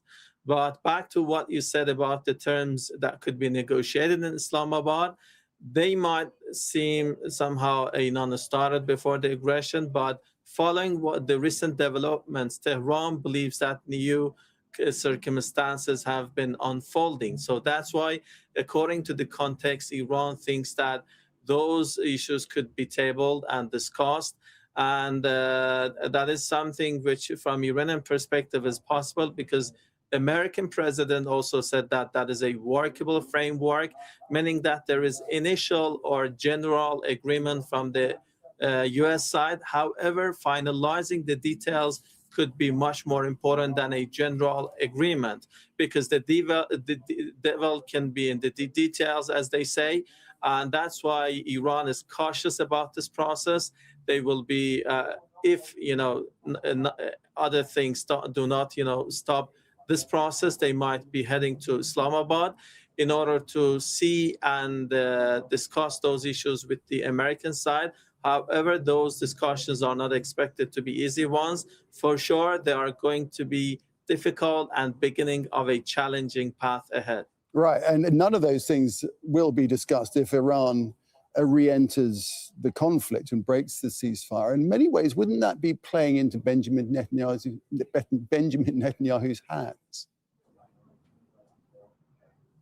Well, this is not something Iran wants. Even before the conflict, Iran was interested in reaching an agreement with the United States.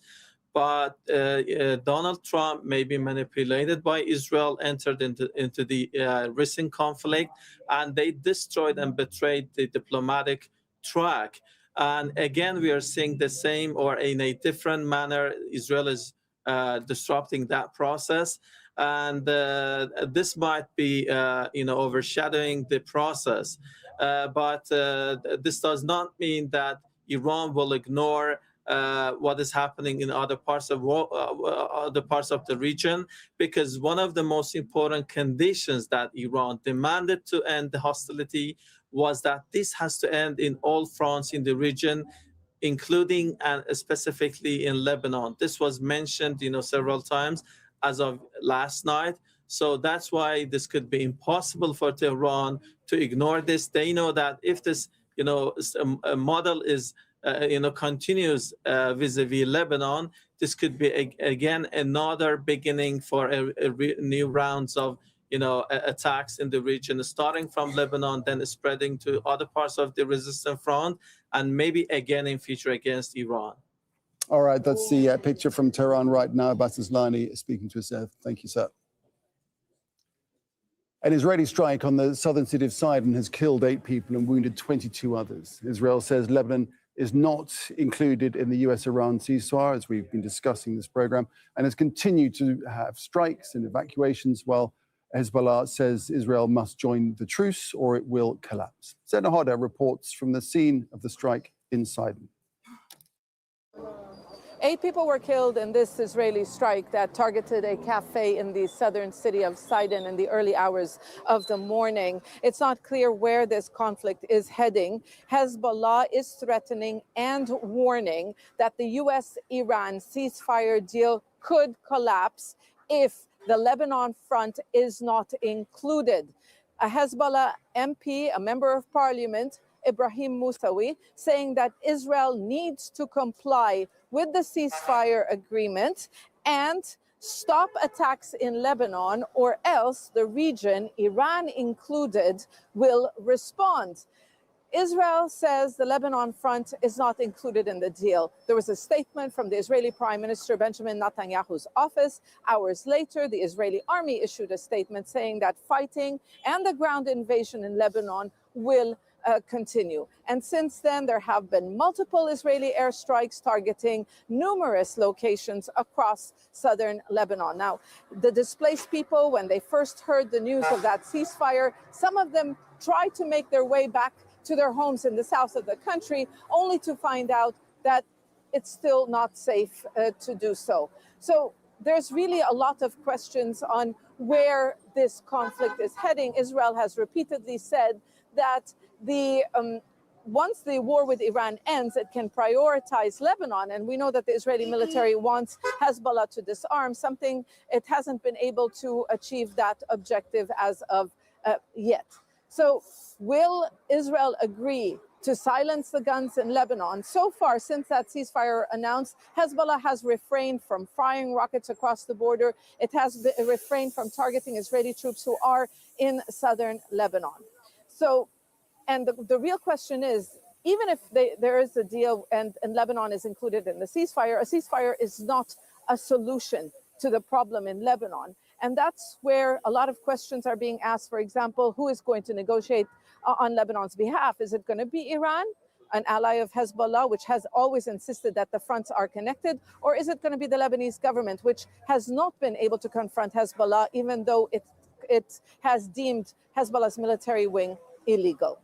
Zena Khudr, Al Jazeera, Sidon.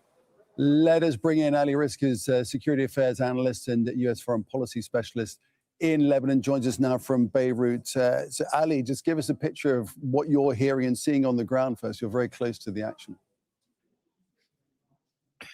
Well, look, basically, the Israelis today bombed all over the place in areas which have not been known to witness such bombing. Eastern Beirut, also areas close to the downtown, in addition to southern Beirut, which is often referred to as the Hezbollah stronghold. Beqa, the south, they've escalated. So we have seen dramatic escalation ever since the announcement was made last night about a deal being reached between the United States and Iran. Personally, I think this is part of the old Israeli pattern whereby the Israelis proceed with a major escalation before they stop the attacks. And I think in this particular case, the Israeli Prime Minister Benjamin Netanyahu is going to be forced by US President Donald Trump to end the attacks on Lebanon and to commit to a ceasefire on all fronts. I heard what the speaker from Tehran was saying, Mr. Aslani, quoting sources apparently that if Israel continues with the attacks on Lebanon, that could lead to a collapse of the ceasefire, the broader ceasefire agreement. And I think that Trump is not willing to give Netanyahu what he wants just in order to satisfy Netanyahu's wishes in Lebanon, to allow for that to permit a collapse of the ceasefire. I just don't see that happening. All right, so maybe it's a familiar trait, isn't it, for Netanyahu and for the Israeli military to up the ante before a ceasefire. In your capacity as a security expert, how do you read Benjamin Netanyahu's position in regards to the ceasefire between the United States and Iran, and how that might implicate what we're seeing in Lebanon right now? Well, look, this is a major blow for Netanyahu at all levels. Number one, his dream of carrying out or conducting regime change in Iran, that dream no longer exists. He had a once-in-a-lifetime opportunity, I think, with the Trump administration. Now that opportunity has been dashed away. By the way, another factor which is interesting is that who mediated this agreement? Pakistan. Now, who did Israel welcome in a recent visit? The Indian Prime Minister Modi. So the fact that Pakistan is mediating, I think that's another blow, an extra blow to the Israelis. And at the same time, when it comes to Lebanon, look, Netanyahu, I think, prides himself on the fact that it was under his watch where Israel was able to deliver these massive blows against Hezbollah, including the assassination of its former leader, Sayyid Hassan Nasrallah, who oversaw Hezbollah during its golden era, so to speak. So I think Netanyahu views the Lebanese arena in particular as part of his legacy. Now, given the fact that Hezbollah was able to carry out some pretty impressive and surprising operations in this latest confrontation, that legacy appears to be on very shaky ground. And if he's forced to end the war on Lebanon now, which I think he will be, that's going to leave his legacy very much in tatters, in my opinion. There's so many elements to all this. There's so many different parts of this pulling it this way and that. Ali Rizk, we appreciate your time. Thank you for your analysis.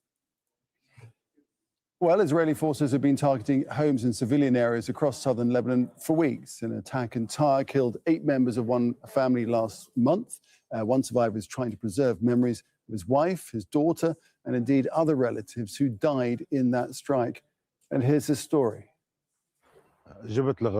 I got some shopping and was coming back home. I got a little delayed on my way back. Then I heard 2 strikes, and my heart sunk. My heart felt they were gone. I came here. I saw the body parts on the ground. I saw my daughter's head there. My family was over there. It really hurts. Every day or two I come here.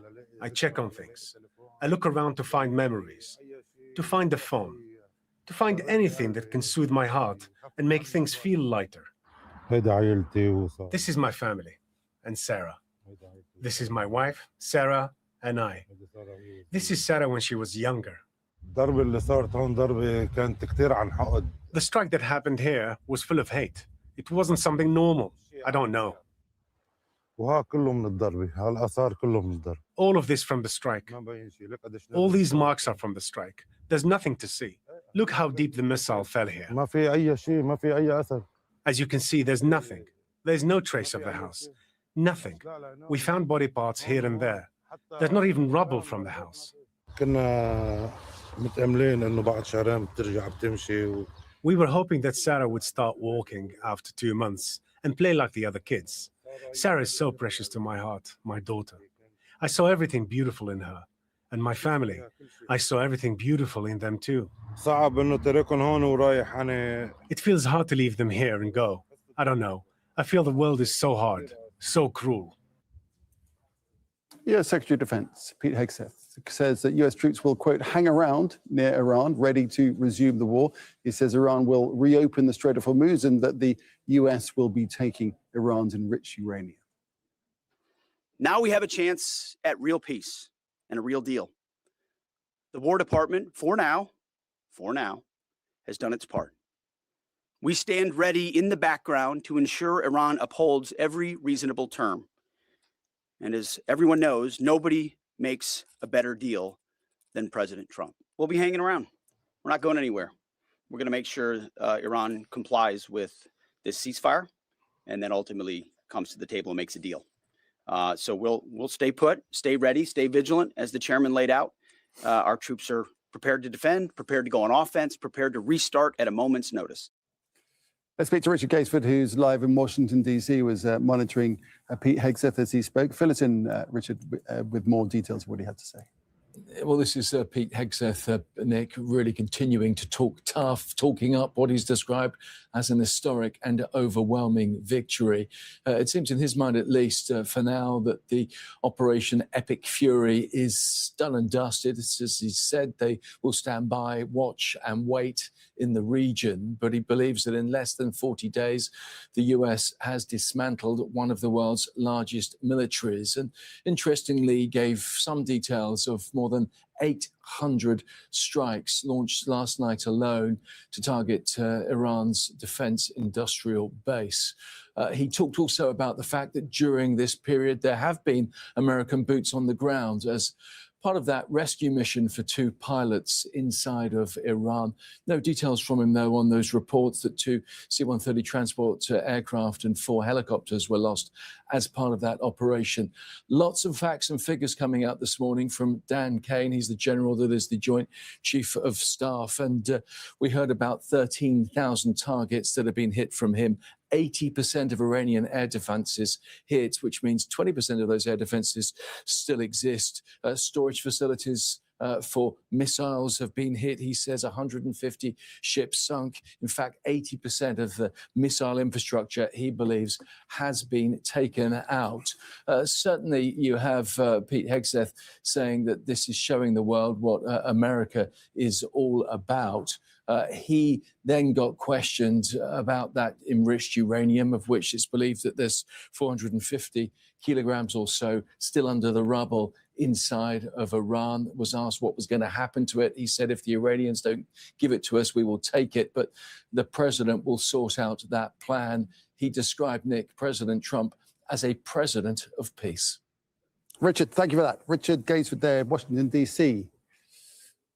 The Secretary General of NATO, Mark Rutte, also in Washington. He's due to meet Marco Rubio before heading to the White House. Manuel Rapallo is live for us in Washington, D.C. for us. And so, Manuel, Rutte has a way of, how should we put it, verbally massaging the U.S. president. But before that, he's meeting the Secretary of State. What's on the agenda? What's planned? That's right, Nick. It is indeed a diplomatic mission, as you say, to sort of massage that relationship into place here. This visit by the NATO Secretary General Mark Rutte to Washington very much is a recalibration of the relationship between the United States and NATO. This also comes at a time where President Trump himself has been openly frustrated over European allies not doing enough or not doing enough to either provide military assistance to the United States in its campaign against Iran or to secure the Strait of Hormuz. In just the last hour, we saw U.S. Secretary of State Marco Rubio and Mark Rutte appear for a photo op right before their meeting. They did not, unfortunately, take any questions from the press. So what we can tell you is that the U.S. has reportedly been signaling that NATO countries have not done enough to support the United States in terms of alliance, not providing their equal share. And so what we're hearing from the United States is signaling that countries need to do more to boost weapons production, to do more economically, to do more militarily. One might argue that this visit by Mark Rutte is to set the tone for how this relationship between NATO and the United States is going to go moving forward. This is a relationship that's already changed. It's a relationship that continues to evolve. For Mark Rutte, this is very much a mission to balance both the demands by the Trump administration against the divisions that we're seeing internally within European countries, balancing those two things without allowing those differences to fracture the alliance itself. So what we're likely to see come out of this is a NATO that is more self-reliant, European countries that will do what President Trump might characterize as lifting more of an equal share of the responsibilities that this alliance is going to require. That's what we are expecting to see as a result of this trip. But again, Mark Rutte, former Dutch Prime Minister, NATO Secretary General, not only meeting with Marco Rubio here in the State Department, but also meeting with senior White House officials like Secretary of Defense Pete Hegseth and President Trump himself. At some point later today, we are expecting to hear some sort of announcement, some sort of speech by the NATO Secretary General, but very much, as we said before, a sort of mending and recalibration of that relationship that exists within this alliance. And we'll keep a close eye on those meetings as they happen. And Manuel, thanks very much. Manuel Rapallo there. British Prime Minister Keir Starmer travelling to the Gulf on Wednesday. Downing Street says he'll meet with leaders in the region in an effort to bolster the ceasefire. And in Paris, the French President Emmanuel Macron welcomed the deal, the ceasefire deal, calling it a very good thing. Regarding the Strait of Hormuz, Iran has announced its readiness to reopen it, which is a positive development. We have been working for several weeks to mobilize our partners in Asia, Europe, and the region. Around 15 countries are currently mobilized and participating in the planning, led by France, to enable the implementation of a strictly defensive mission in coordination with Iran, when the conditions are right, to facilitate the resumption of maritime traffic. To Sonia Gallego in London. And Sonia, so the ceasefire deal being welcomed in Europe.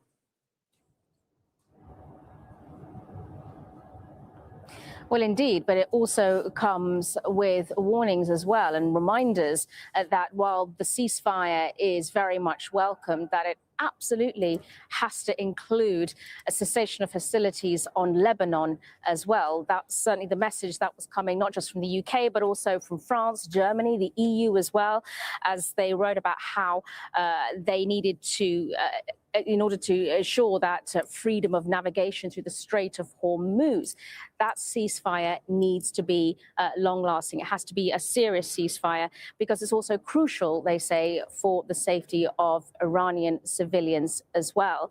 That cautious message was also echoed by the UK Foreign Secretary Yvette Cooper, who said, again, that while the ceasefire was welcomed, it absolutely has to call for an urgent end to those hostilities in Lebanon too.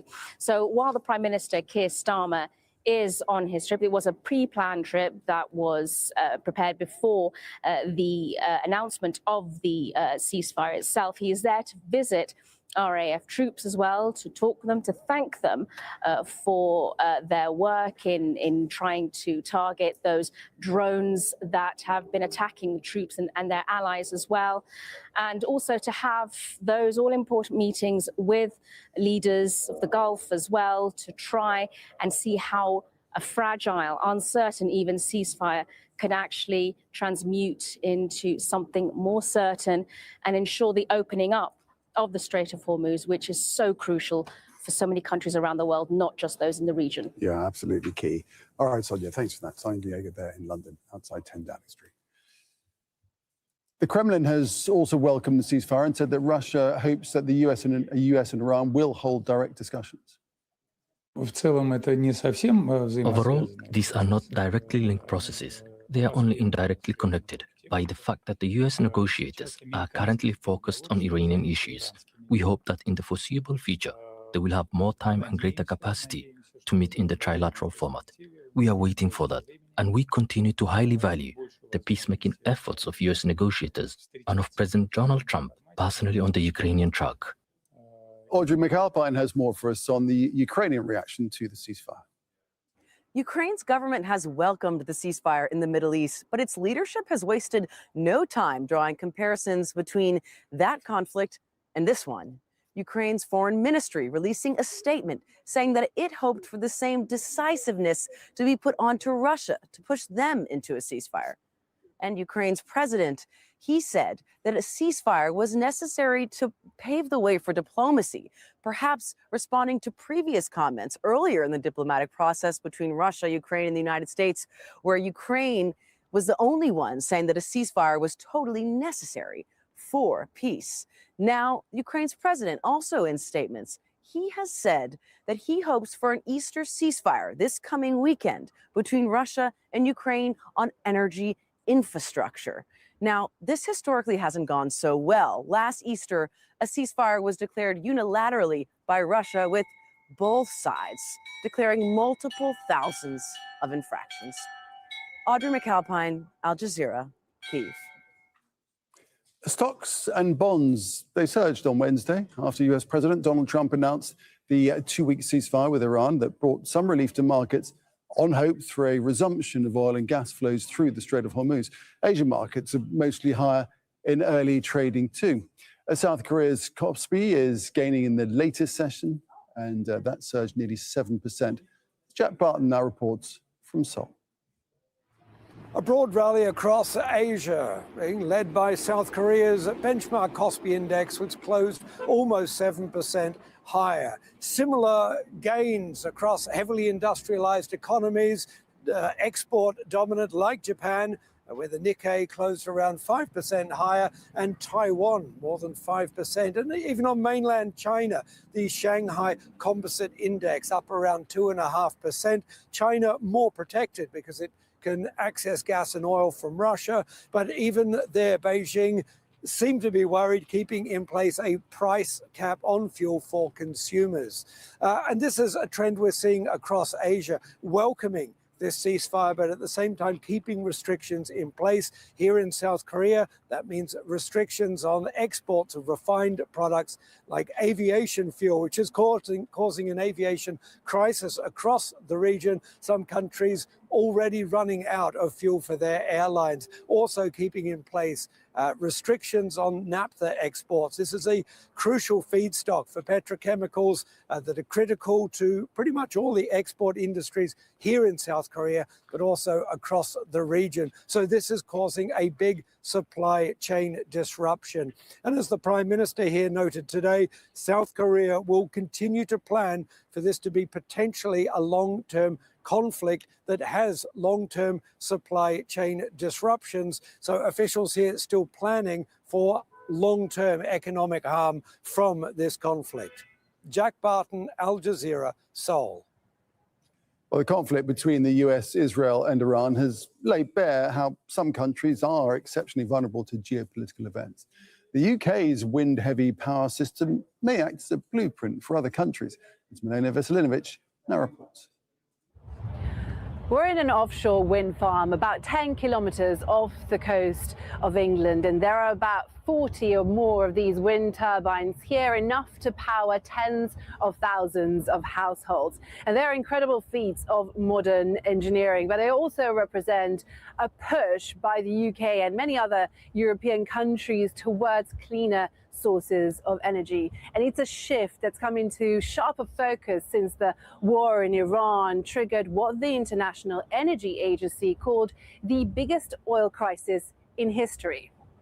The UK has already been making strides in the green energy arena, with renewables supplying almost half of the country's electricity in 2025, with wind power leading the way, generating nearly a third of all electricity. And when you include nuclear, low-carbon sources account for nearly two-thirds of the total supply of energy. But there are some who also say that it's risky to rely on variable energy sources like the wind. The opposition Conservative Party here in the UK wants more drilling in the North Sea. Some experts, though, say that that wouldn't necessarily lower household bills. And climate advocates also argue that by investing into the green energy infrastructure, it's not just good for the environment, but also helps protect countries against any future oil prices and against a sometimes volatile supply chain. Milena Veselinovic, Al Jazeera, off the coast of England. To Bangladesh, which is battling its worst measles outbreak in years. That's killed at least 100 children in less than a month. The government has launched an emergency vaccination campaign. According to the UN, 95% of the population has to be vaccinated in order to stop the disease from spreading. Tanvir Chowdhury has this now from Dhaka.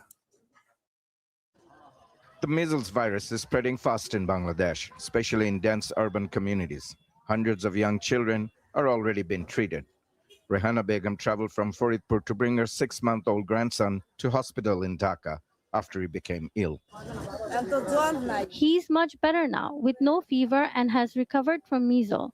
He still has some mild congestion, but overall his condition has improved. Health officials say routine vaccination could have prevented many of these measles cases. The virus can lead to severe complications, including pneumonia and brain swelling. Many children who became ill are never tested, meaning some die before they're even diagnosed. It's a highly contagious disease, spreading through droplets from coughs and sneezes. The surge began during the Eid holidays when large crowds gathered and many people didn't take proper precautions. As a result, the outbreak spread rapidly. Authorities say the surge has been driven in part by a gap in vaccination. In 2024, political unrest delayed the official immunization campaigns. And now an emergency response is underway. With support from United Nations agencies, the government is launching a vaccination drive. It is targeting more than 1.2 million children, starting in the hardest hit areas. We will continue working without interruptions, standing with the people and carrying forward our vaccination efforts to prevent such outbreaks from happening again.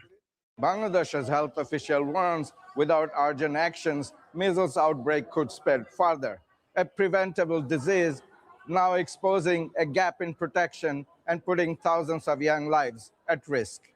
The outbreak is a stark reminder of how quickly a vaccination gap can become a crisis. Tanvi Chaudhary, Al Jazeera, Dhaka. Just going to take a break for a couple of minutes. Stay with us. We'll be back with the latest on the 2-week ceasefire in a couple of minutes.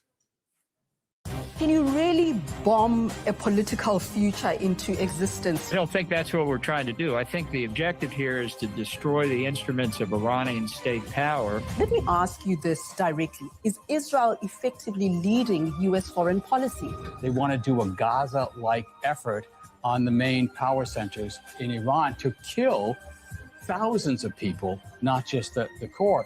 Upfront tackles the big issues only on Al Jazeera.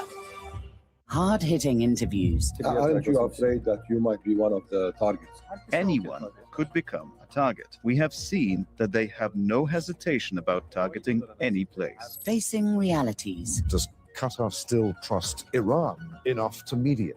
Let's say that this aggression brings a benefit for no one. Thought-provoking answers. How many have been displaced inside Iran? I've heard 3 million.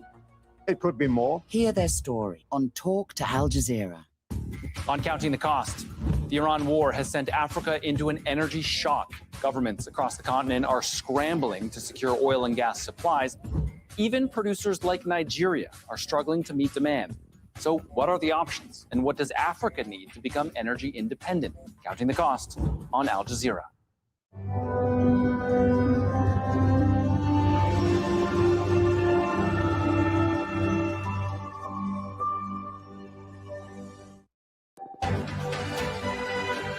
And good morning.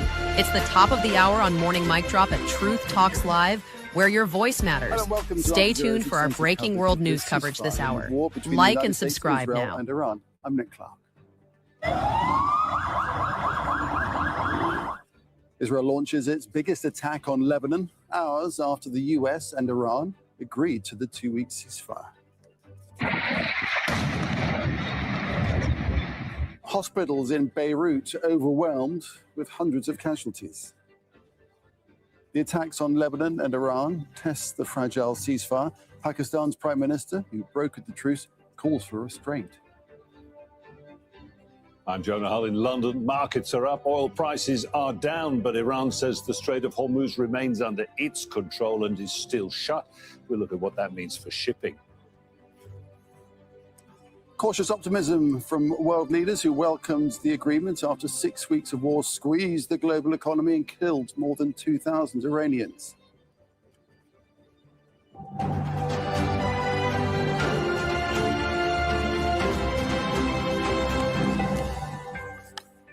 So it was meant to be the first full day of a ceasefire in the Middle East, but just hours after a 2-week truce was declared between the United States and Iran, Israel has launched its most devastating attacks on Lebanon since the war began.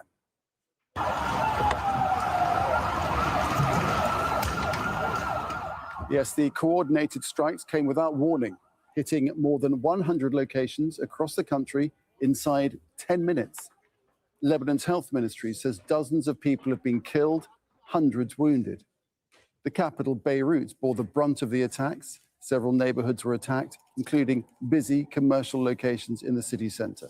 Israel says its war with Hezbollah is not part of the truce agreed on Tuesday. It's one crime after another. There are martyrs, God bless them. The state has to do something. It can't stay like this. It's a residential area. There's nothing here. Why does it need to be damaged like this? Rescue teams in Beirut have been rushing the injured to hospitals that are already overwhelmed with the sheer number of casualties. And the search is on for people trapped under the rubble of destroyed buildings. Beyond the capital, Israel also launched strikes on the Bekaa Valley and the southern city of Sidon, where 8 people were killed, 22 others were wounded. The city of Tyre was also attacked.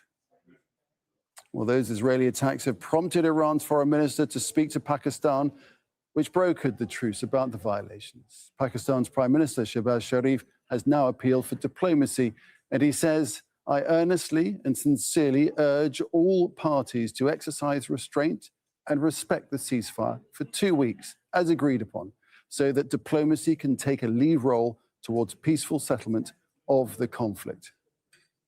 Okay, we're live in Beirut, in Tyre, in southern Lebanon, near Ramallah, in Tehran, and in Washington, D.C. But first, let's head to the Lebanese capital of Beirut and speak to Malcolm Webb. So, Malcolm, just give us the very latest. Describe the scene where you are.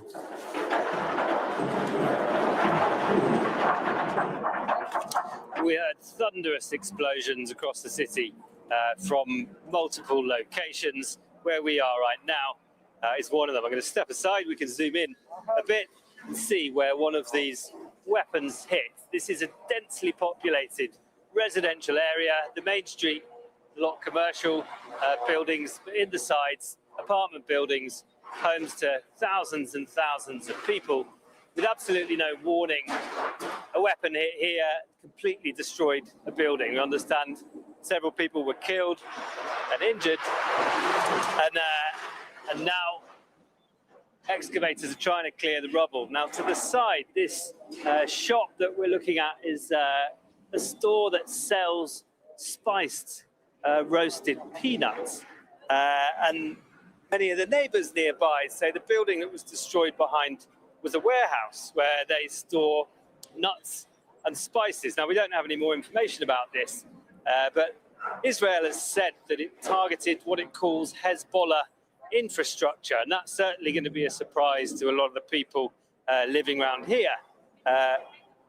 Following the targeting of this building, whilst many of Israel's previous strikes have been in areas which are known to be Hezbollah strongholds, many of today's strikes, including this one here, is an area that's not widely seen as a Hezbollah stronghold at all. And without any warning, many of these attacks, of course, almost all of them caught people completely by surprise. And that's had a devastating effect. The Lebanese Red Cross says that many people have been killed, many people are injured. We're still waiting for the numbers. Right, and on that, hospitals in Beirut, it is said, are overwhelmed with just hundreds of casualties. Any clues to how they're coping?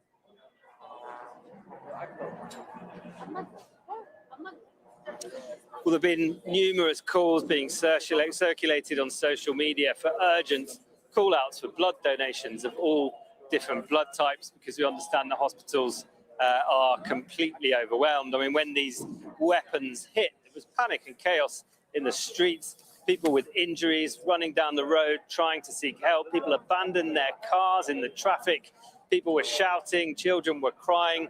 It caused scenes of total panic in places which people didn't expect this to happen at all. After 6 weeks of conflict, a lot of the attacks have been targeted in southern Lebanon and in Beirut's southern suburbs. But today, in about a dozen locations across the city, including here in central Beirut, they're taking people completely by surprise.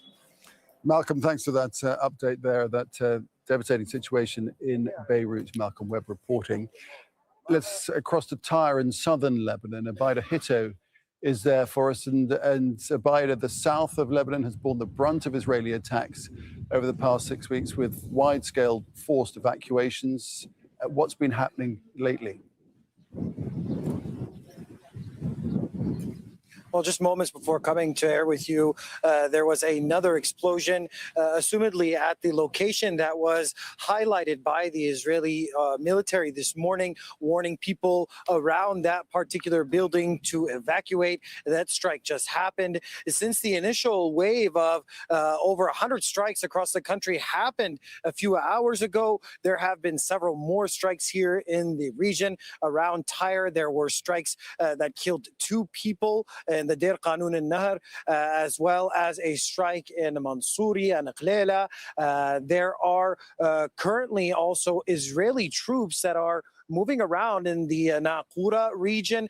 We saw some demolitions happening in Naqoura, a huge explosion, but it was reported by the Israeli military itself that they were carrying out demolitions there, a tactic, a systematic demolition of neighborhoods and civilian infrastructure in these border towns and villages to basically make these places unlivable and to prevent the return of their residents. The situation remains tense. I've seen over the last several hours people trying to check up on their family members, some of them separated.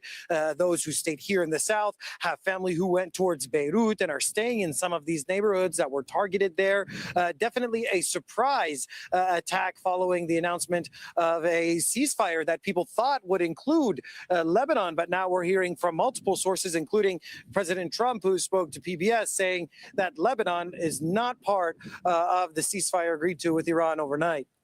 And at debate earlier in the day, we were reporting a very different situation with some of those displaced actually returning home in the south of Lebanon.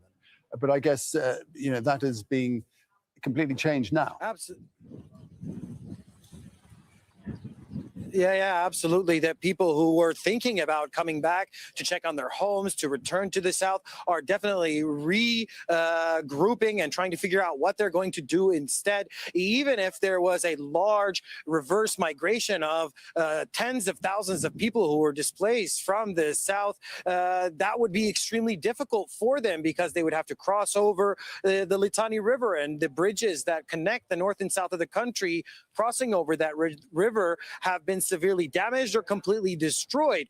So it would be a logistical nightmare for tens of thousands of people to come down here all at once. But after those strikes, it seems like most people are trying to figure out if it's safer for them to stay here or if they're going to go back to Beirut. But with these strikes happening in Beirut, I don't think that's an option either. And for most people today, the reality is that there is no safe place left for them here in Lebanon. Okay, leave it there for now. About a hitter there on the situation there. Very difficult situation in southern Lebanon. Israel's defense minister, Israel Katz, says that the military is targeting hundreds of Hezbollah members across Lebanon. The IDF carried out surprise strike on hundreds of Hezbollah terrorists at command centers across Lebanon. This is the largest concentrated blow Hezbollah has suffered since Operation Beepers. Head to Nora Day now, following developments from Israel, from near Ramallah in the occupied West Bank. So Nora, Israel, it seems determined to continue on the Lebanese front, saying it's targeting Hezbollah people.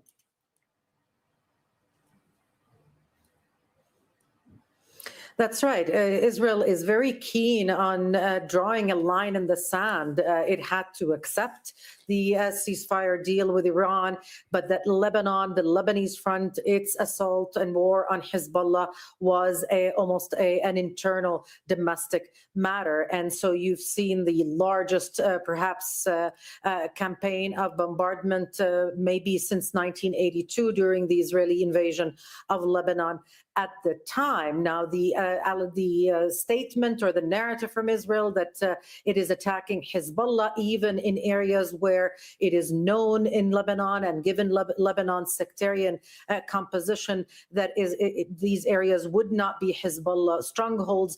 This is a line that we're seeing more and more of, Nick, an attempt to kind of signal that Israel will pursue Hezbollah, no matter where, no matter when, in Lebanon, and no matter the price to the civilian population in areas that wouldn't be part of the mosaic that would be supportive of Hezbollah. That is something that the Israeli Prime Minister would need to rely on at this point, because he is facing a lot of criticism about adhering to the ceasefire with Iran. Remember, he promised absolute victory to the Israeli public. He said that Iran is at the bottom, that Israel was at the top, turning into a super nation in the region and the world.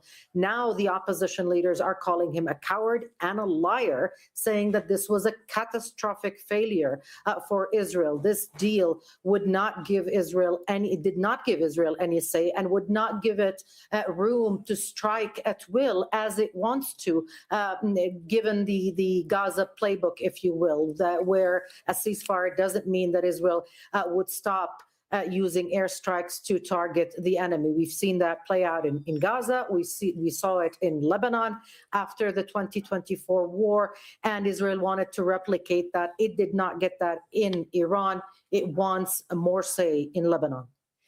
No, thanks for that, Nora Day, reporting there from near Ramallah.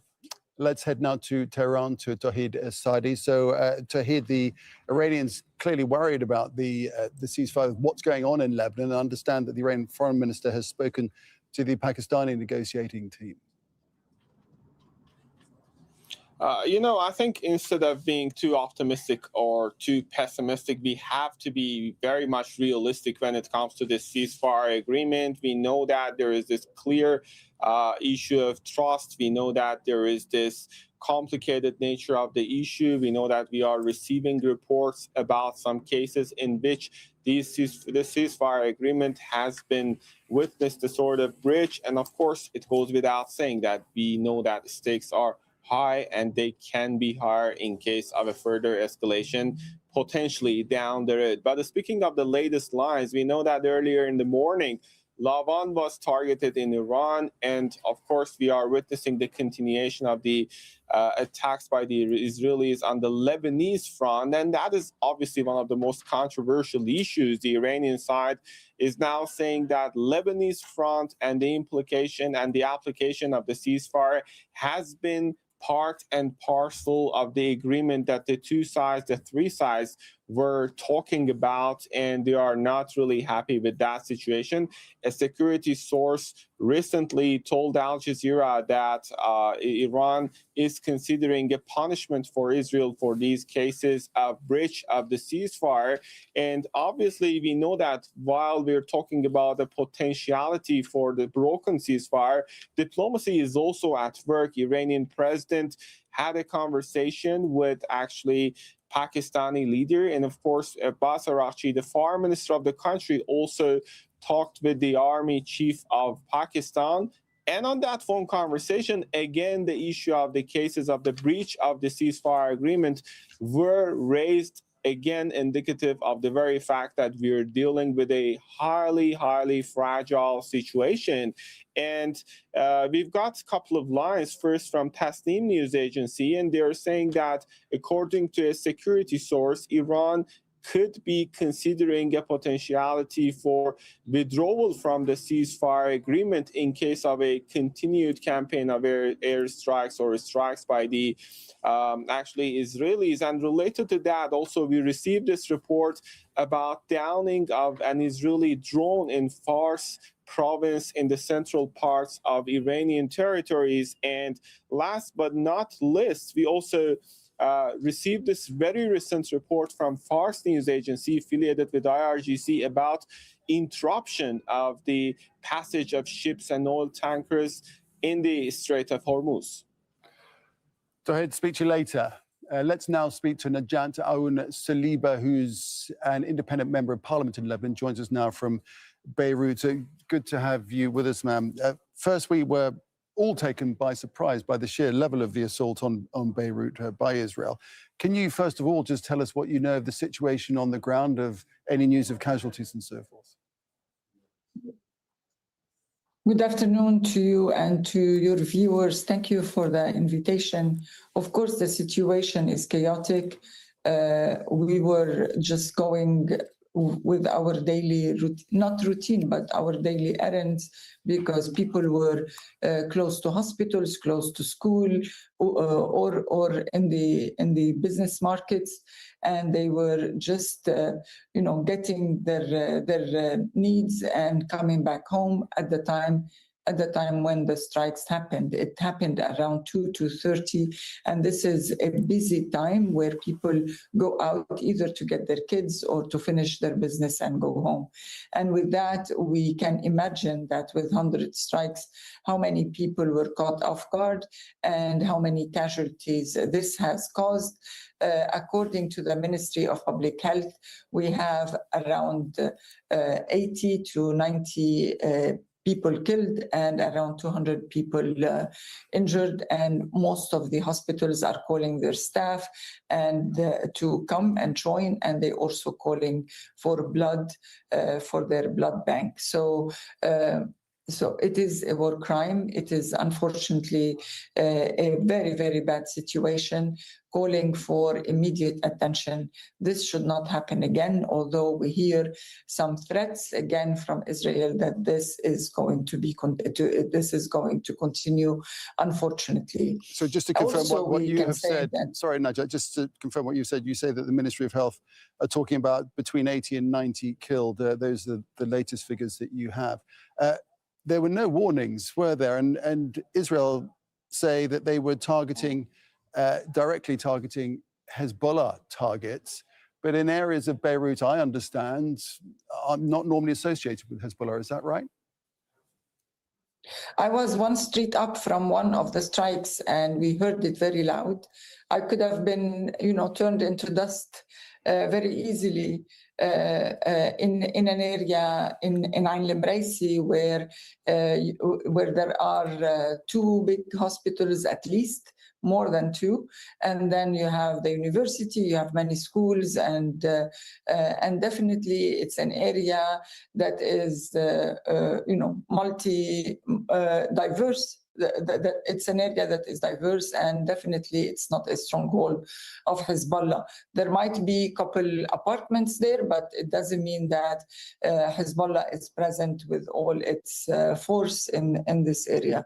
So no, the areas that were hit are a bit away from the Dahi. They're not the places where we can find lots of Hezbollah presence, and this is why people were going by with their normal business in order for them to get home early. And this is how it has been recently. After the war started, people go in the morning up until noon or little early in the afternoon to get their errands, and then they come back home early to hide from any potential airstrike. Najat, the Israeli military has a habit of ramping up attacks, as we've seen with the experience of Gaza ahead of a ceasefire. Do you think this uptick may represent such an occasion? Well, we don't know. In the morning, we received very conflicting messages. Iran was saying that Lebanon is included in the ceasefire. Israel was insisting that the ceasefire does not include Lebanon.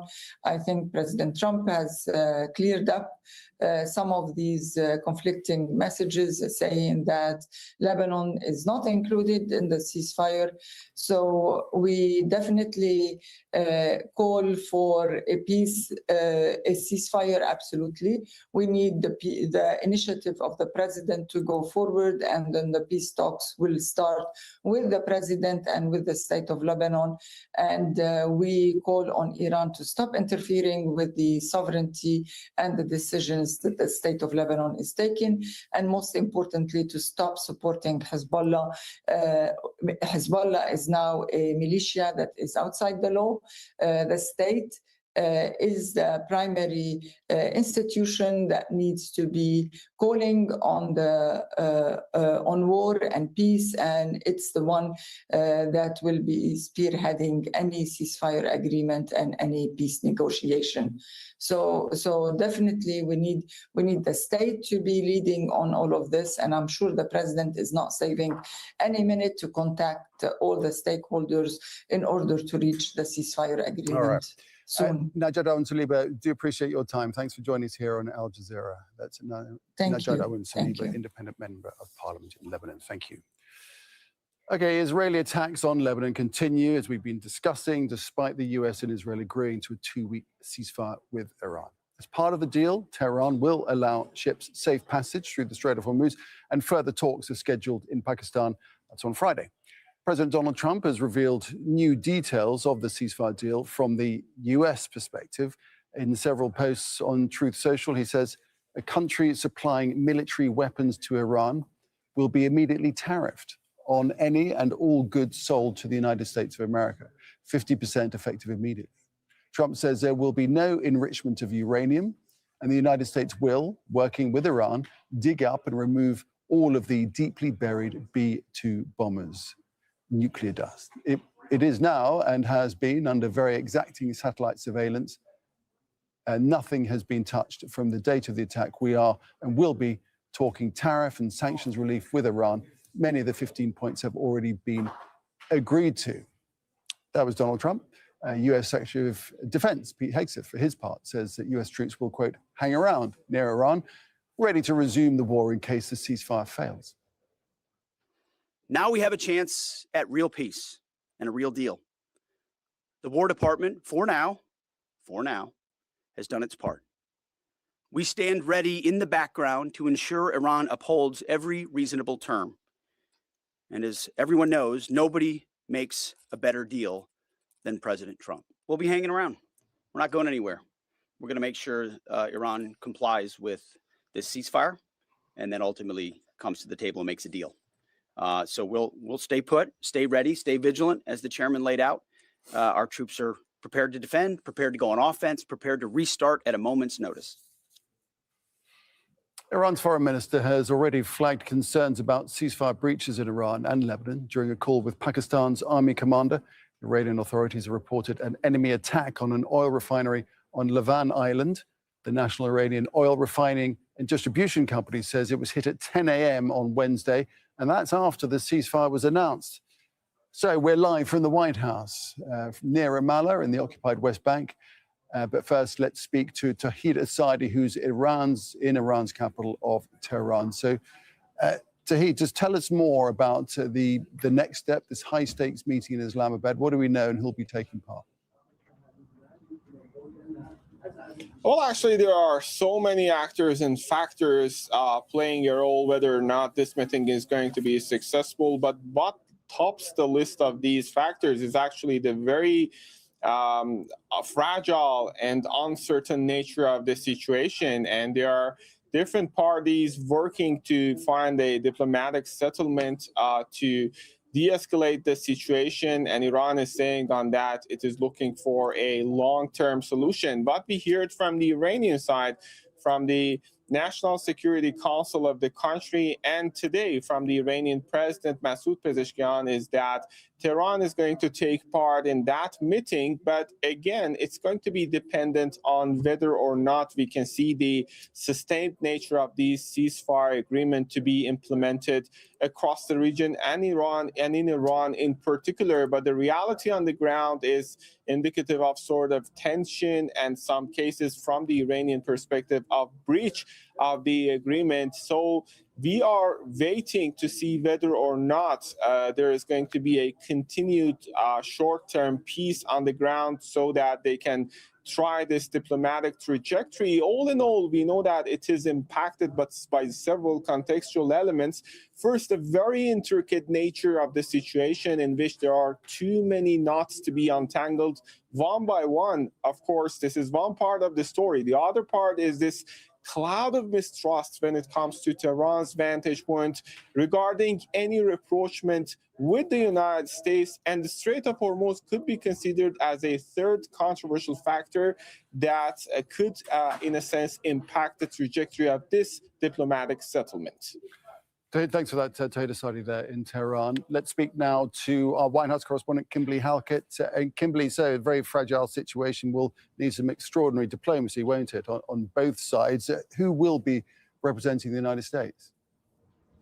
That is a detail that is still being finalized. What we know is the White House has said that there is effort underway to firm up the delegation, but so far nothing is final. So being very tight-lipped on what that delegation will look like. What we know is during the conflict that there had been some discussion with Iran through intermediaries that was led by the Middle East envoy Steve Witkoff, and the broader negotiating team included Jared Kushner as well as the Vice President J.D. Vance. Now, what we expect is that J.D. Vance will be leading these discussions and will be supported by Witkoff and Kushner.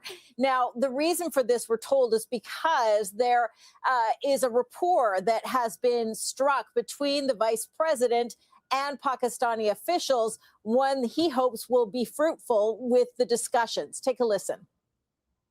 If the Iranians are willing in good faith to work with us, I think we can make an agreement. If they're going to lie, if they're going to cheat, if they're going to try to prevent even the fragile truce that we've set up from taking place, then they're not going to be happy. Because what the president has also shown is that we still have clear military, diplomatic, and maybe most importantly, we have extraordinary economic leverage. So the president has told us not to use those tools. He's told us to come to the negotiating table. But if the Iranians don't do the exact same thing, they're going to find out that the president of the United States is not one to mess around. He's impatient. He's impatient to make progress. He has told us to negotiate in good faith. And I think if they negotiate in good faith, we will be able to find a deal. But that's a big if. And ultimately, it's up to the Iranians how they negotiate. I hope they make the right decision.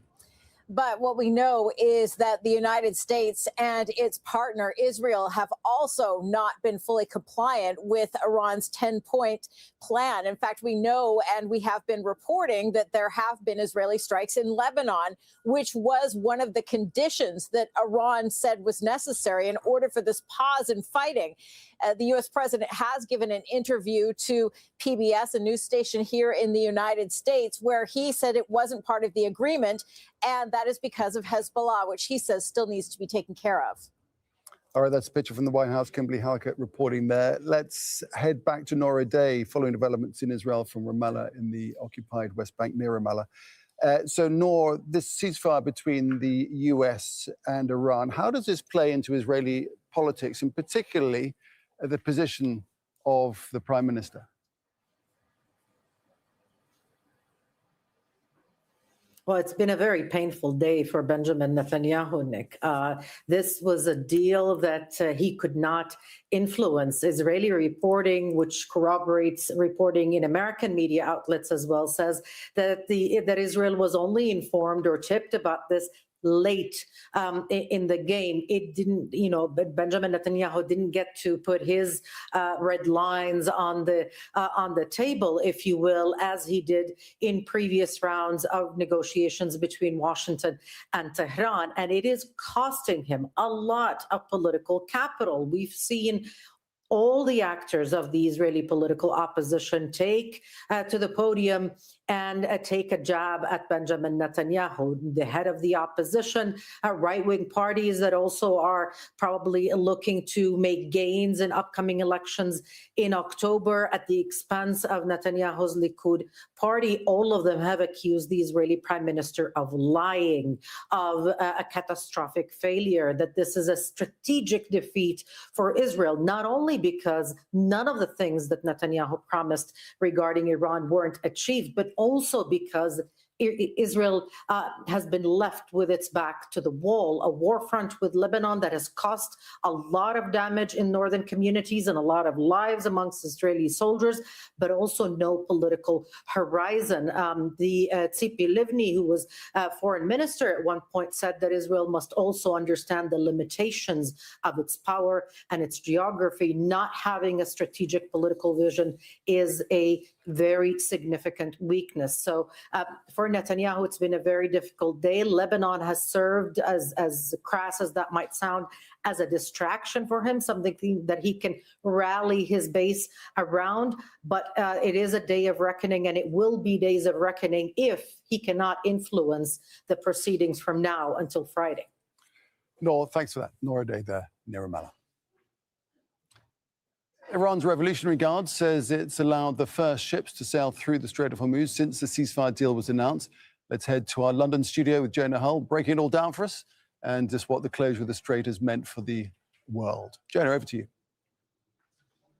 Hello there, and welcome to Al Jazeera studio here in London, where we're assessing the economic impact of the ceasefire. Global shares surged on the news earlier, with stock markets opening higher in Europe and the US after sharp rises across Asia.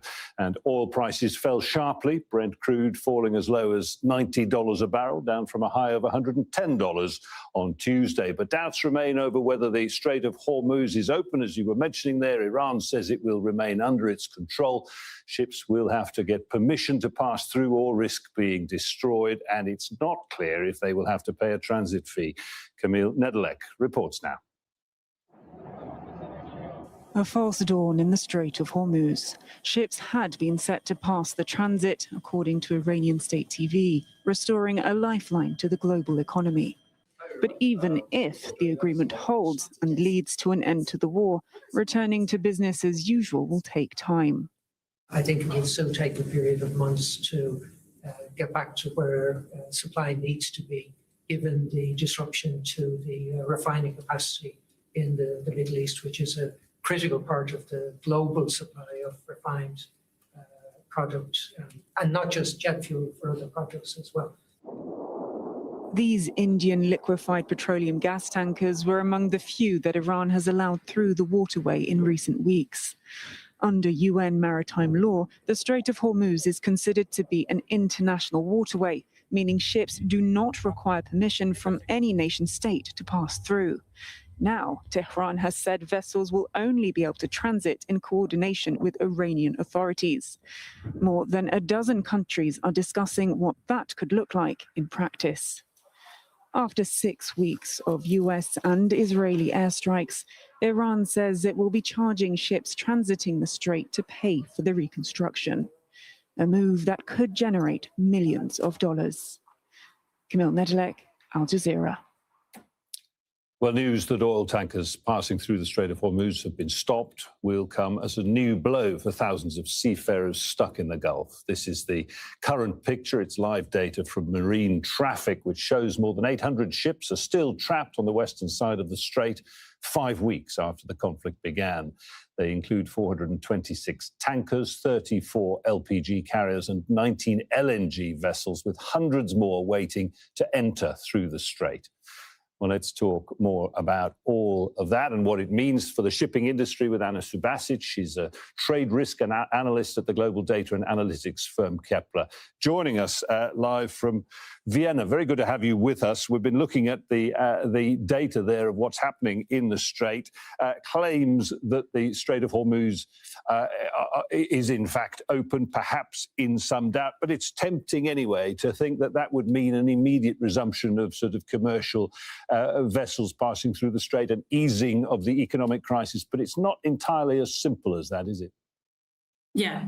Hey, Jonah, and thanks for having me. So I think the idea is that the ceasefire may be in place, but it is quite conditional, and the market is very much treating it that way. So we did see some premium on the prices come out of the oil prices today, but it does come to actual movements through the Strait of Hormuz. We really aren't seeing a significant upkeep of that. So Iran is still effectively controlling the pace of the passings.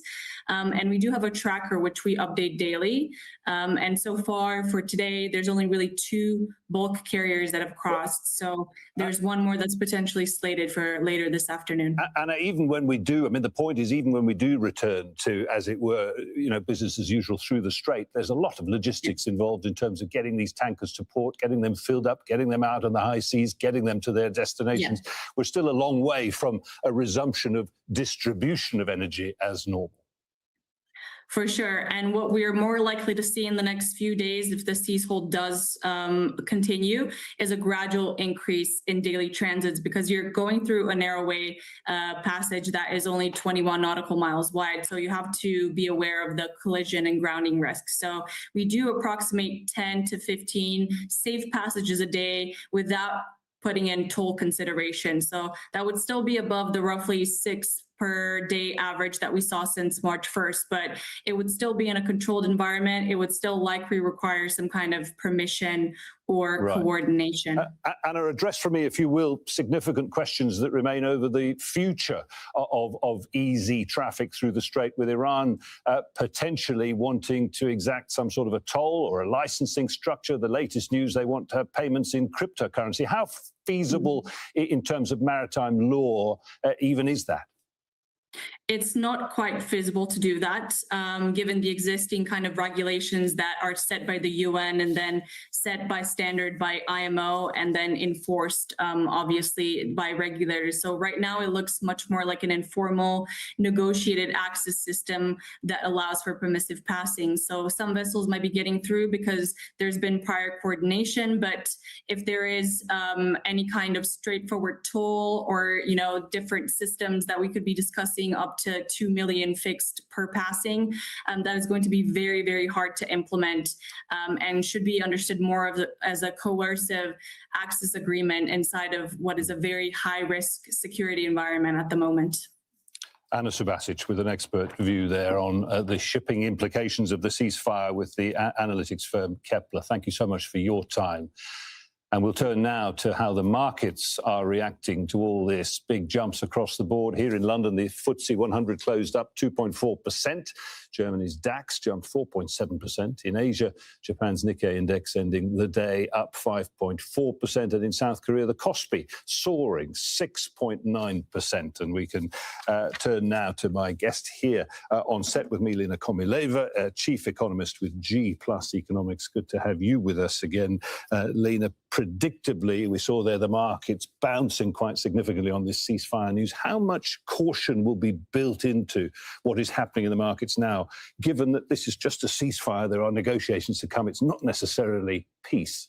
Precisely, Jonas. I think what we can't forget is that markets have been grappling with this very tense dynamic for the last 3 weeks since the wholesale destruction of energy infrastructure in the Middle East region began, really. A dynamic between very uneasy negotiations and very quick, dramatic escalation. So the fact that the US has now taken an off-ramp out of the war is giving markets some hope that we are past the worst of the war risk premium, and that is technically lifting prices as insurance for catastrophe, if you like, scenarios for the global economy is declining. But of course, there are many moving parts here. It is a fragile ceasefire. It is clear for any Iran war watcher. And it is also clear that for the other Middle Eastern agents in this war, it remains to be seen whether they will adhere to something of a lasting ceasefire, let alone lasting de-escalation. Indeed.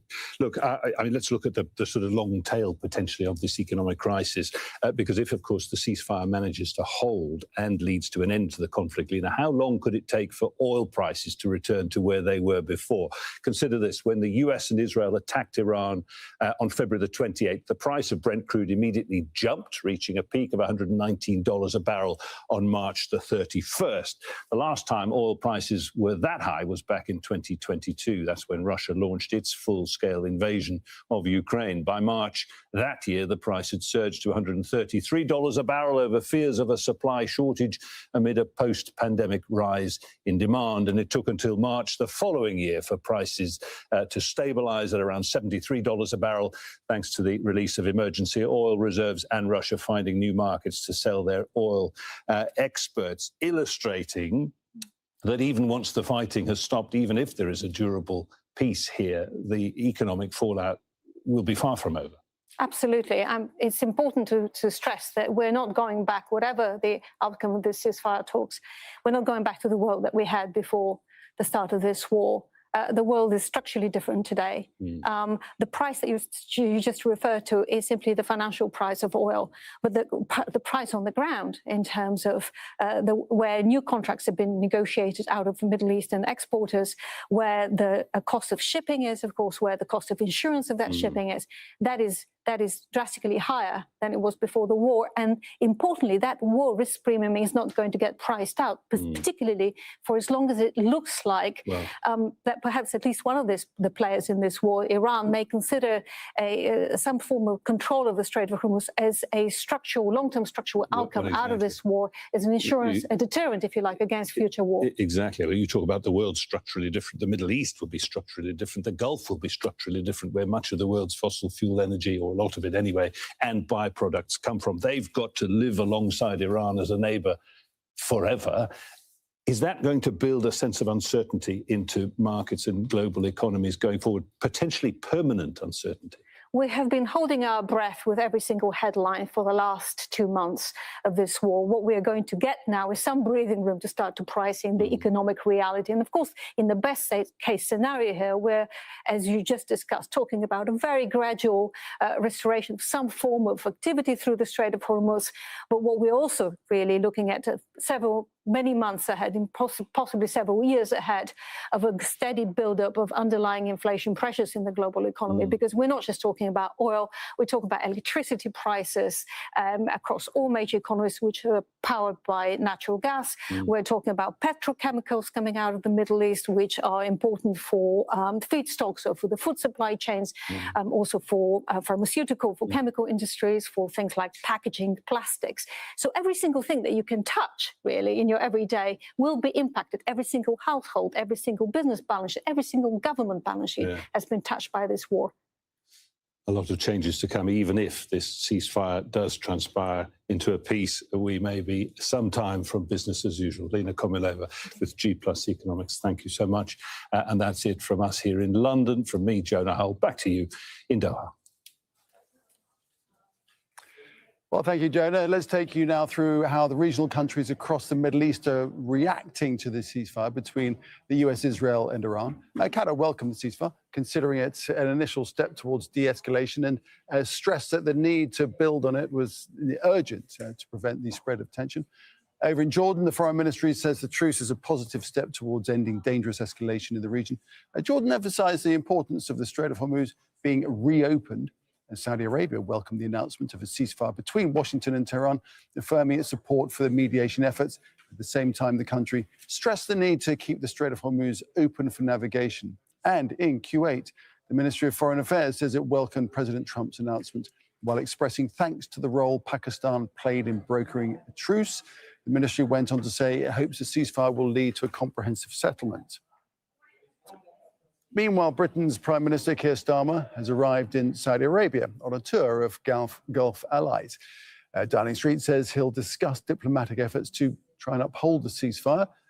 Zain Bezravi is in Dubai. So, Zain, what more do we have on Keir Starmer's trip to the Gulf? Well, we understand that he is currently in Saudi Arabia. He's expected to visit a military base where they were housing Royal Air Force Typhoons, which were very significant in assisting Gulf countries in their air defenses.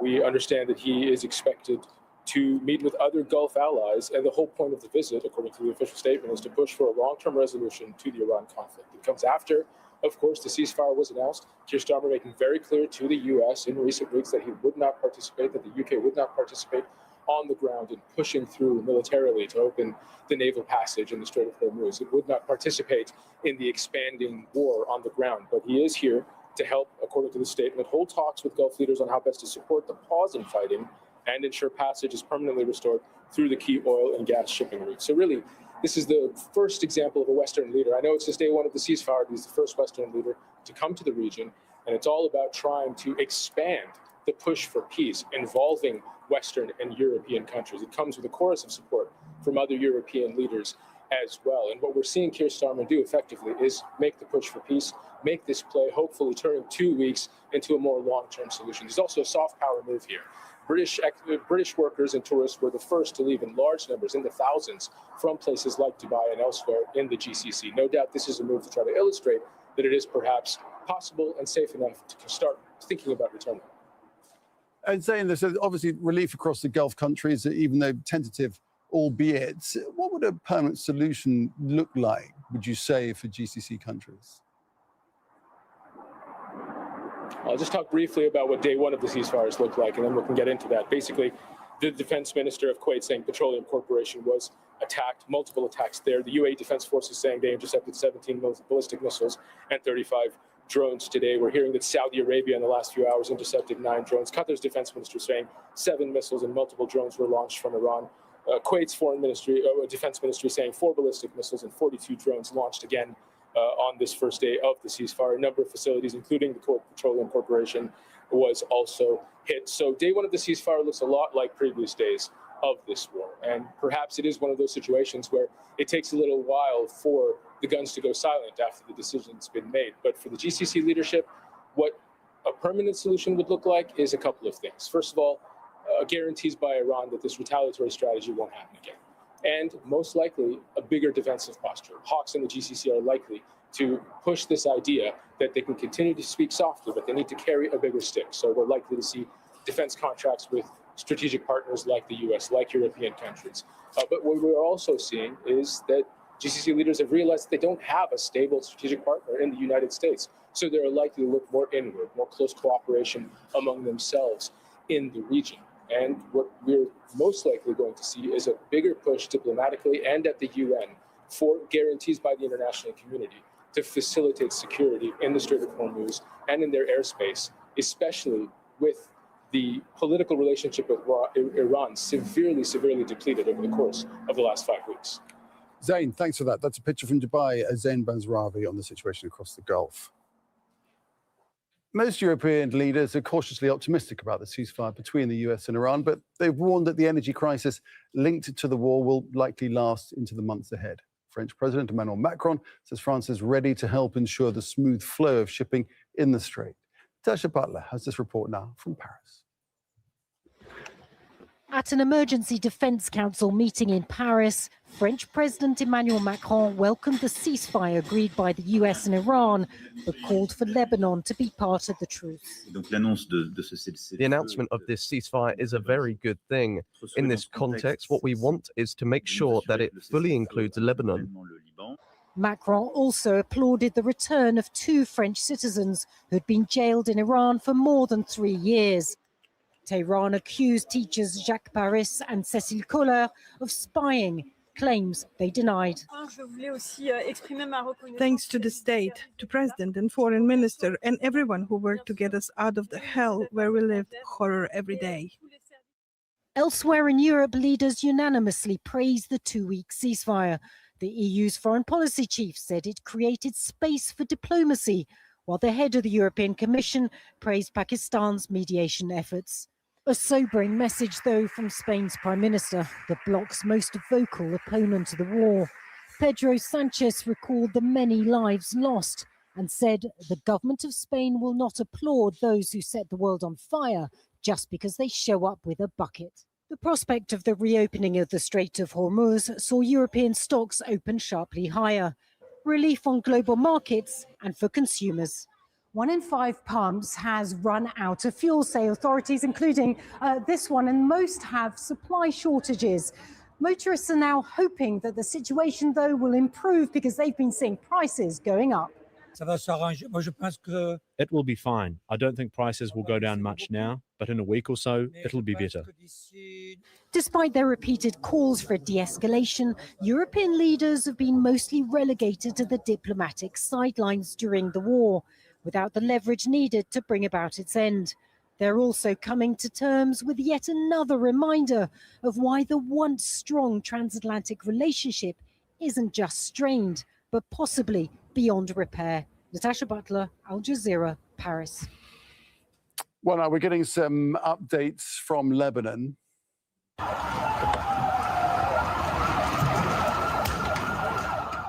Yes, the health ministry is saying that Israeli attacks have killed nearly 90 people in those devastating strikes across the country. The coordinated strikes came, as we've been hearing all the way through this program, without warning, hitting more than 100 locations across the country within 10 minutes. The capital, Beirut, bore the brunt of the attacks. And those attacks on Lebanon happened despite the ceasefire. So let's take a closer look at Iran's 10-point proposal to end the war. Trump said it's workable. It includes a commitment from the US that there will be no further attacks, a continued Iranian control over the Strait of Hormuz, acceptance of enrichment, likely referring to its nuclear development program. Iran is also demanding the lifting of all primary and secondary sanctions, an end to all UN Security Council resolutions against it, and an end to resolutions by the International Atomic Energy Agency, the UN nuclear watchdog, that is. Iran wants to be compensated for the damage caused by the war and for US forces to withdraw from countries in the Gulf region. And Tehran says the end of hostilities must extend across all fronts, including the fighting against Hezbollah in Lebanon. And finally, it's calling for international guarantees to enforce and uphold the agreements. There's a lot in it. Let's discuss it with our guests. Joining me here in the studio, Paul Musgrave is an associate professor at Georgetown University in Qatar and a US foreign policy analyst. Welcome, Paul. Mohammed Al-Hashimi is a strategic affairs and energy expert. Good to have you with us, Mohammed. Paul, if I could start with you, what do you think chances of this ceasefire holding if, first of all, if Israel is able to continue its assault on Lebanon in the way that it is? There's a lot of ways that this ceasefire deal could fall apart. The Iranians have asked for a maximalist list of demands with which to begin these proceedings, and Israel wasn't a party to these talks. Israel doesn't feel bound by these talks, and Israel has been a difficult ally for the United States during this war from the beginning, and not having been consulted, not having been a party to this, I don't think that the Netanyahu government feels much of an obligation. We already know from reports coming out of Pakistan that there are signs that the deal may be falling apart already, that the meeting in Islamabad may be endangered, and certainly Israel doesn't seem to have slowed down in southern Lebanon as this deal envisaged. So I think that you've got to be a little bit pessimistic, and that's even before you get to the fact that today, as Washington wakes up, there's certainly going to be a chorus from the Iran hawk lobby, but also just from anybody with an interest in global stability about what some of these terms would mean for the United States, the Gulf, and literally the world. Mohammed, what's your sense of this? What chance of us getting to Friday, let alone 2 weeks' time, with a deal at the end of it? I think I completely agree with Paul, because at the end of the day, even the Gulf region wasn't, maybe consulted and wasn't part of the negotiations, and even some classic negotiators like State of Qatar announced that it's not going to be part of this negotiations that took place. I think it's a good sign. It will give several good signs for politically and also for the energy sector. But at the end of the day, it's not going to be sustainable. What the Gulf region was asking from day one was asking, especially Qatar, was asking for a sustainable long-term solution that takes into account the needs of the region and also the demands of the fighting party. And at the end of the day, it's not what others only want from the region, but what the region itself wants from itself. Sure, and we're hearing from Iran as well that there's potential for the ceasefire to be broken very early, just because of what's happening here. These are pictures of Beirut, of the situation in Lebanon, the devastation that's been cleared up. It's killed 89, 90 people so far. Hundreds are in hospitals calling out for medics to arrive and so forth. The dangers of this collapsing are severe, right? I would say that there is a lot of load being placed on a very flimsy foundation here. It looks to, by all accounts, that President Trump was looking for a way out of his self-imposed deadline. This came across the transom and he seized on it. But that doesn't mean that there was time to vet all of these 10 points. And when you look at these points, these are things that touch not just the immediate conflict, but they would go some way to establishing something that looks like Iranian hegemony over the Persian Gulf region. And that would be really difficult. We're talking about long-term transformations, not just in US policies or Gulf policies, but in the way that the entire world would do business. And that's just not something, I am an American, but I'm not speaking for the United States. That's just not something the rest of the world can accept, because we're talking about transfers on the order of tens of billions of dollars per annum to the Iranian government. That would lead to a recipe for continuing destabilization or some sort of enforced stability that could be really bad for the entire world. So I just think that if this is the basis for beginning consultations, that's one thing, but this cannot be the final deal.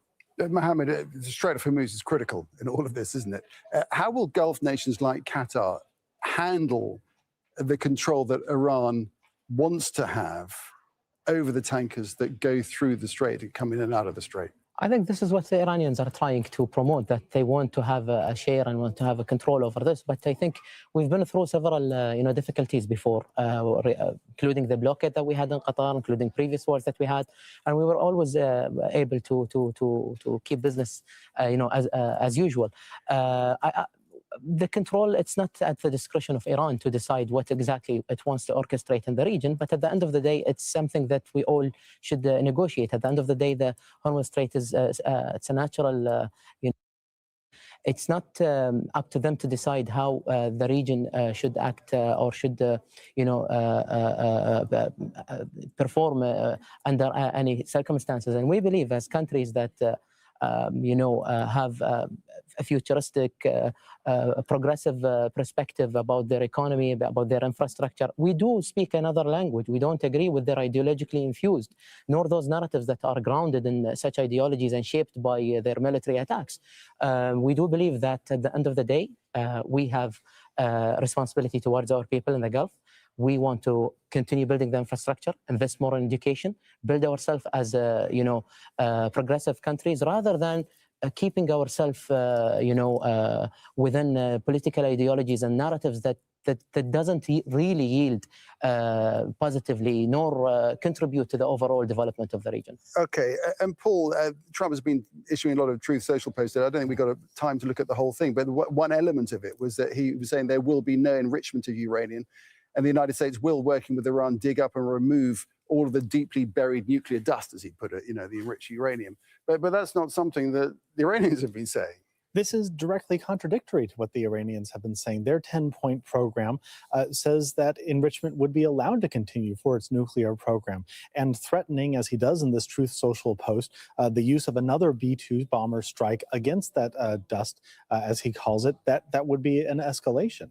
And I just think that when you look at the totality of what the United States could accept, not would be willing to accept, but could accept, you're looking at a list that I'm sure that President Trump jumped on as a way to avoid his deadline, but it's just not something that's any more than the beginning of negotiations. It's not the end. All right, gentlemen, we'll have to leave it there. Paul Musgrave and Mohammed Al-Hashimi, great to have you with us here in the studio. Thanks so much indeed for joining us. Okay, do stay with us. We'll be back in just a couple of minutes with the latest on the 2-week ceasefire between the US, Israel, and Iran. Rob Matheson will be joining you any second.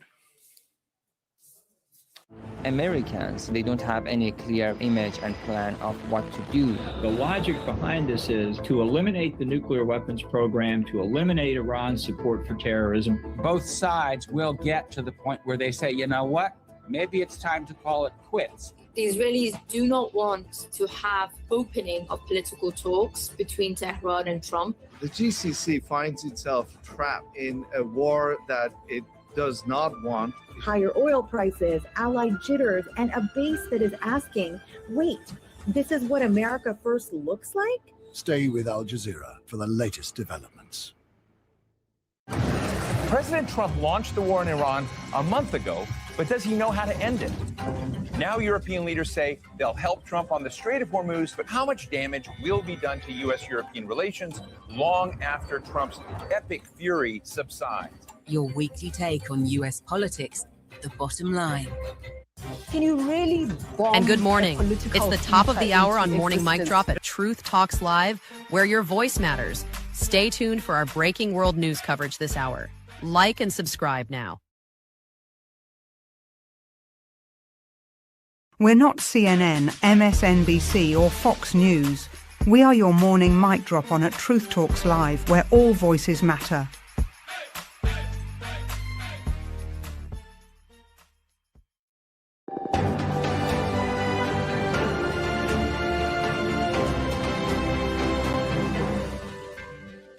Hello, I'm Rob Matheson. This is Al Jazeera live from Doha with an extensive coverage of the ceasefire and the war between the US, Israel, and Iran.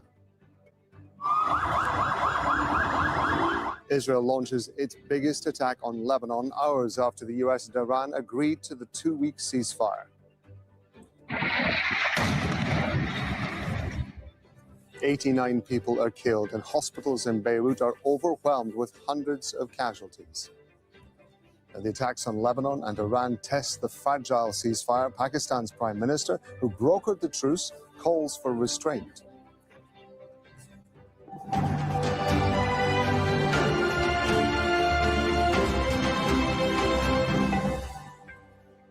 Now, Israel has launched its most devastating attack on Lebanon since the country was invaded more than 5 weeks ago. More than 100 strikes were carried out just hours after the United States and Iran declared a 2-week ceasefire. The Lebanese Health Ministry says at least 89 people have been killed, 700 have been wounded.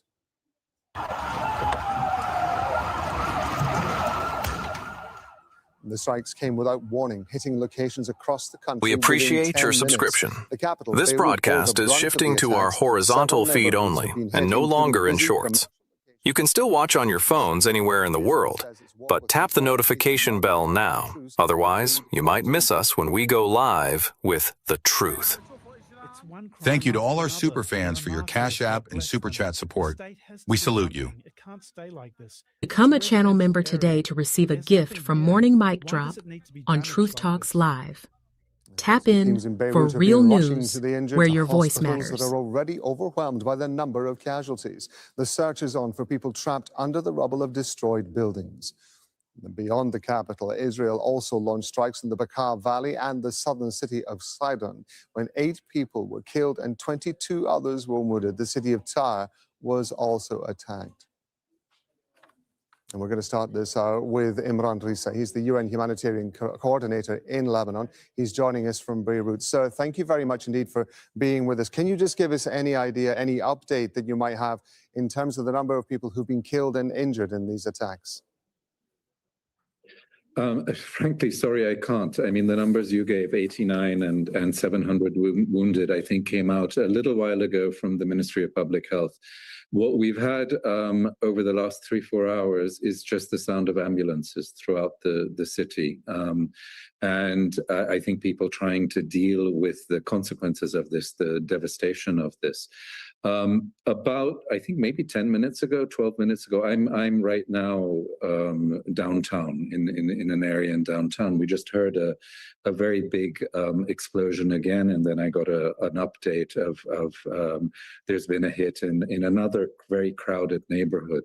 So whatever the numbers are right now, I think they're going to be far more than what you were saying before, and they continue to rise.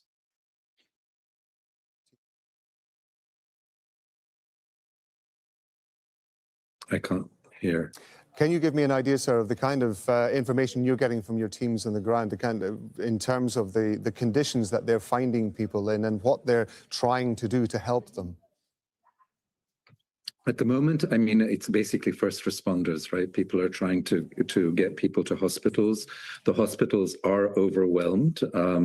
One thing just to maybe keep in mind is that the whole health infrastructure has been hit so hard by a whole series of crises in Lebanon, but also by the escalation, what happened in 2024. And over this past month of this current escalation, there have been a lot of attacks on healthcare as well. I was in a hospital a couple of weeks ago where all the doctors that I was meeting were themselves displaced. So you've had a huge amount of displacement. You have a very weak set of institutional strength to deal with these consequences. And now you have, I mean, an escalation upon another escalation. We thought this last weekend, the Easter weekend, was particularly devastating and bloody in terms of the number of casualties, the number of displacement orders that were taking place at that point. And then I think a lot of people today woke up with some sense of hope that maybe there is going to be some end in sight, even though overnight there were strikes. You mentioned the ones in Saida and also in Tyre. And then what happened this afternoon was just this, as I was saying, an escalation upon an escalation that has, I think, really shocked people at this time. And it's difficult to be shocked given the level of hostilities that everyone has been facing for now well over a month. I wanted to ask you about context, because for people who are watching around the world, can you give us an indication how what you and your teams are seeing now compares to incidents that they have seen over the many years that the UN has been working in Lebanon? What we're seeing right now, which is that a lot of these strikes are happening in very crowded areas in Beirut, in densely populated areas. At times you have these displacement orders, these sort of warnings that come. At times you don't. What has also characterize this current escalation is targeted assassinations in neighborhoods that generally people considered safe, that people considered would not be targeted. And there have been a number of these quite prominently recently. So it creates a sense of fear and panic amongst both host populations and the displaced. And that is a very, very dangerous dynamic. We appreciate, of course, that you and your teams are working very hard at the moment, and we're grateful to you for taking the time to talk to us. Imran Risa, thank you very much indeed. Thank you. Going to go to our reporters covering the story for us in Lebanon. Malcolm Webb is in Beirut. Obaida Khito is live for us in Tyre in southern Lebanon. Malcolm, we're going to start with you first. Talk to us about the kind of scenes that you have been seeing.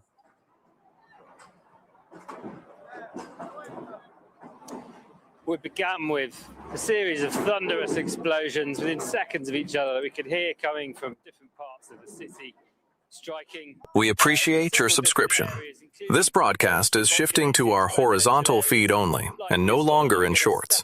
You can still watch on your phones anywhere in the world, but tap the notification bell now. Otherwise, you might miss us when we go live with the truth. Thank you to all our super fans for your Cash App and Super Chat support. We salute you.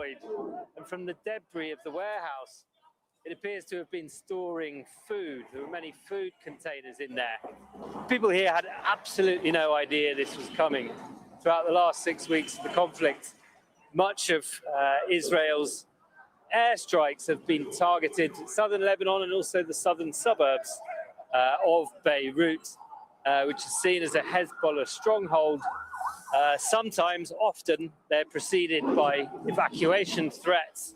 But today's strikes, whilst the Israeli military did issue an evacuation order for certain locations, not for the several locations across central Beirut, where people were taken completely by surprise with these extremely powerful weapons landing in densely populated areas, destroying entire buildings, cars. The emergency workers say several people pulled from the revel, some injured, others who have been killed, and that they're still looking for any survivors or bodies that they may find in the debris and what's left of that building. Malcolm, stay with us for a moment because we want to move from the attacks in Beirut to the attacks that have been happening in southern Lebanon. Obaida Khito is live for us in Tyre there. The south of Lebanon has borne the brunt of Israeli attacks with wide-scale forced evacuations. Talk us through what's been happening over the last few hours. Well, since that initial wave of strikes that happened, that hit not only Tyre, but the entire country at the same time happened a few hours ago, there have been ongoing strikes here in Tyre. Just before coming to air with you, there was another strike in Qulayla. This is a coastal region that has been the center of a fight between Hezbollah and advancing Israeli troops who reached a town called Bayada, and they've been exchanging fire with Hezbollah troops over the last week or so, very intensely. This airstrike happening after this massive attack that covered multiple locations throughout the country. The strikes that happened earlier this afternoon hit at least 30 different places in southern Lebanon, south of the Litani River. It's created a huge sense of panic here in the south. People were hopeful of a ceasefire announced overnight. There were even reports of people who were planning on returning to the south, but all of those hopes have now been shattered. And it's clear now that Israel is adamant about continuing its military operations here in southern Lebanon and possibly throughout the rest of the Lebanese territory, despite calls from Lebanese officials and other international officials for restraint and to actually go to the negotiating table. But what we have today is basically Trump Trump now admitting that Lebanon was never part of this ceasefire deal.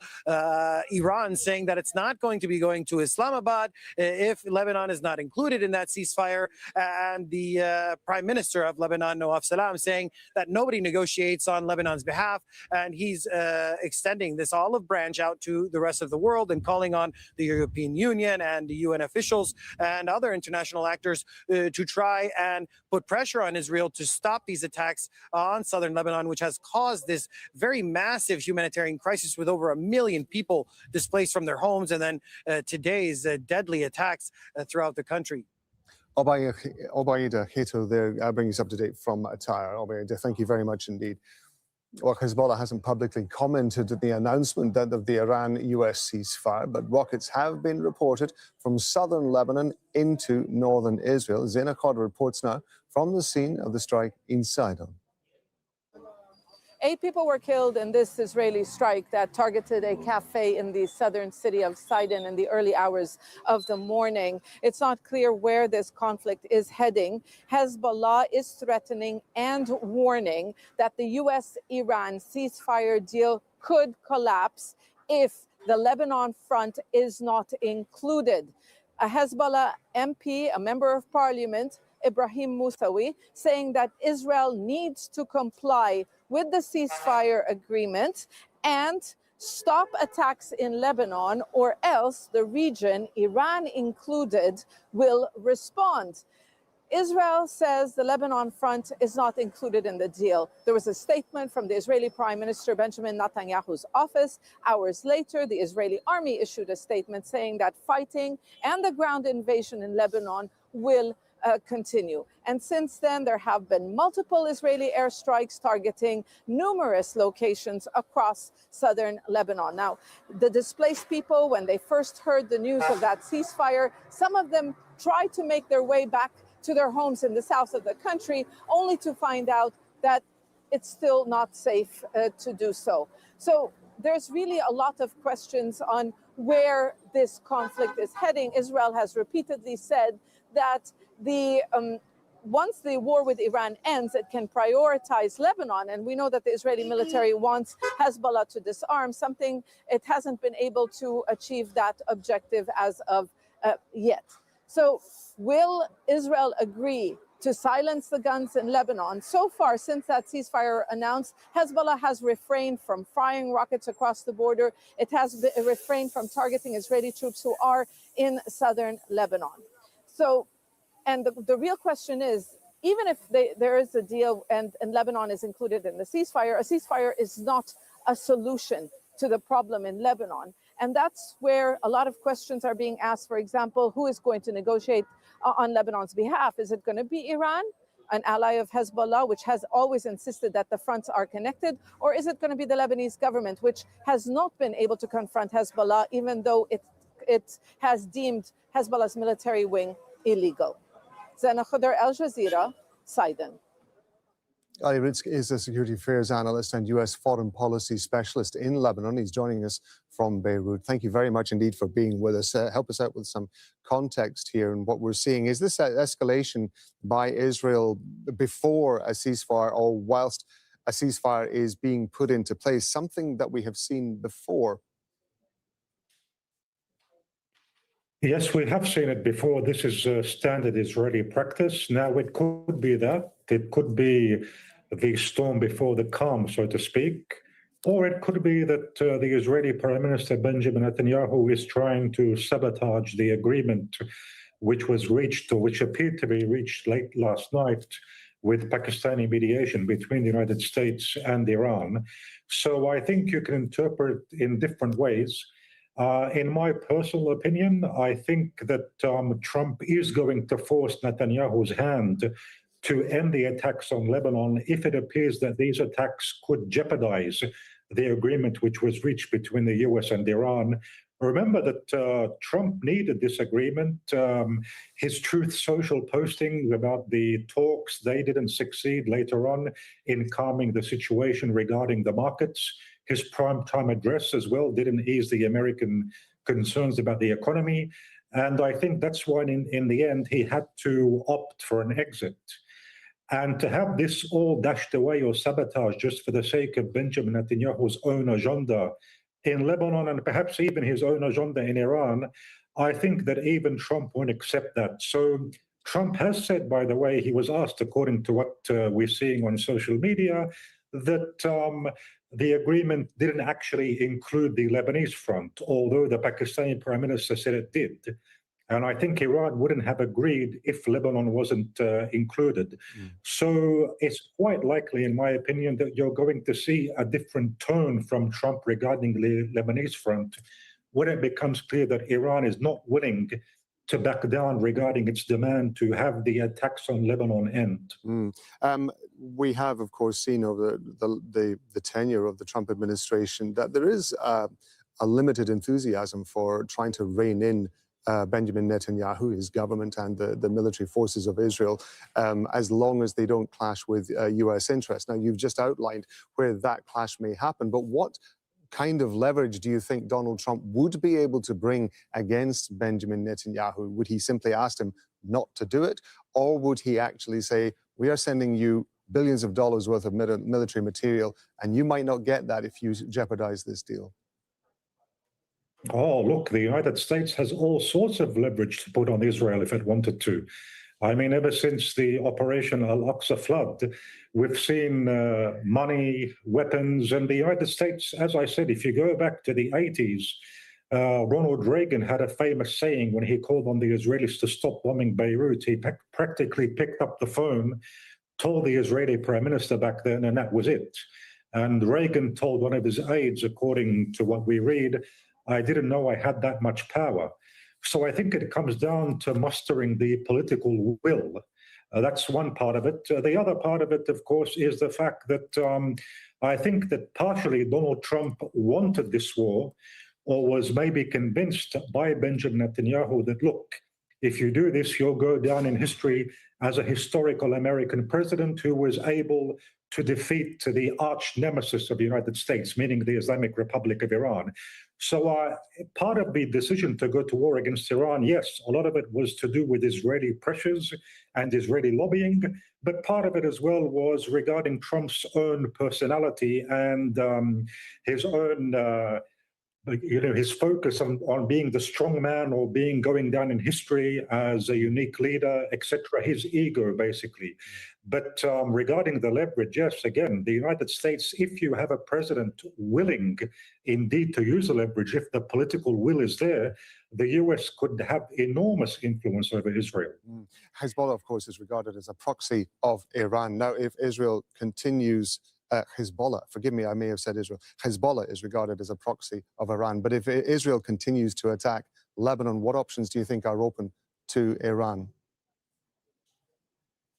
Well, basically, look, Iran has said that any ceasefire agreement must include Lebanon. You know, they said it before the agreement, they repeated it.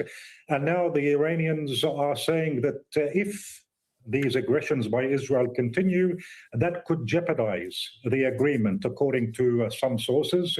At the very least, I think, at the very least, if it doesn't jeopardize the agreement with the Americans, the Iranians are going to come to Hezbollah's aid, and they're going to fight against Israel. That would mean Israel fighting Iran and Hezbollah without US support, because again, I don't believe that Trump, and I might be mistaken, because Trump is all over the place. But I don't believe that Trump is willing to resume confrontations with Iran.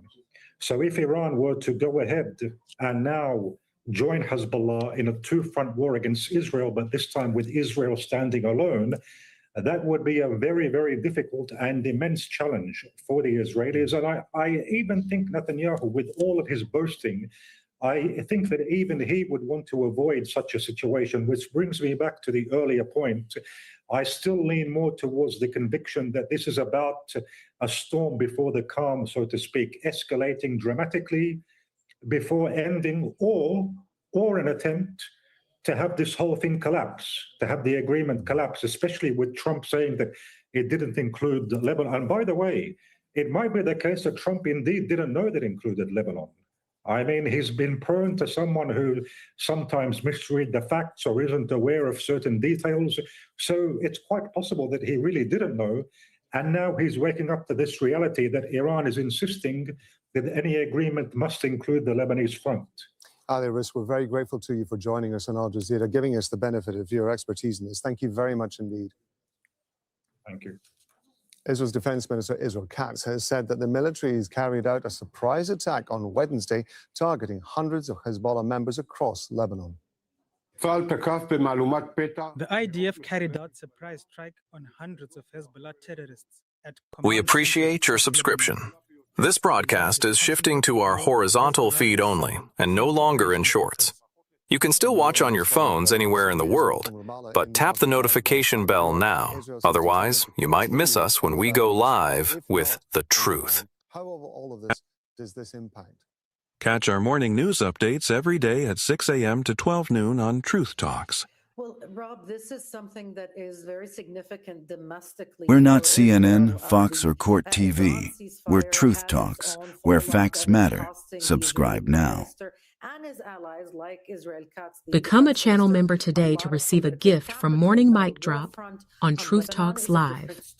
Tap in for real news where your voice matters. To show that it is the one that decides when and if this war front will conclude, that the U.S. cannot or does not, at least for now, dictate that that war front must also come to a halt. So this wide-scale attack that targets neighborhoods and areas in Lebanon that are not associated with Hezbollah fans the flames of a lot of sectarian tension that we've seen increase in Lebanon lately. It corresponds with a statement from the Israeli Foreign Ministry that attacks the Lebanese president and prime minister, even accuses them of lying when they say that they're working to disarm Hezbollah. And the statement goes on to say that if you cannot disarm Hezbollah, move out of the way, because Israel will do that for you, and it will do it basically by bombing everywhere in Lebanon so that no one, nowhere in Lebanon is safe. That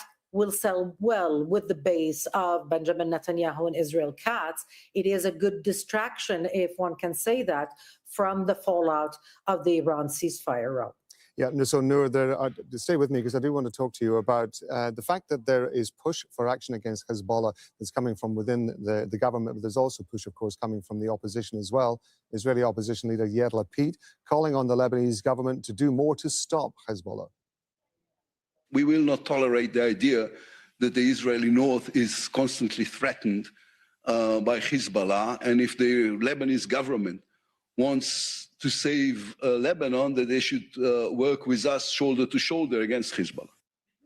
So, Noor, as I say, we've got on both sides of the Knesset appear to be in agreement that something has to be done about Hezbollah. How much is this going to affect the nature of Israel's military action in Lebanon?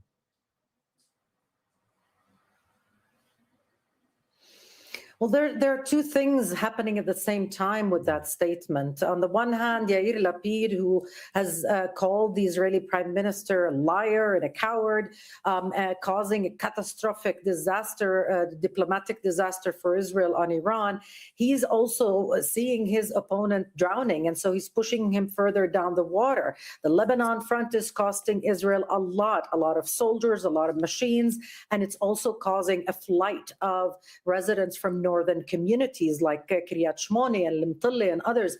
People have left because they've accused the government of using them as a human shield. So there is a demand for action. Whether that action militarily it will be effective is another story, because we've also heard from the Israeli military chief of staff earlier in this war saying that aerial bombardment and even the ground invasion will not disarm Hezbollah. A political solution, a political horizon, a vision at least is required, and that is absent from the Israeli government's outlook on this war front. So there are two things. On the one hand, you have the opposition leader saying you must push harder, going after the Lebanese government for not doing enough, knowing all the while that the assessment of the Israeli military is that all of this bombing, all of this killing is not going to disarm Hezbollah, not going to resolve the problem that Israel now faces, which it didn't for a year after the ceasefire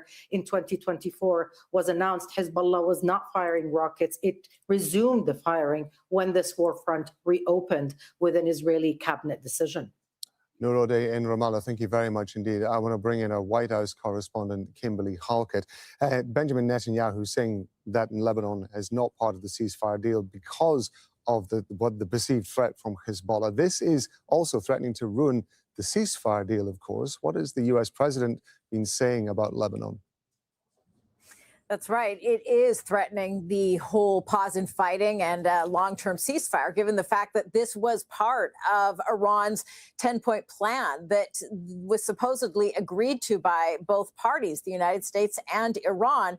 But given the fact that we have seen these strikes in Lebanon, the U.S. president now defending the ally of the United States, Israel, saying in an interview to PBS, a news station here in the United States, that because of Lebanon, it will need to be, or rather because of Hezbollah, it will need to get taken care of, is what he told the reporter. But he said Lebanon is not included in the deal.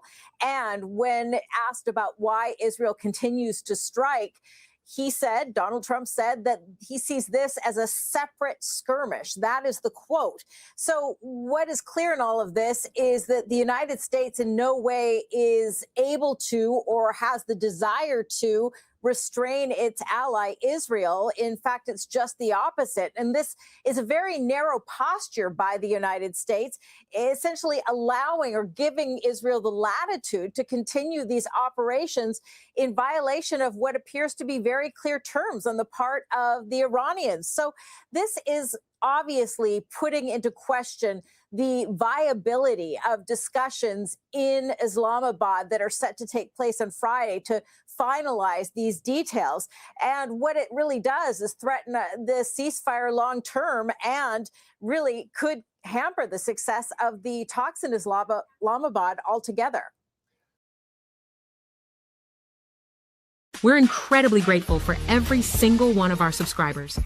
Whether you just discovered at Truth Talks Live or you've been a day one truth teller, we see you, and we're proud to show up for you every day. But here's the reality. Independent media is under attack. We're committed to bringing you real voices, real perspectives, and a truly multicultural lens on world news. And that mission comes at a cost. Over 300,000 viewers tune in daily. And now, we're asking you to take the next step with us. If every viewer gave just $1 through CASHAPP, Zelle, or PayPal, it would keep our engine running strong and allow us to continue delivering facts, not fiction. So here's the challenge. Support what you believe in. Tap the CASHAPP symbol or become a paid member today. And from all of us, thank you. That's our program for the day. Keep watching Morning Mic Drop on at Truth Talks Live, where your voice matters. We are here daily from 6 a.m. to noon with unfiltered breaking world news coverage. Like, subscribe, and hit the notification bell for when we go live. See you tomorrow.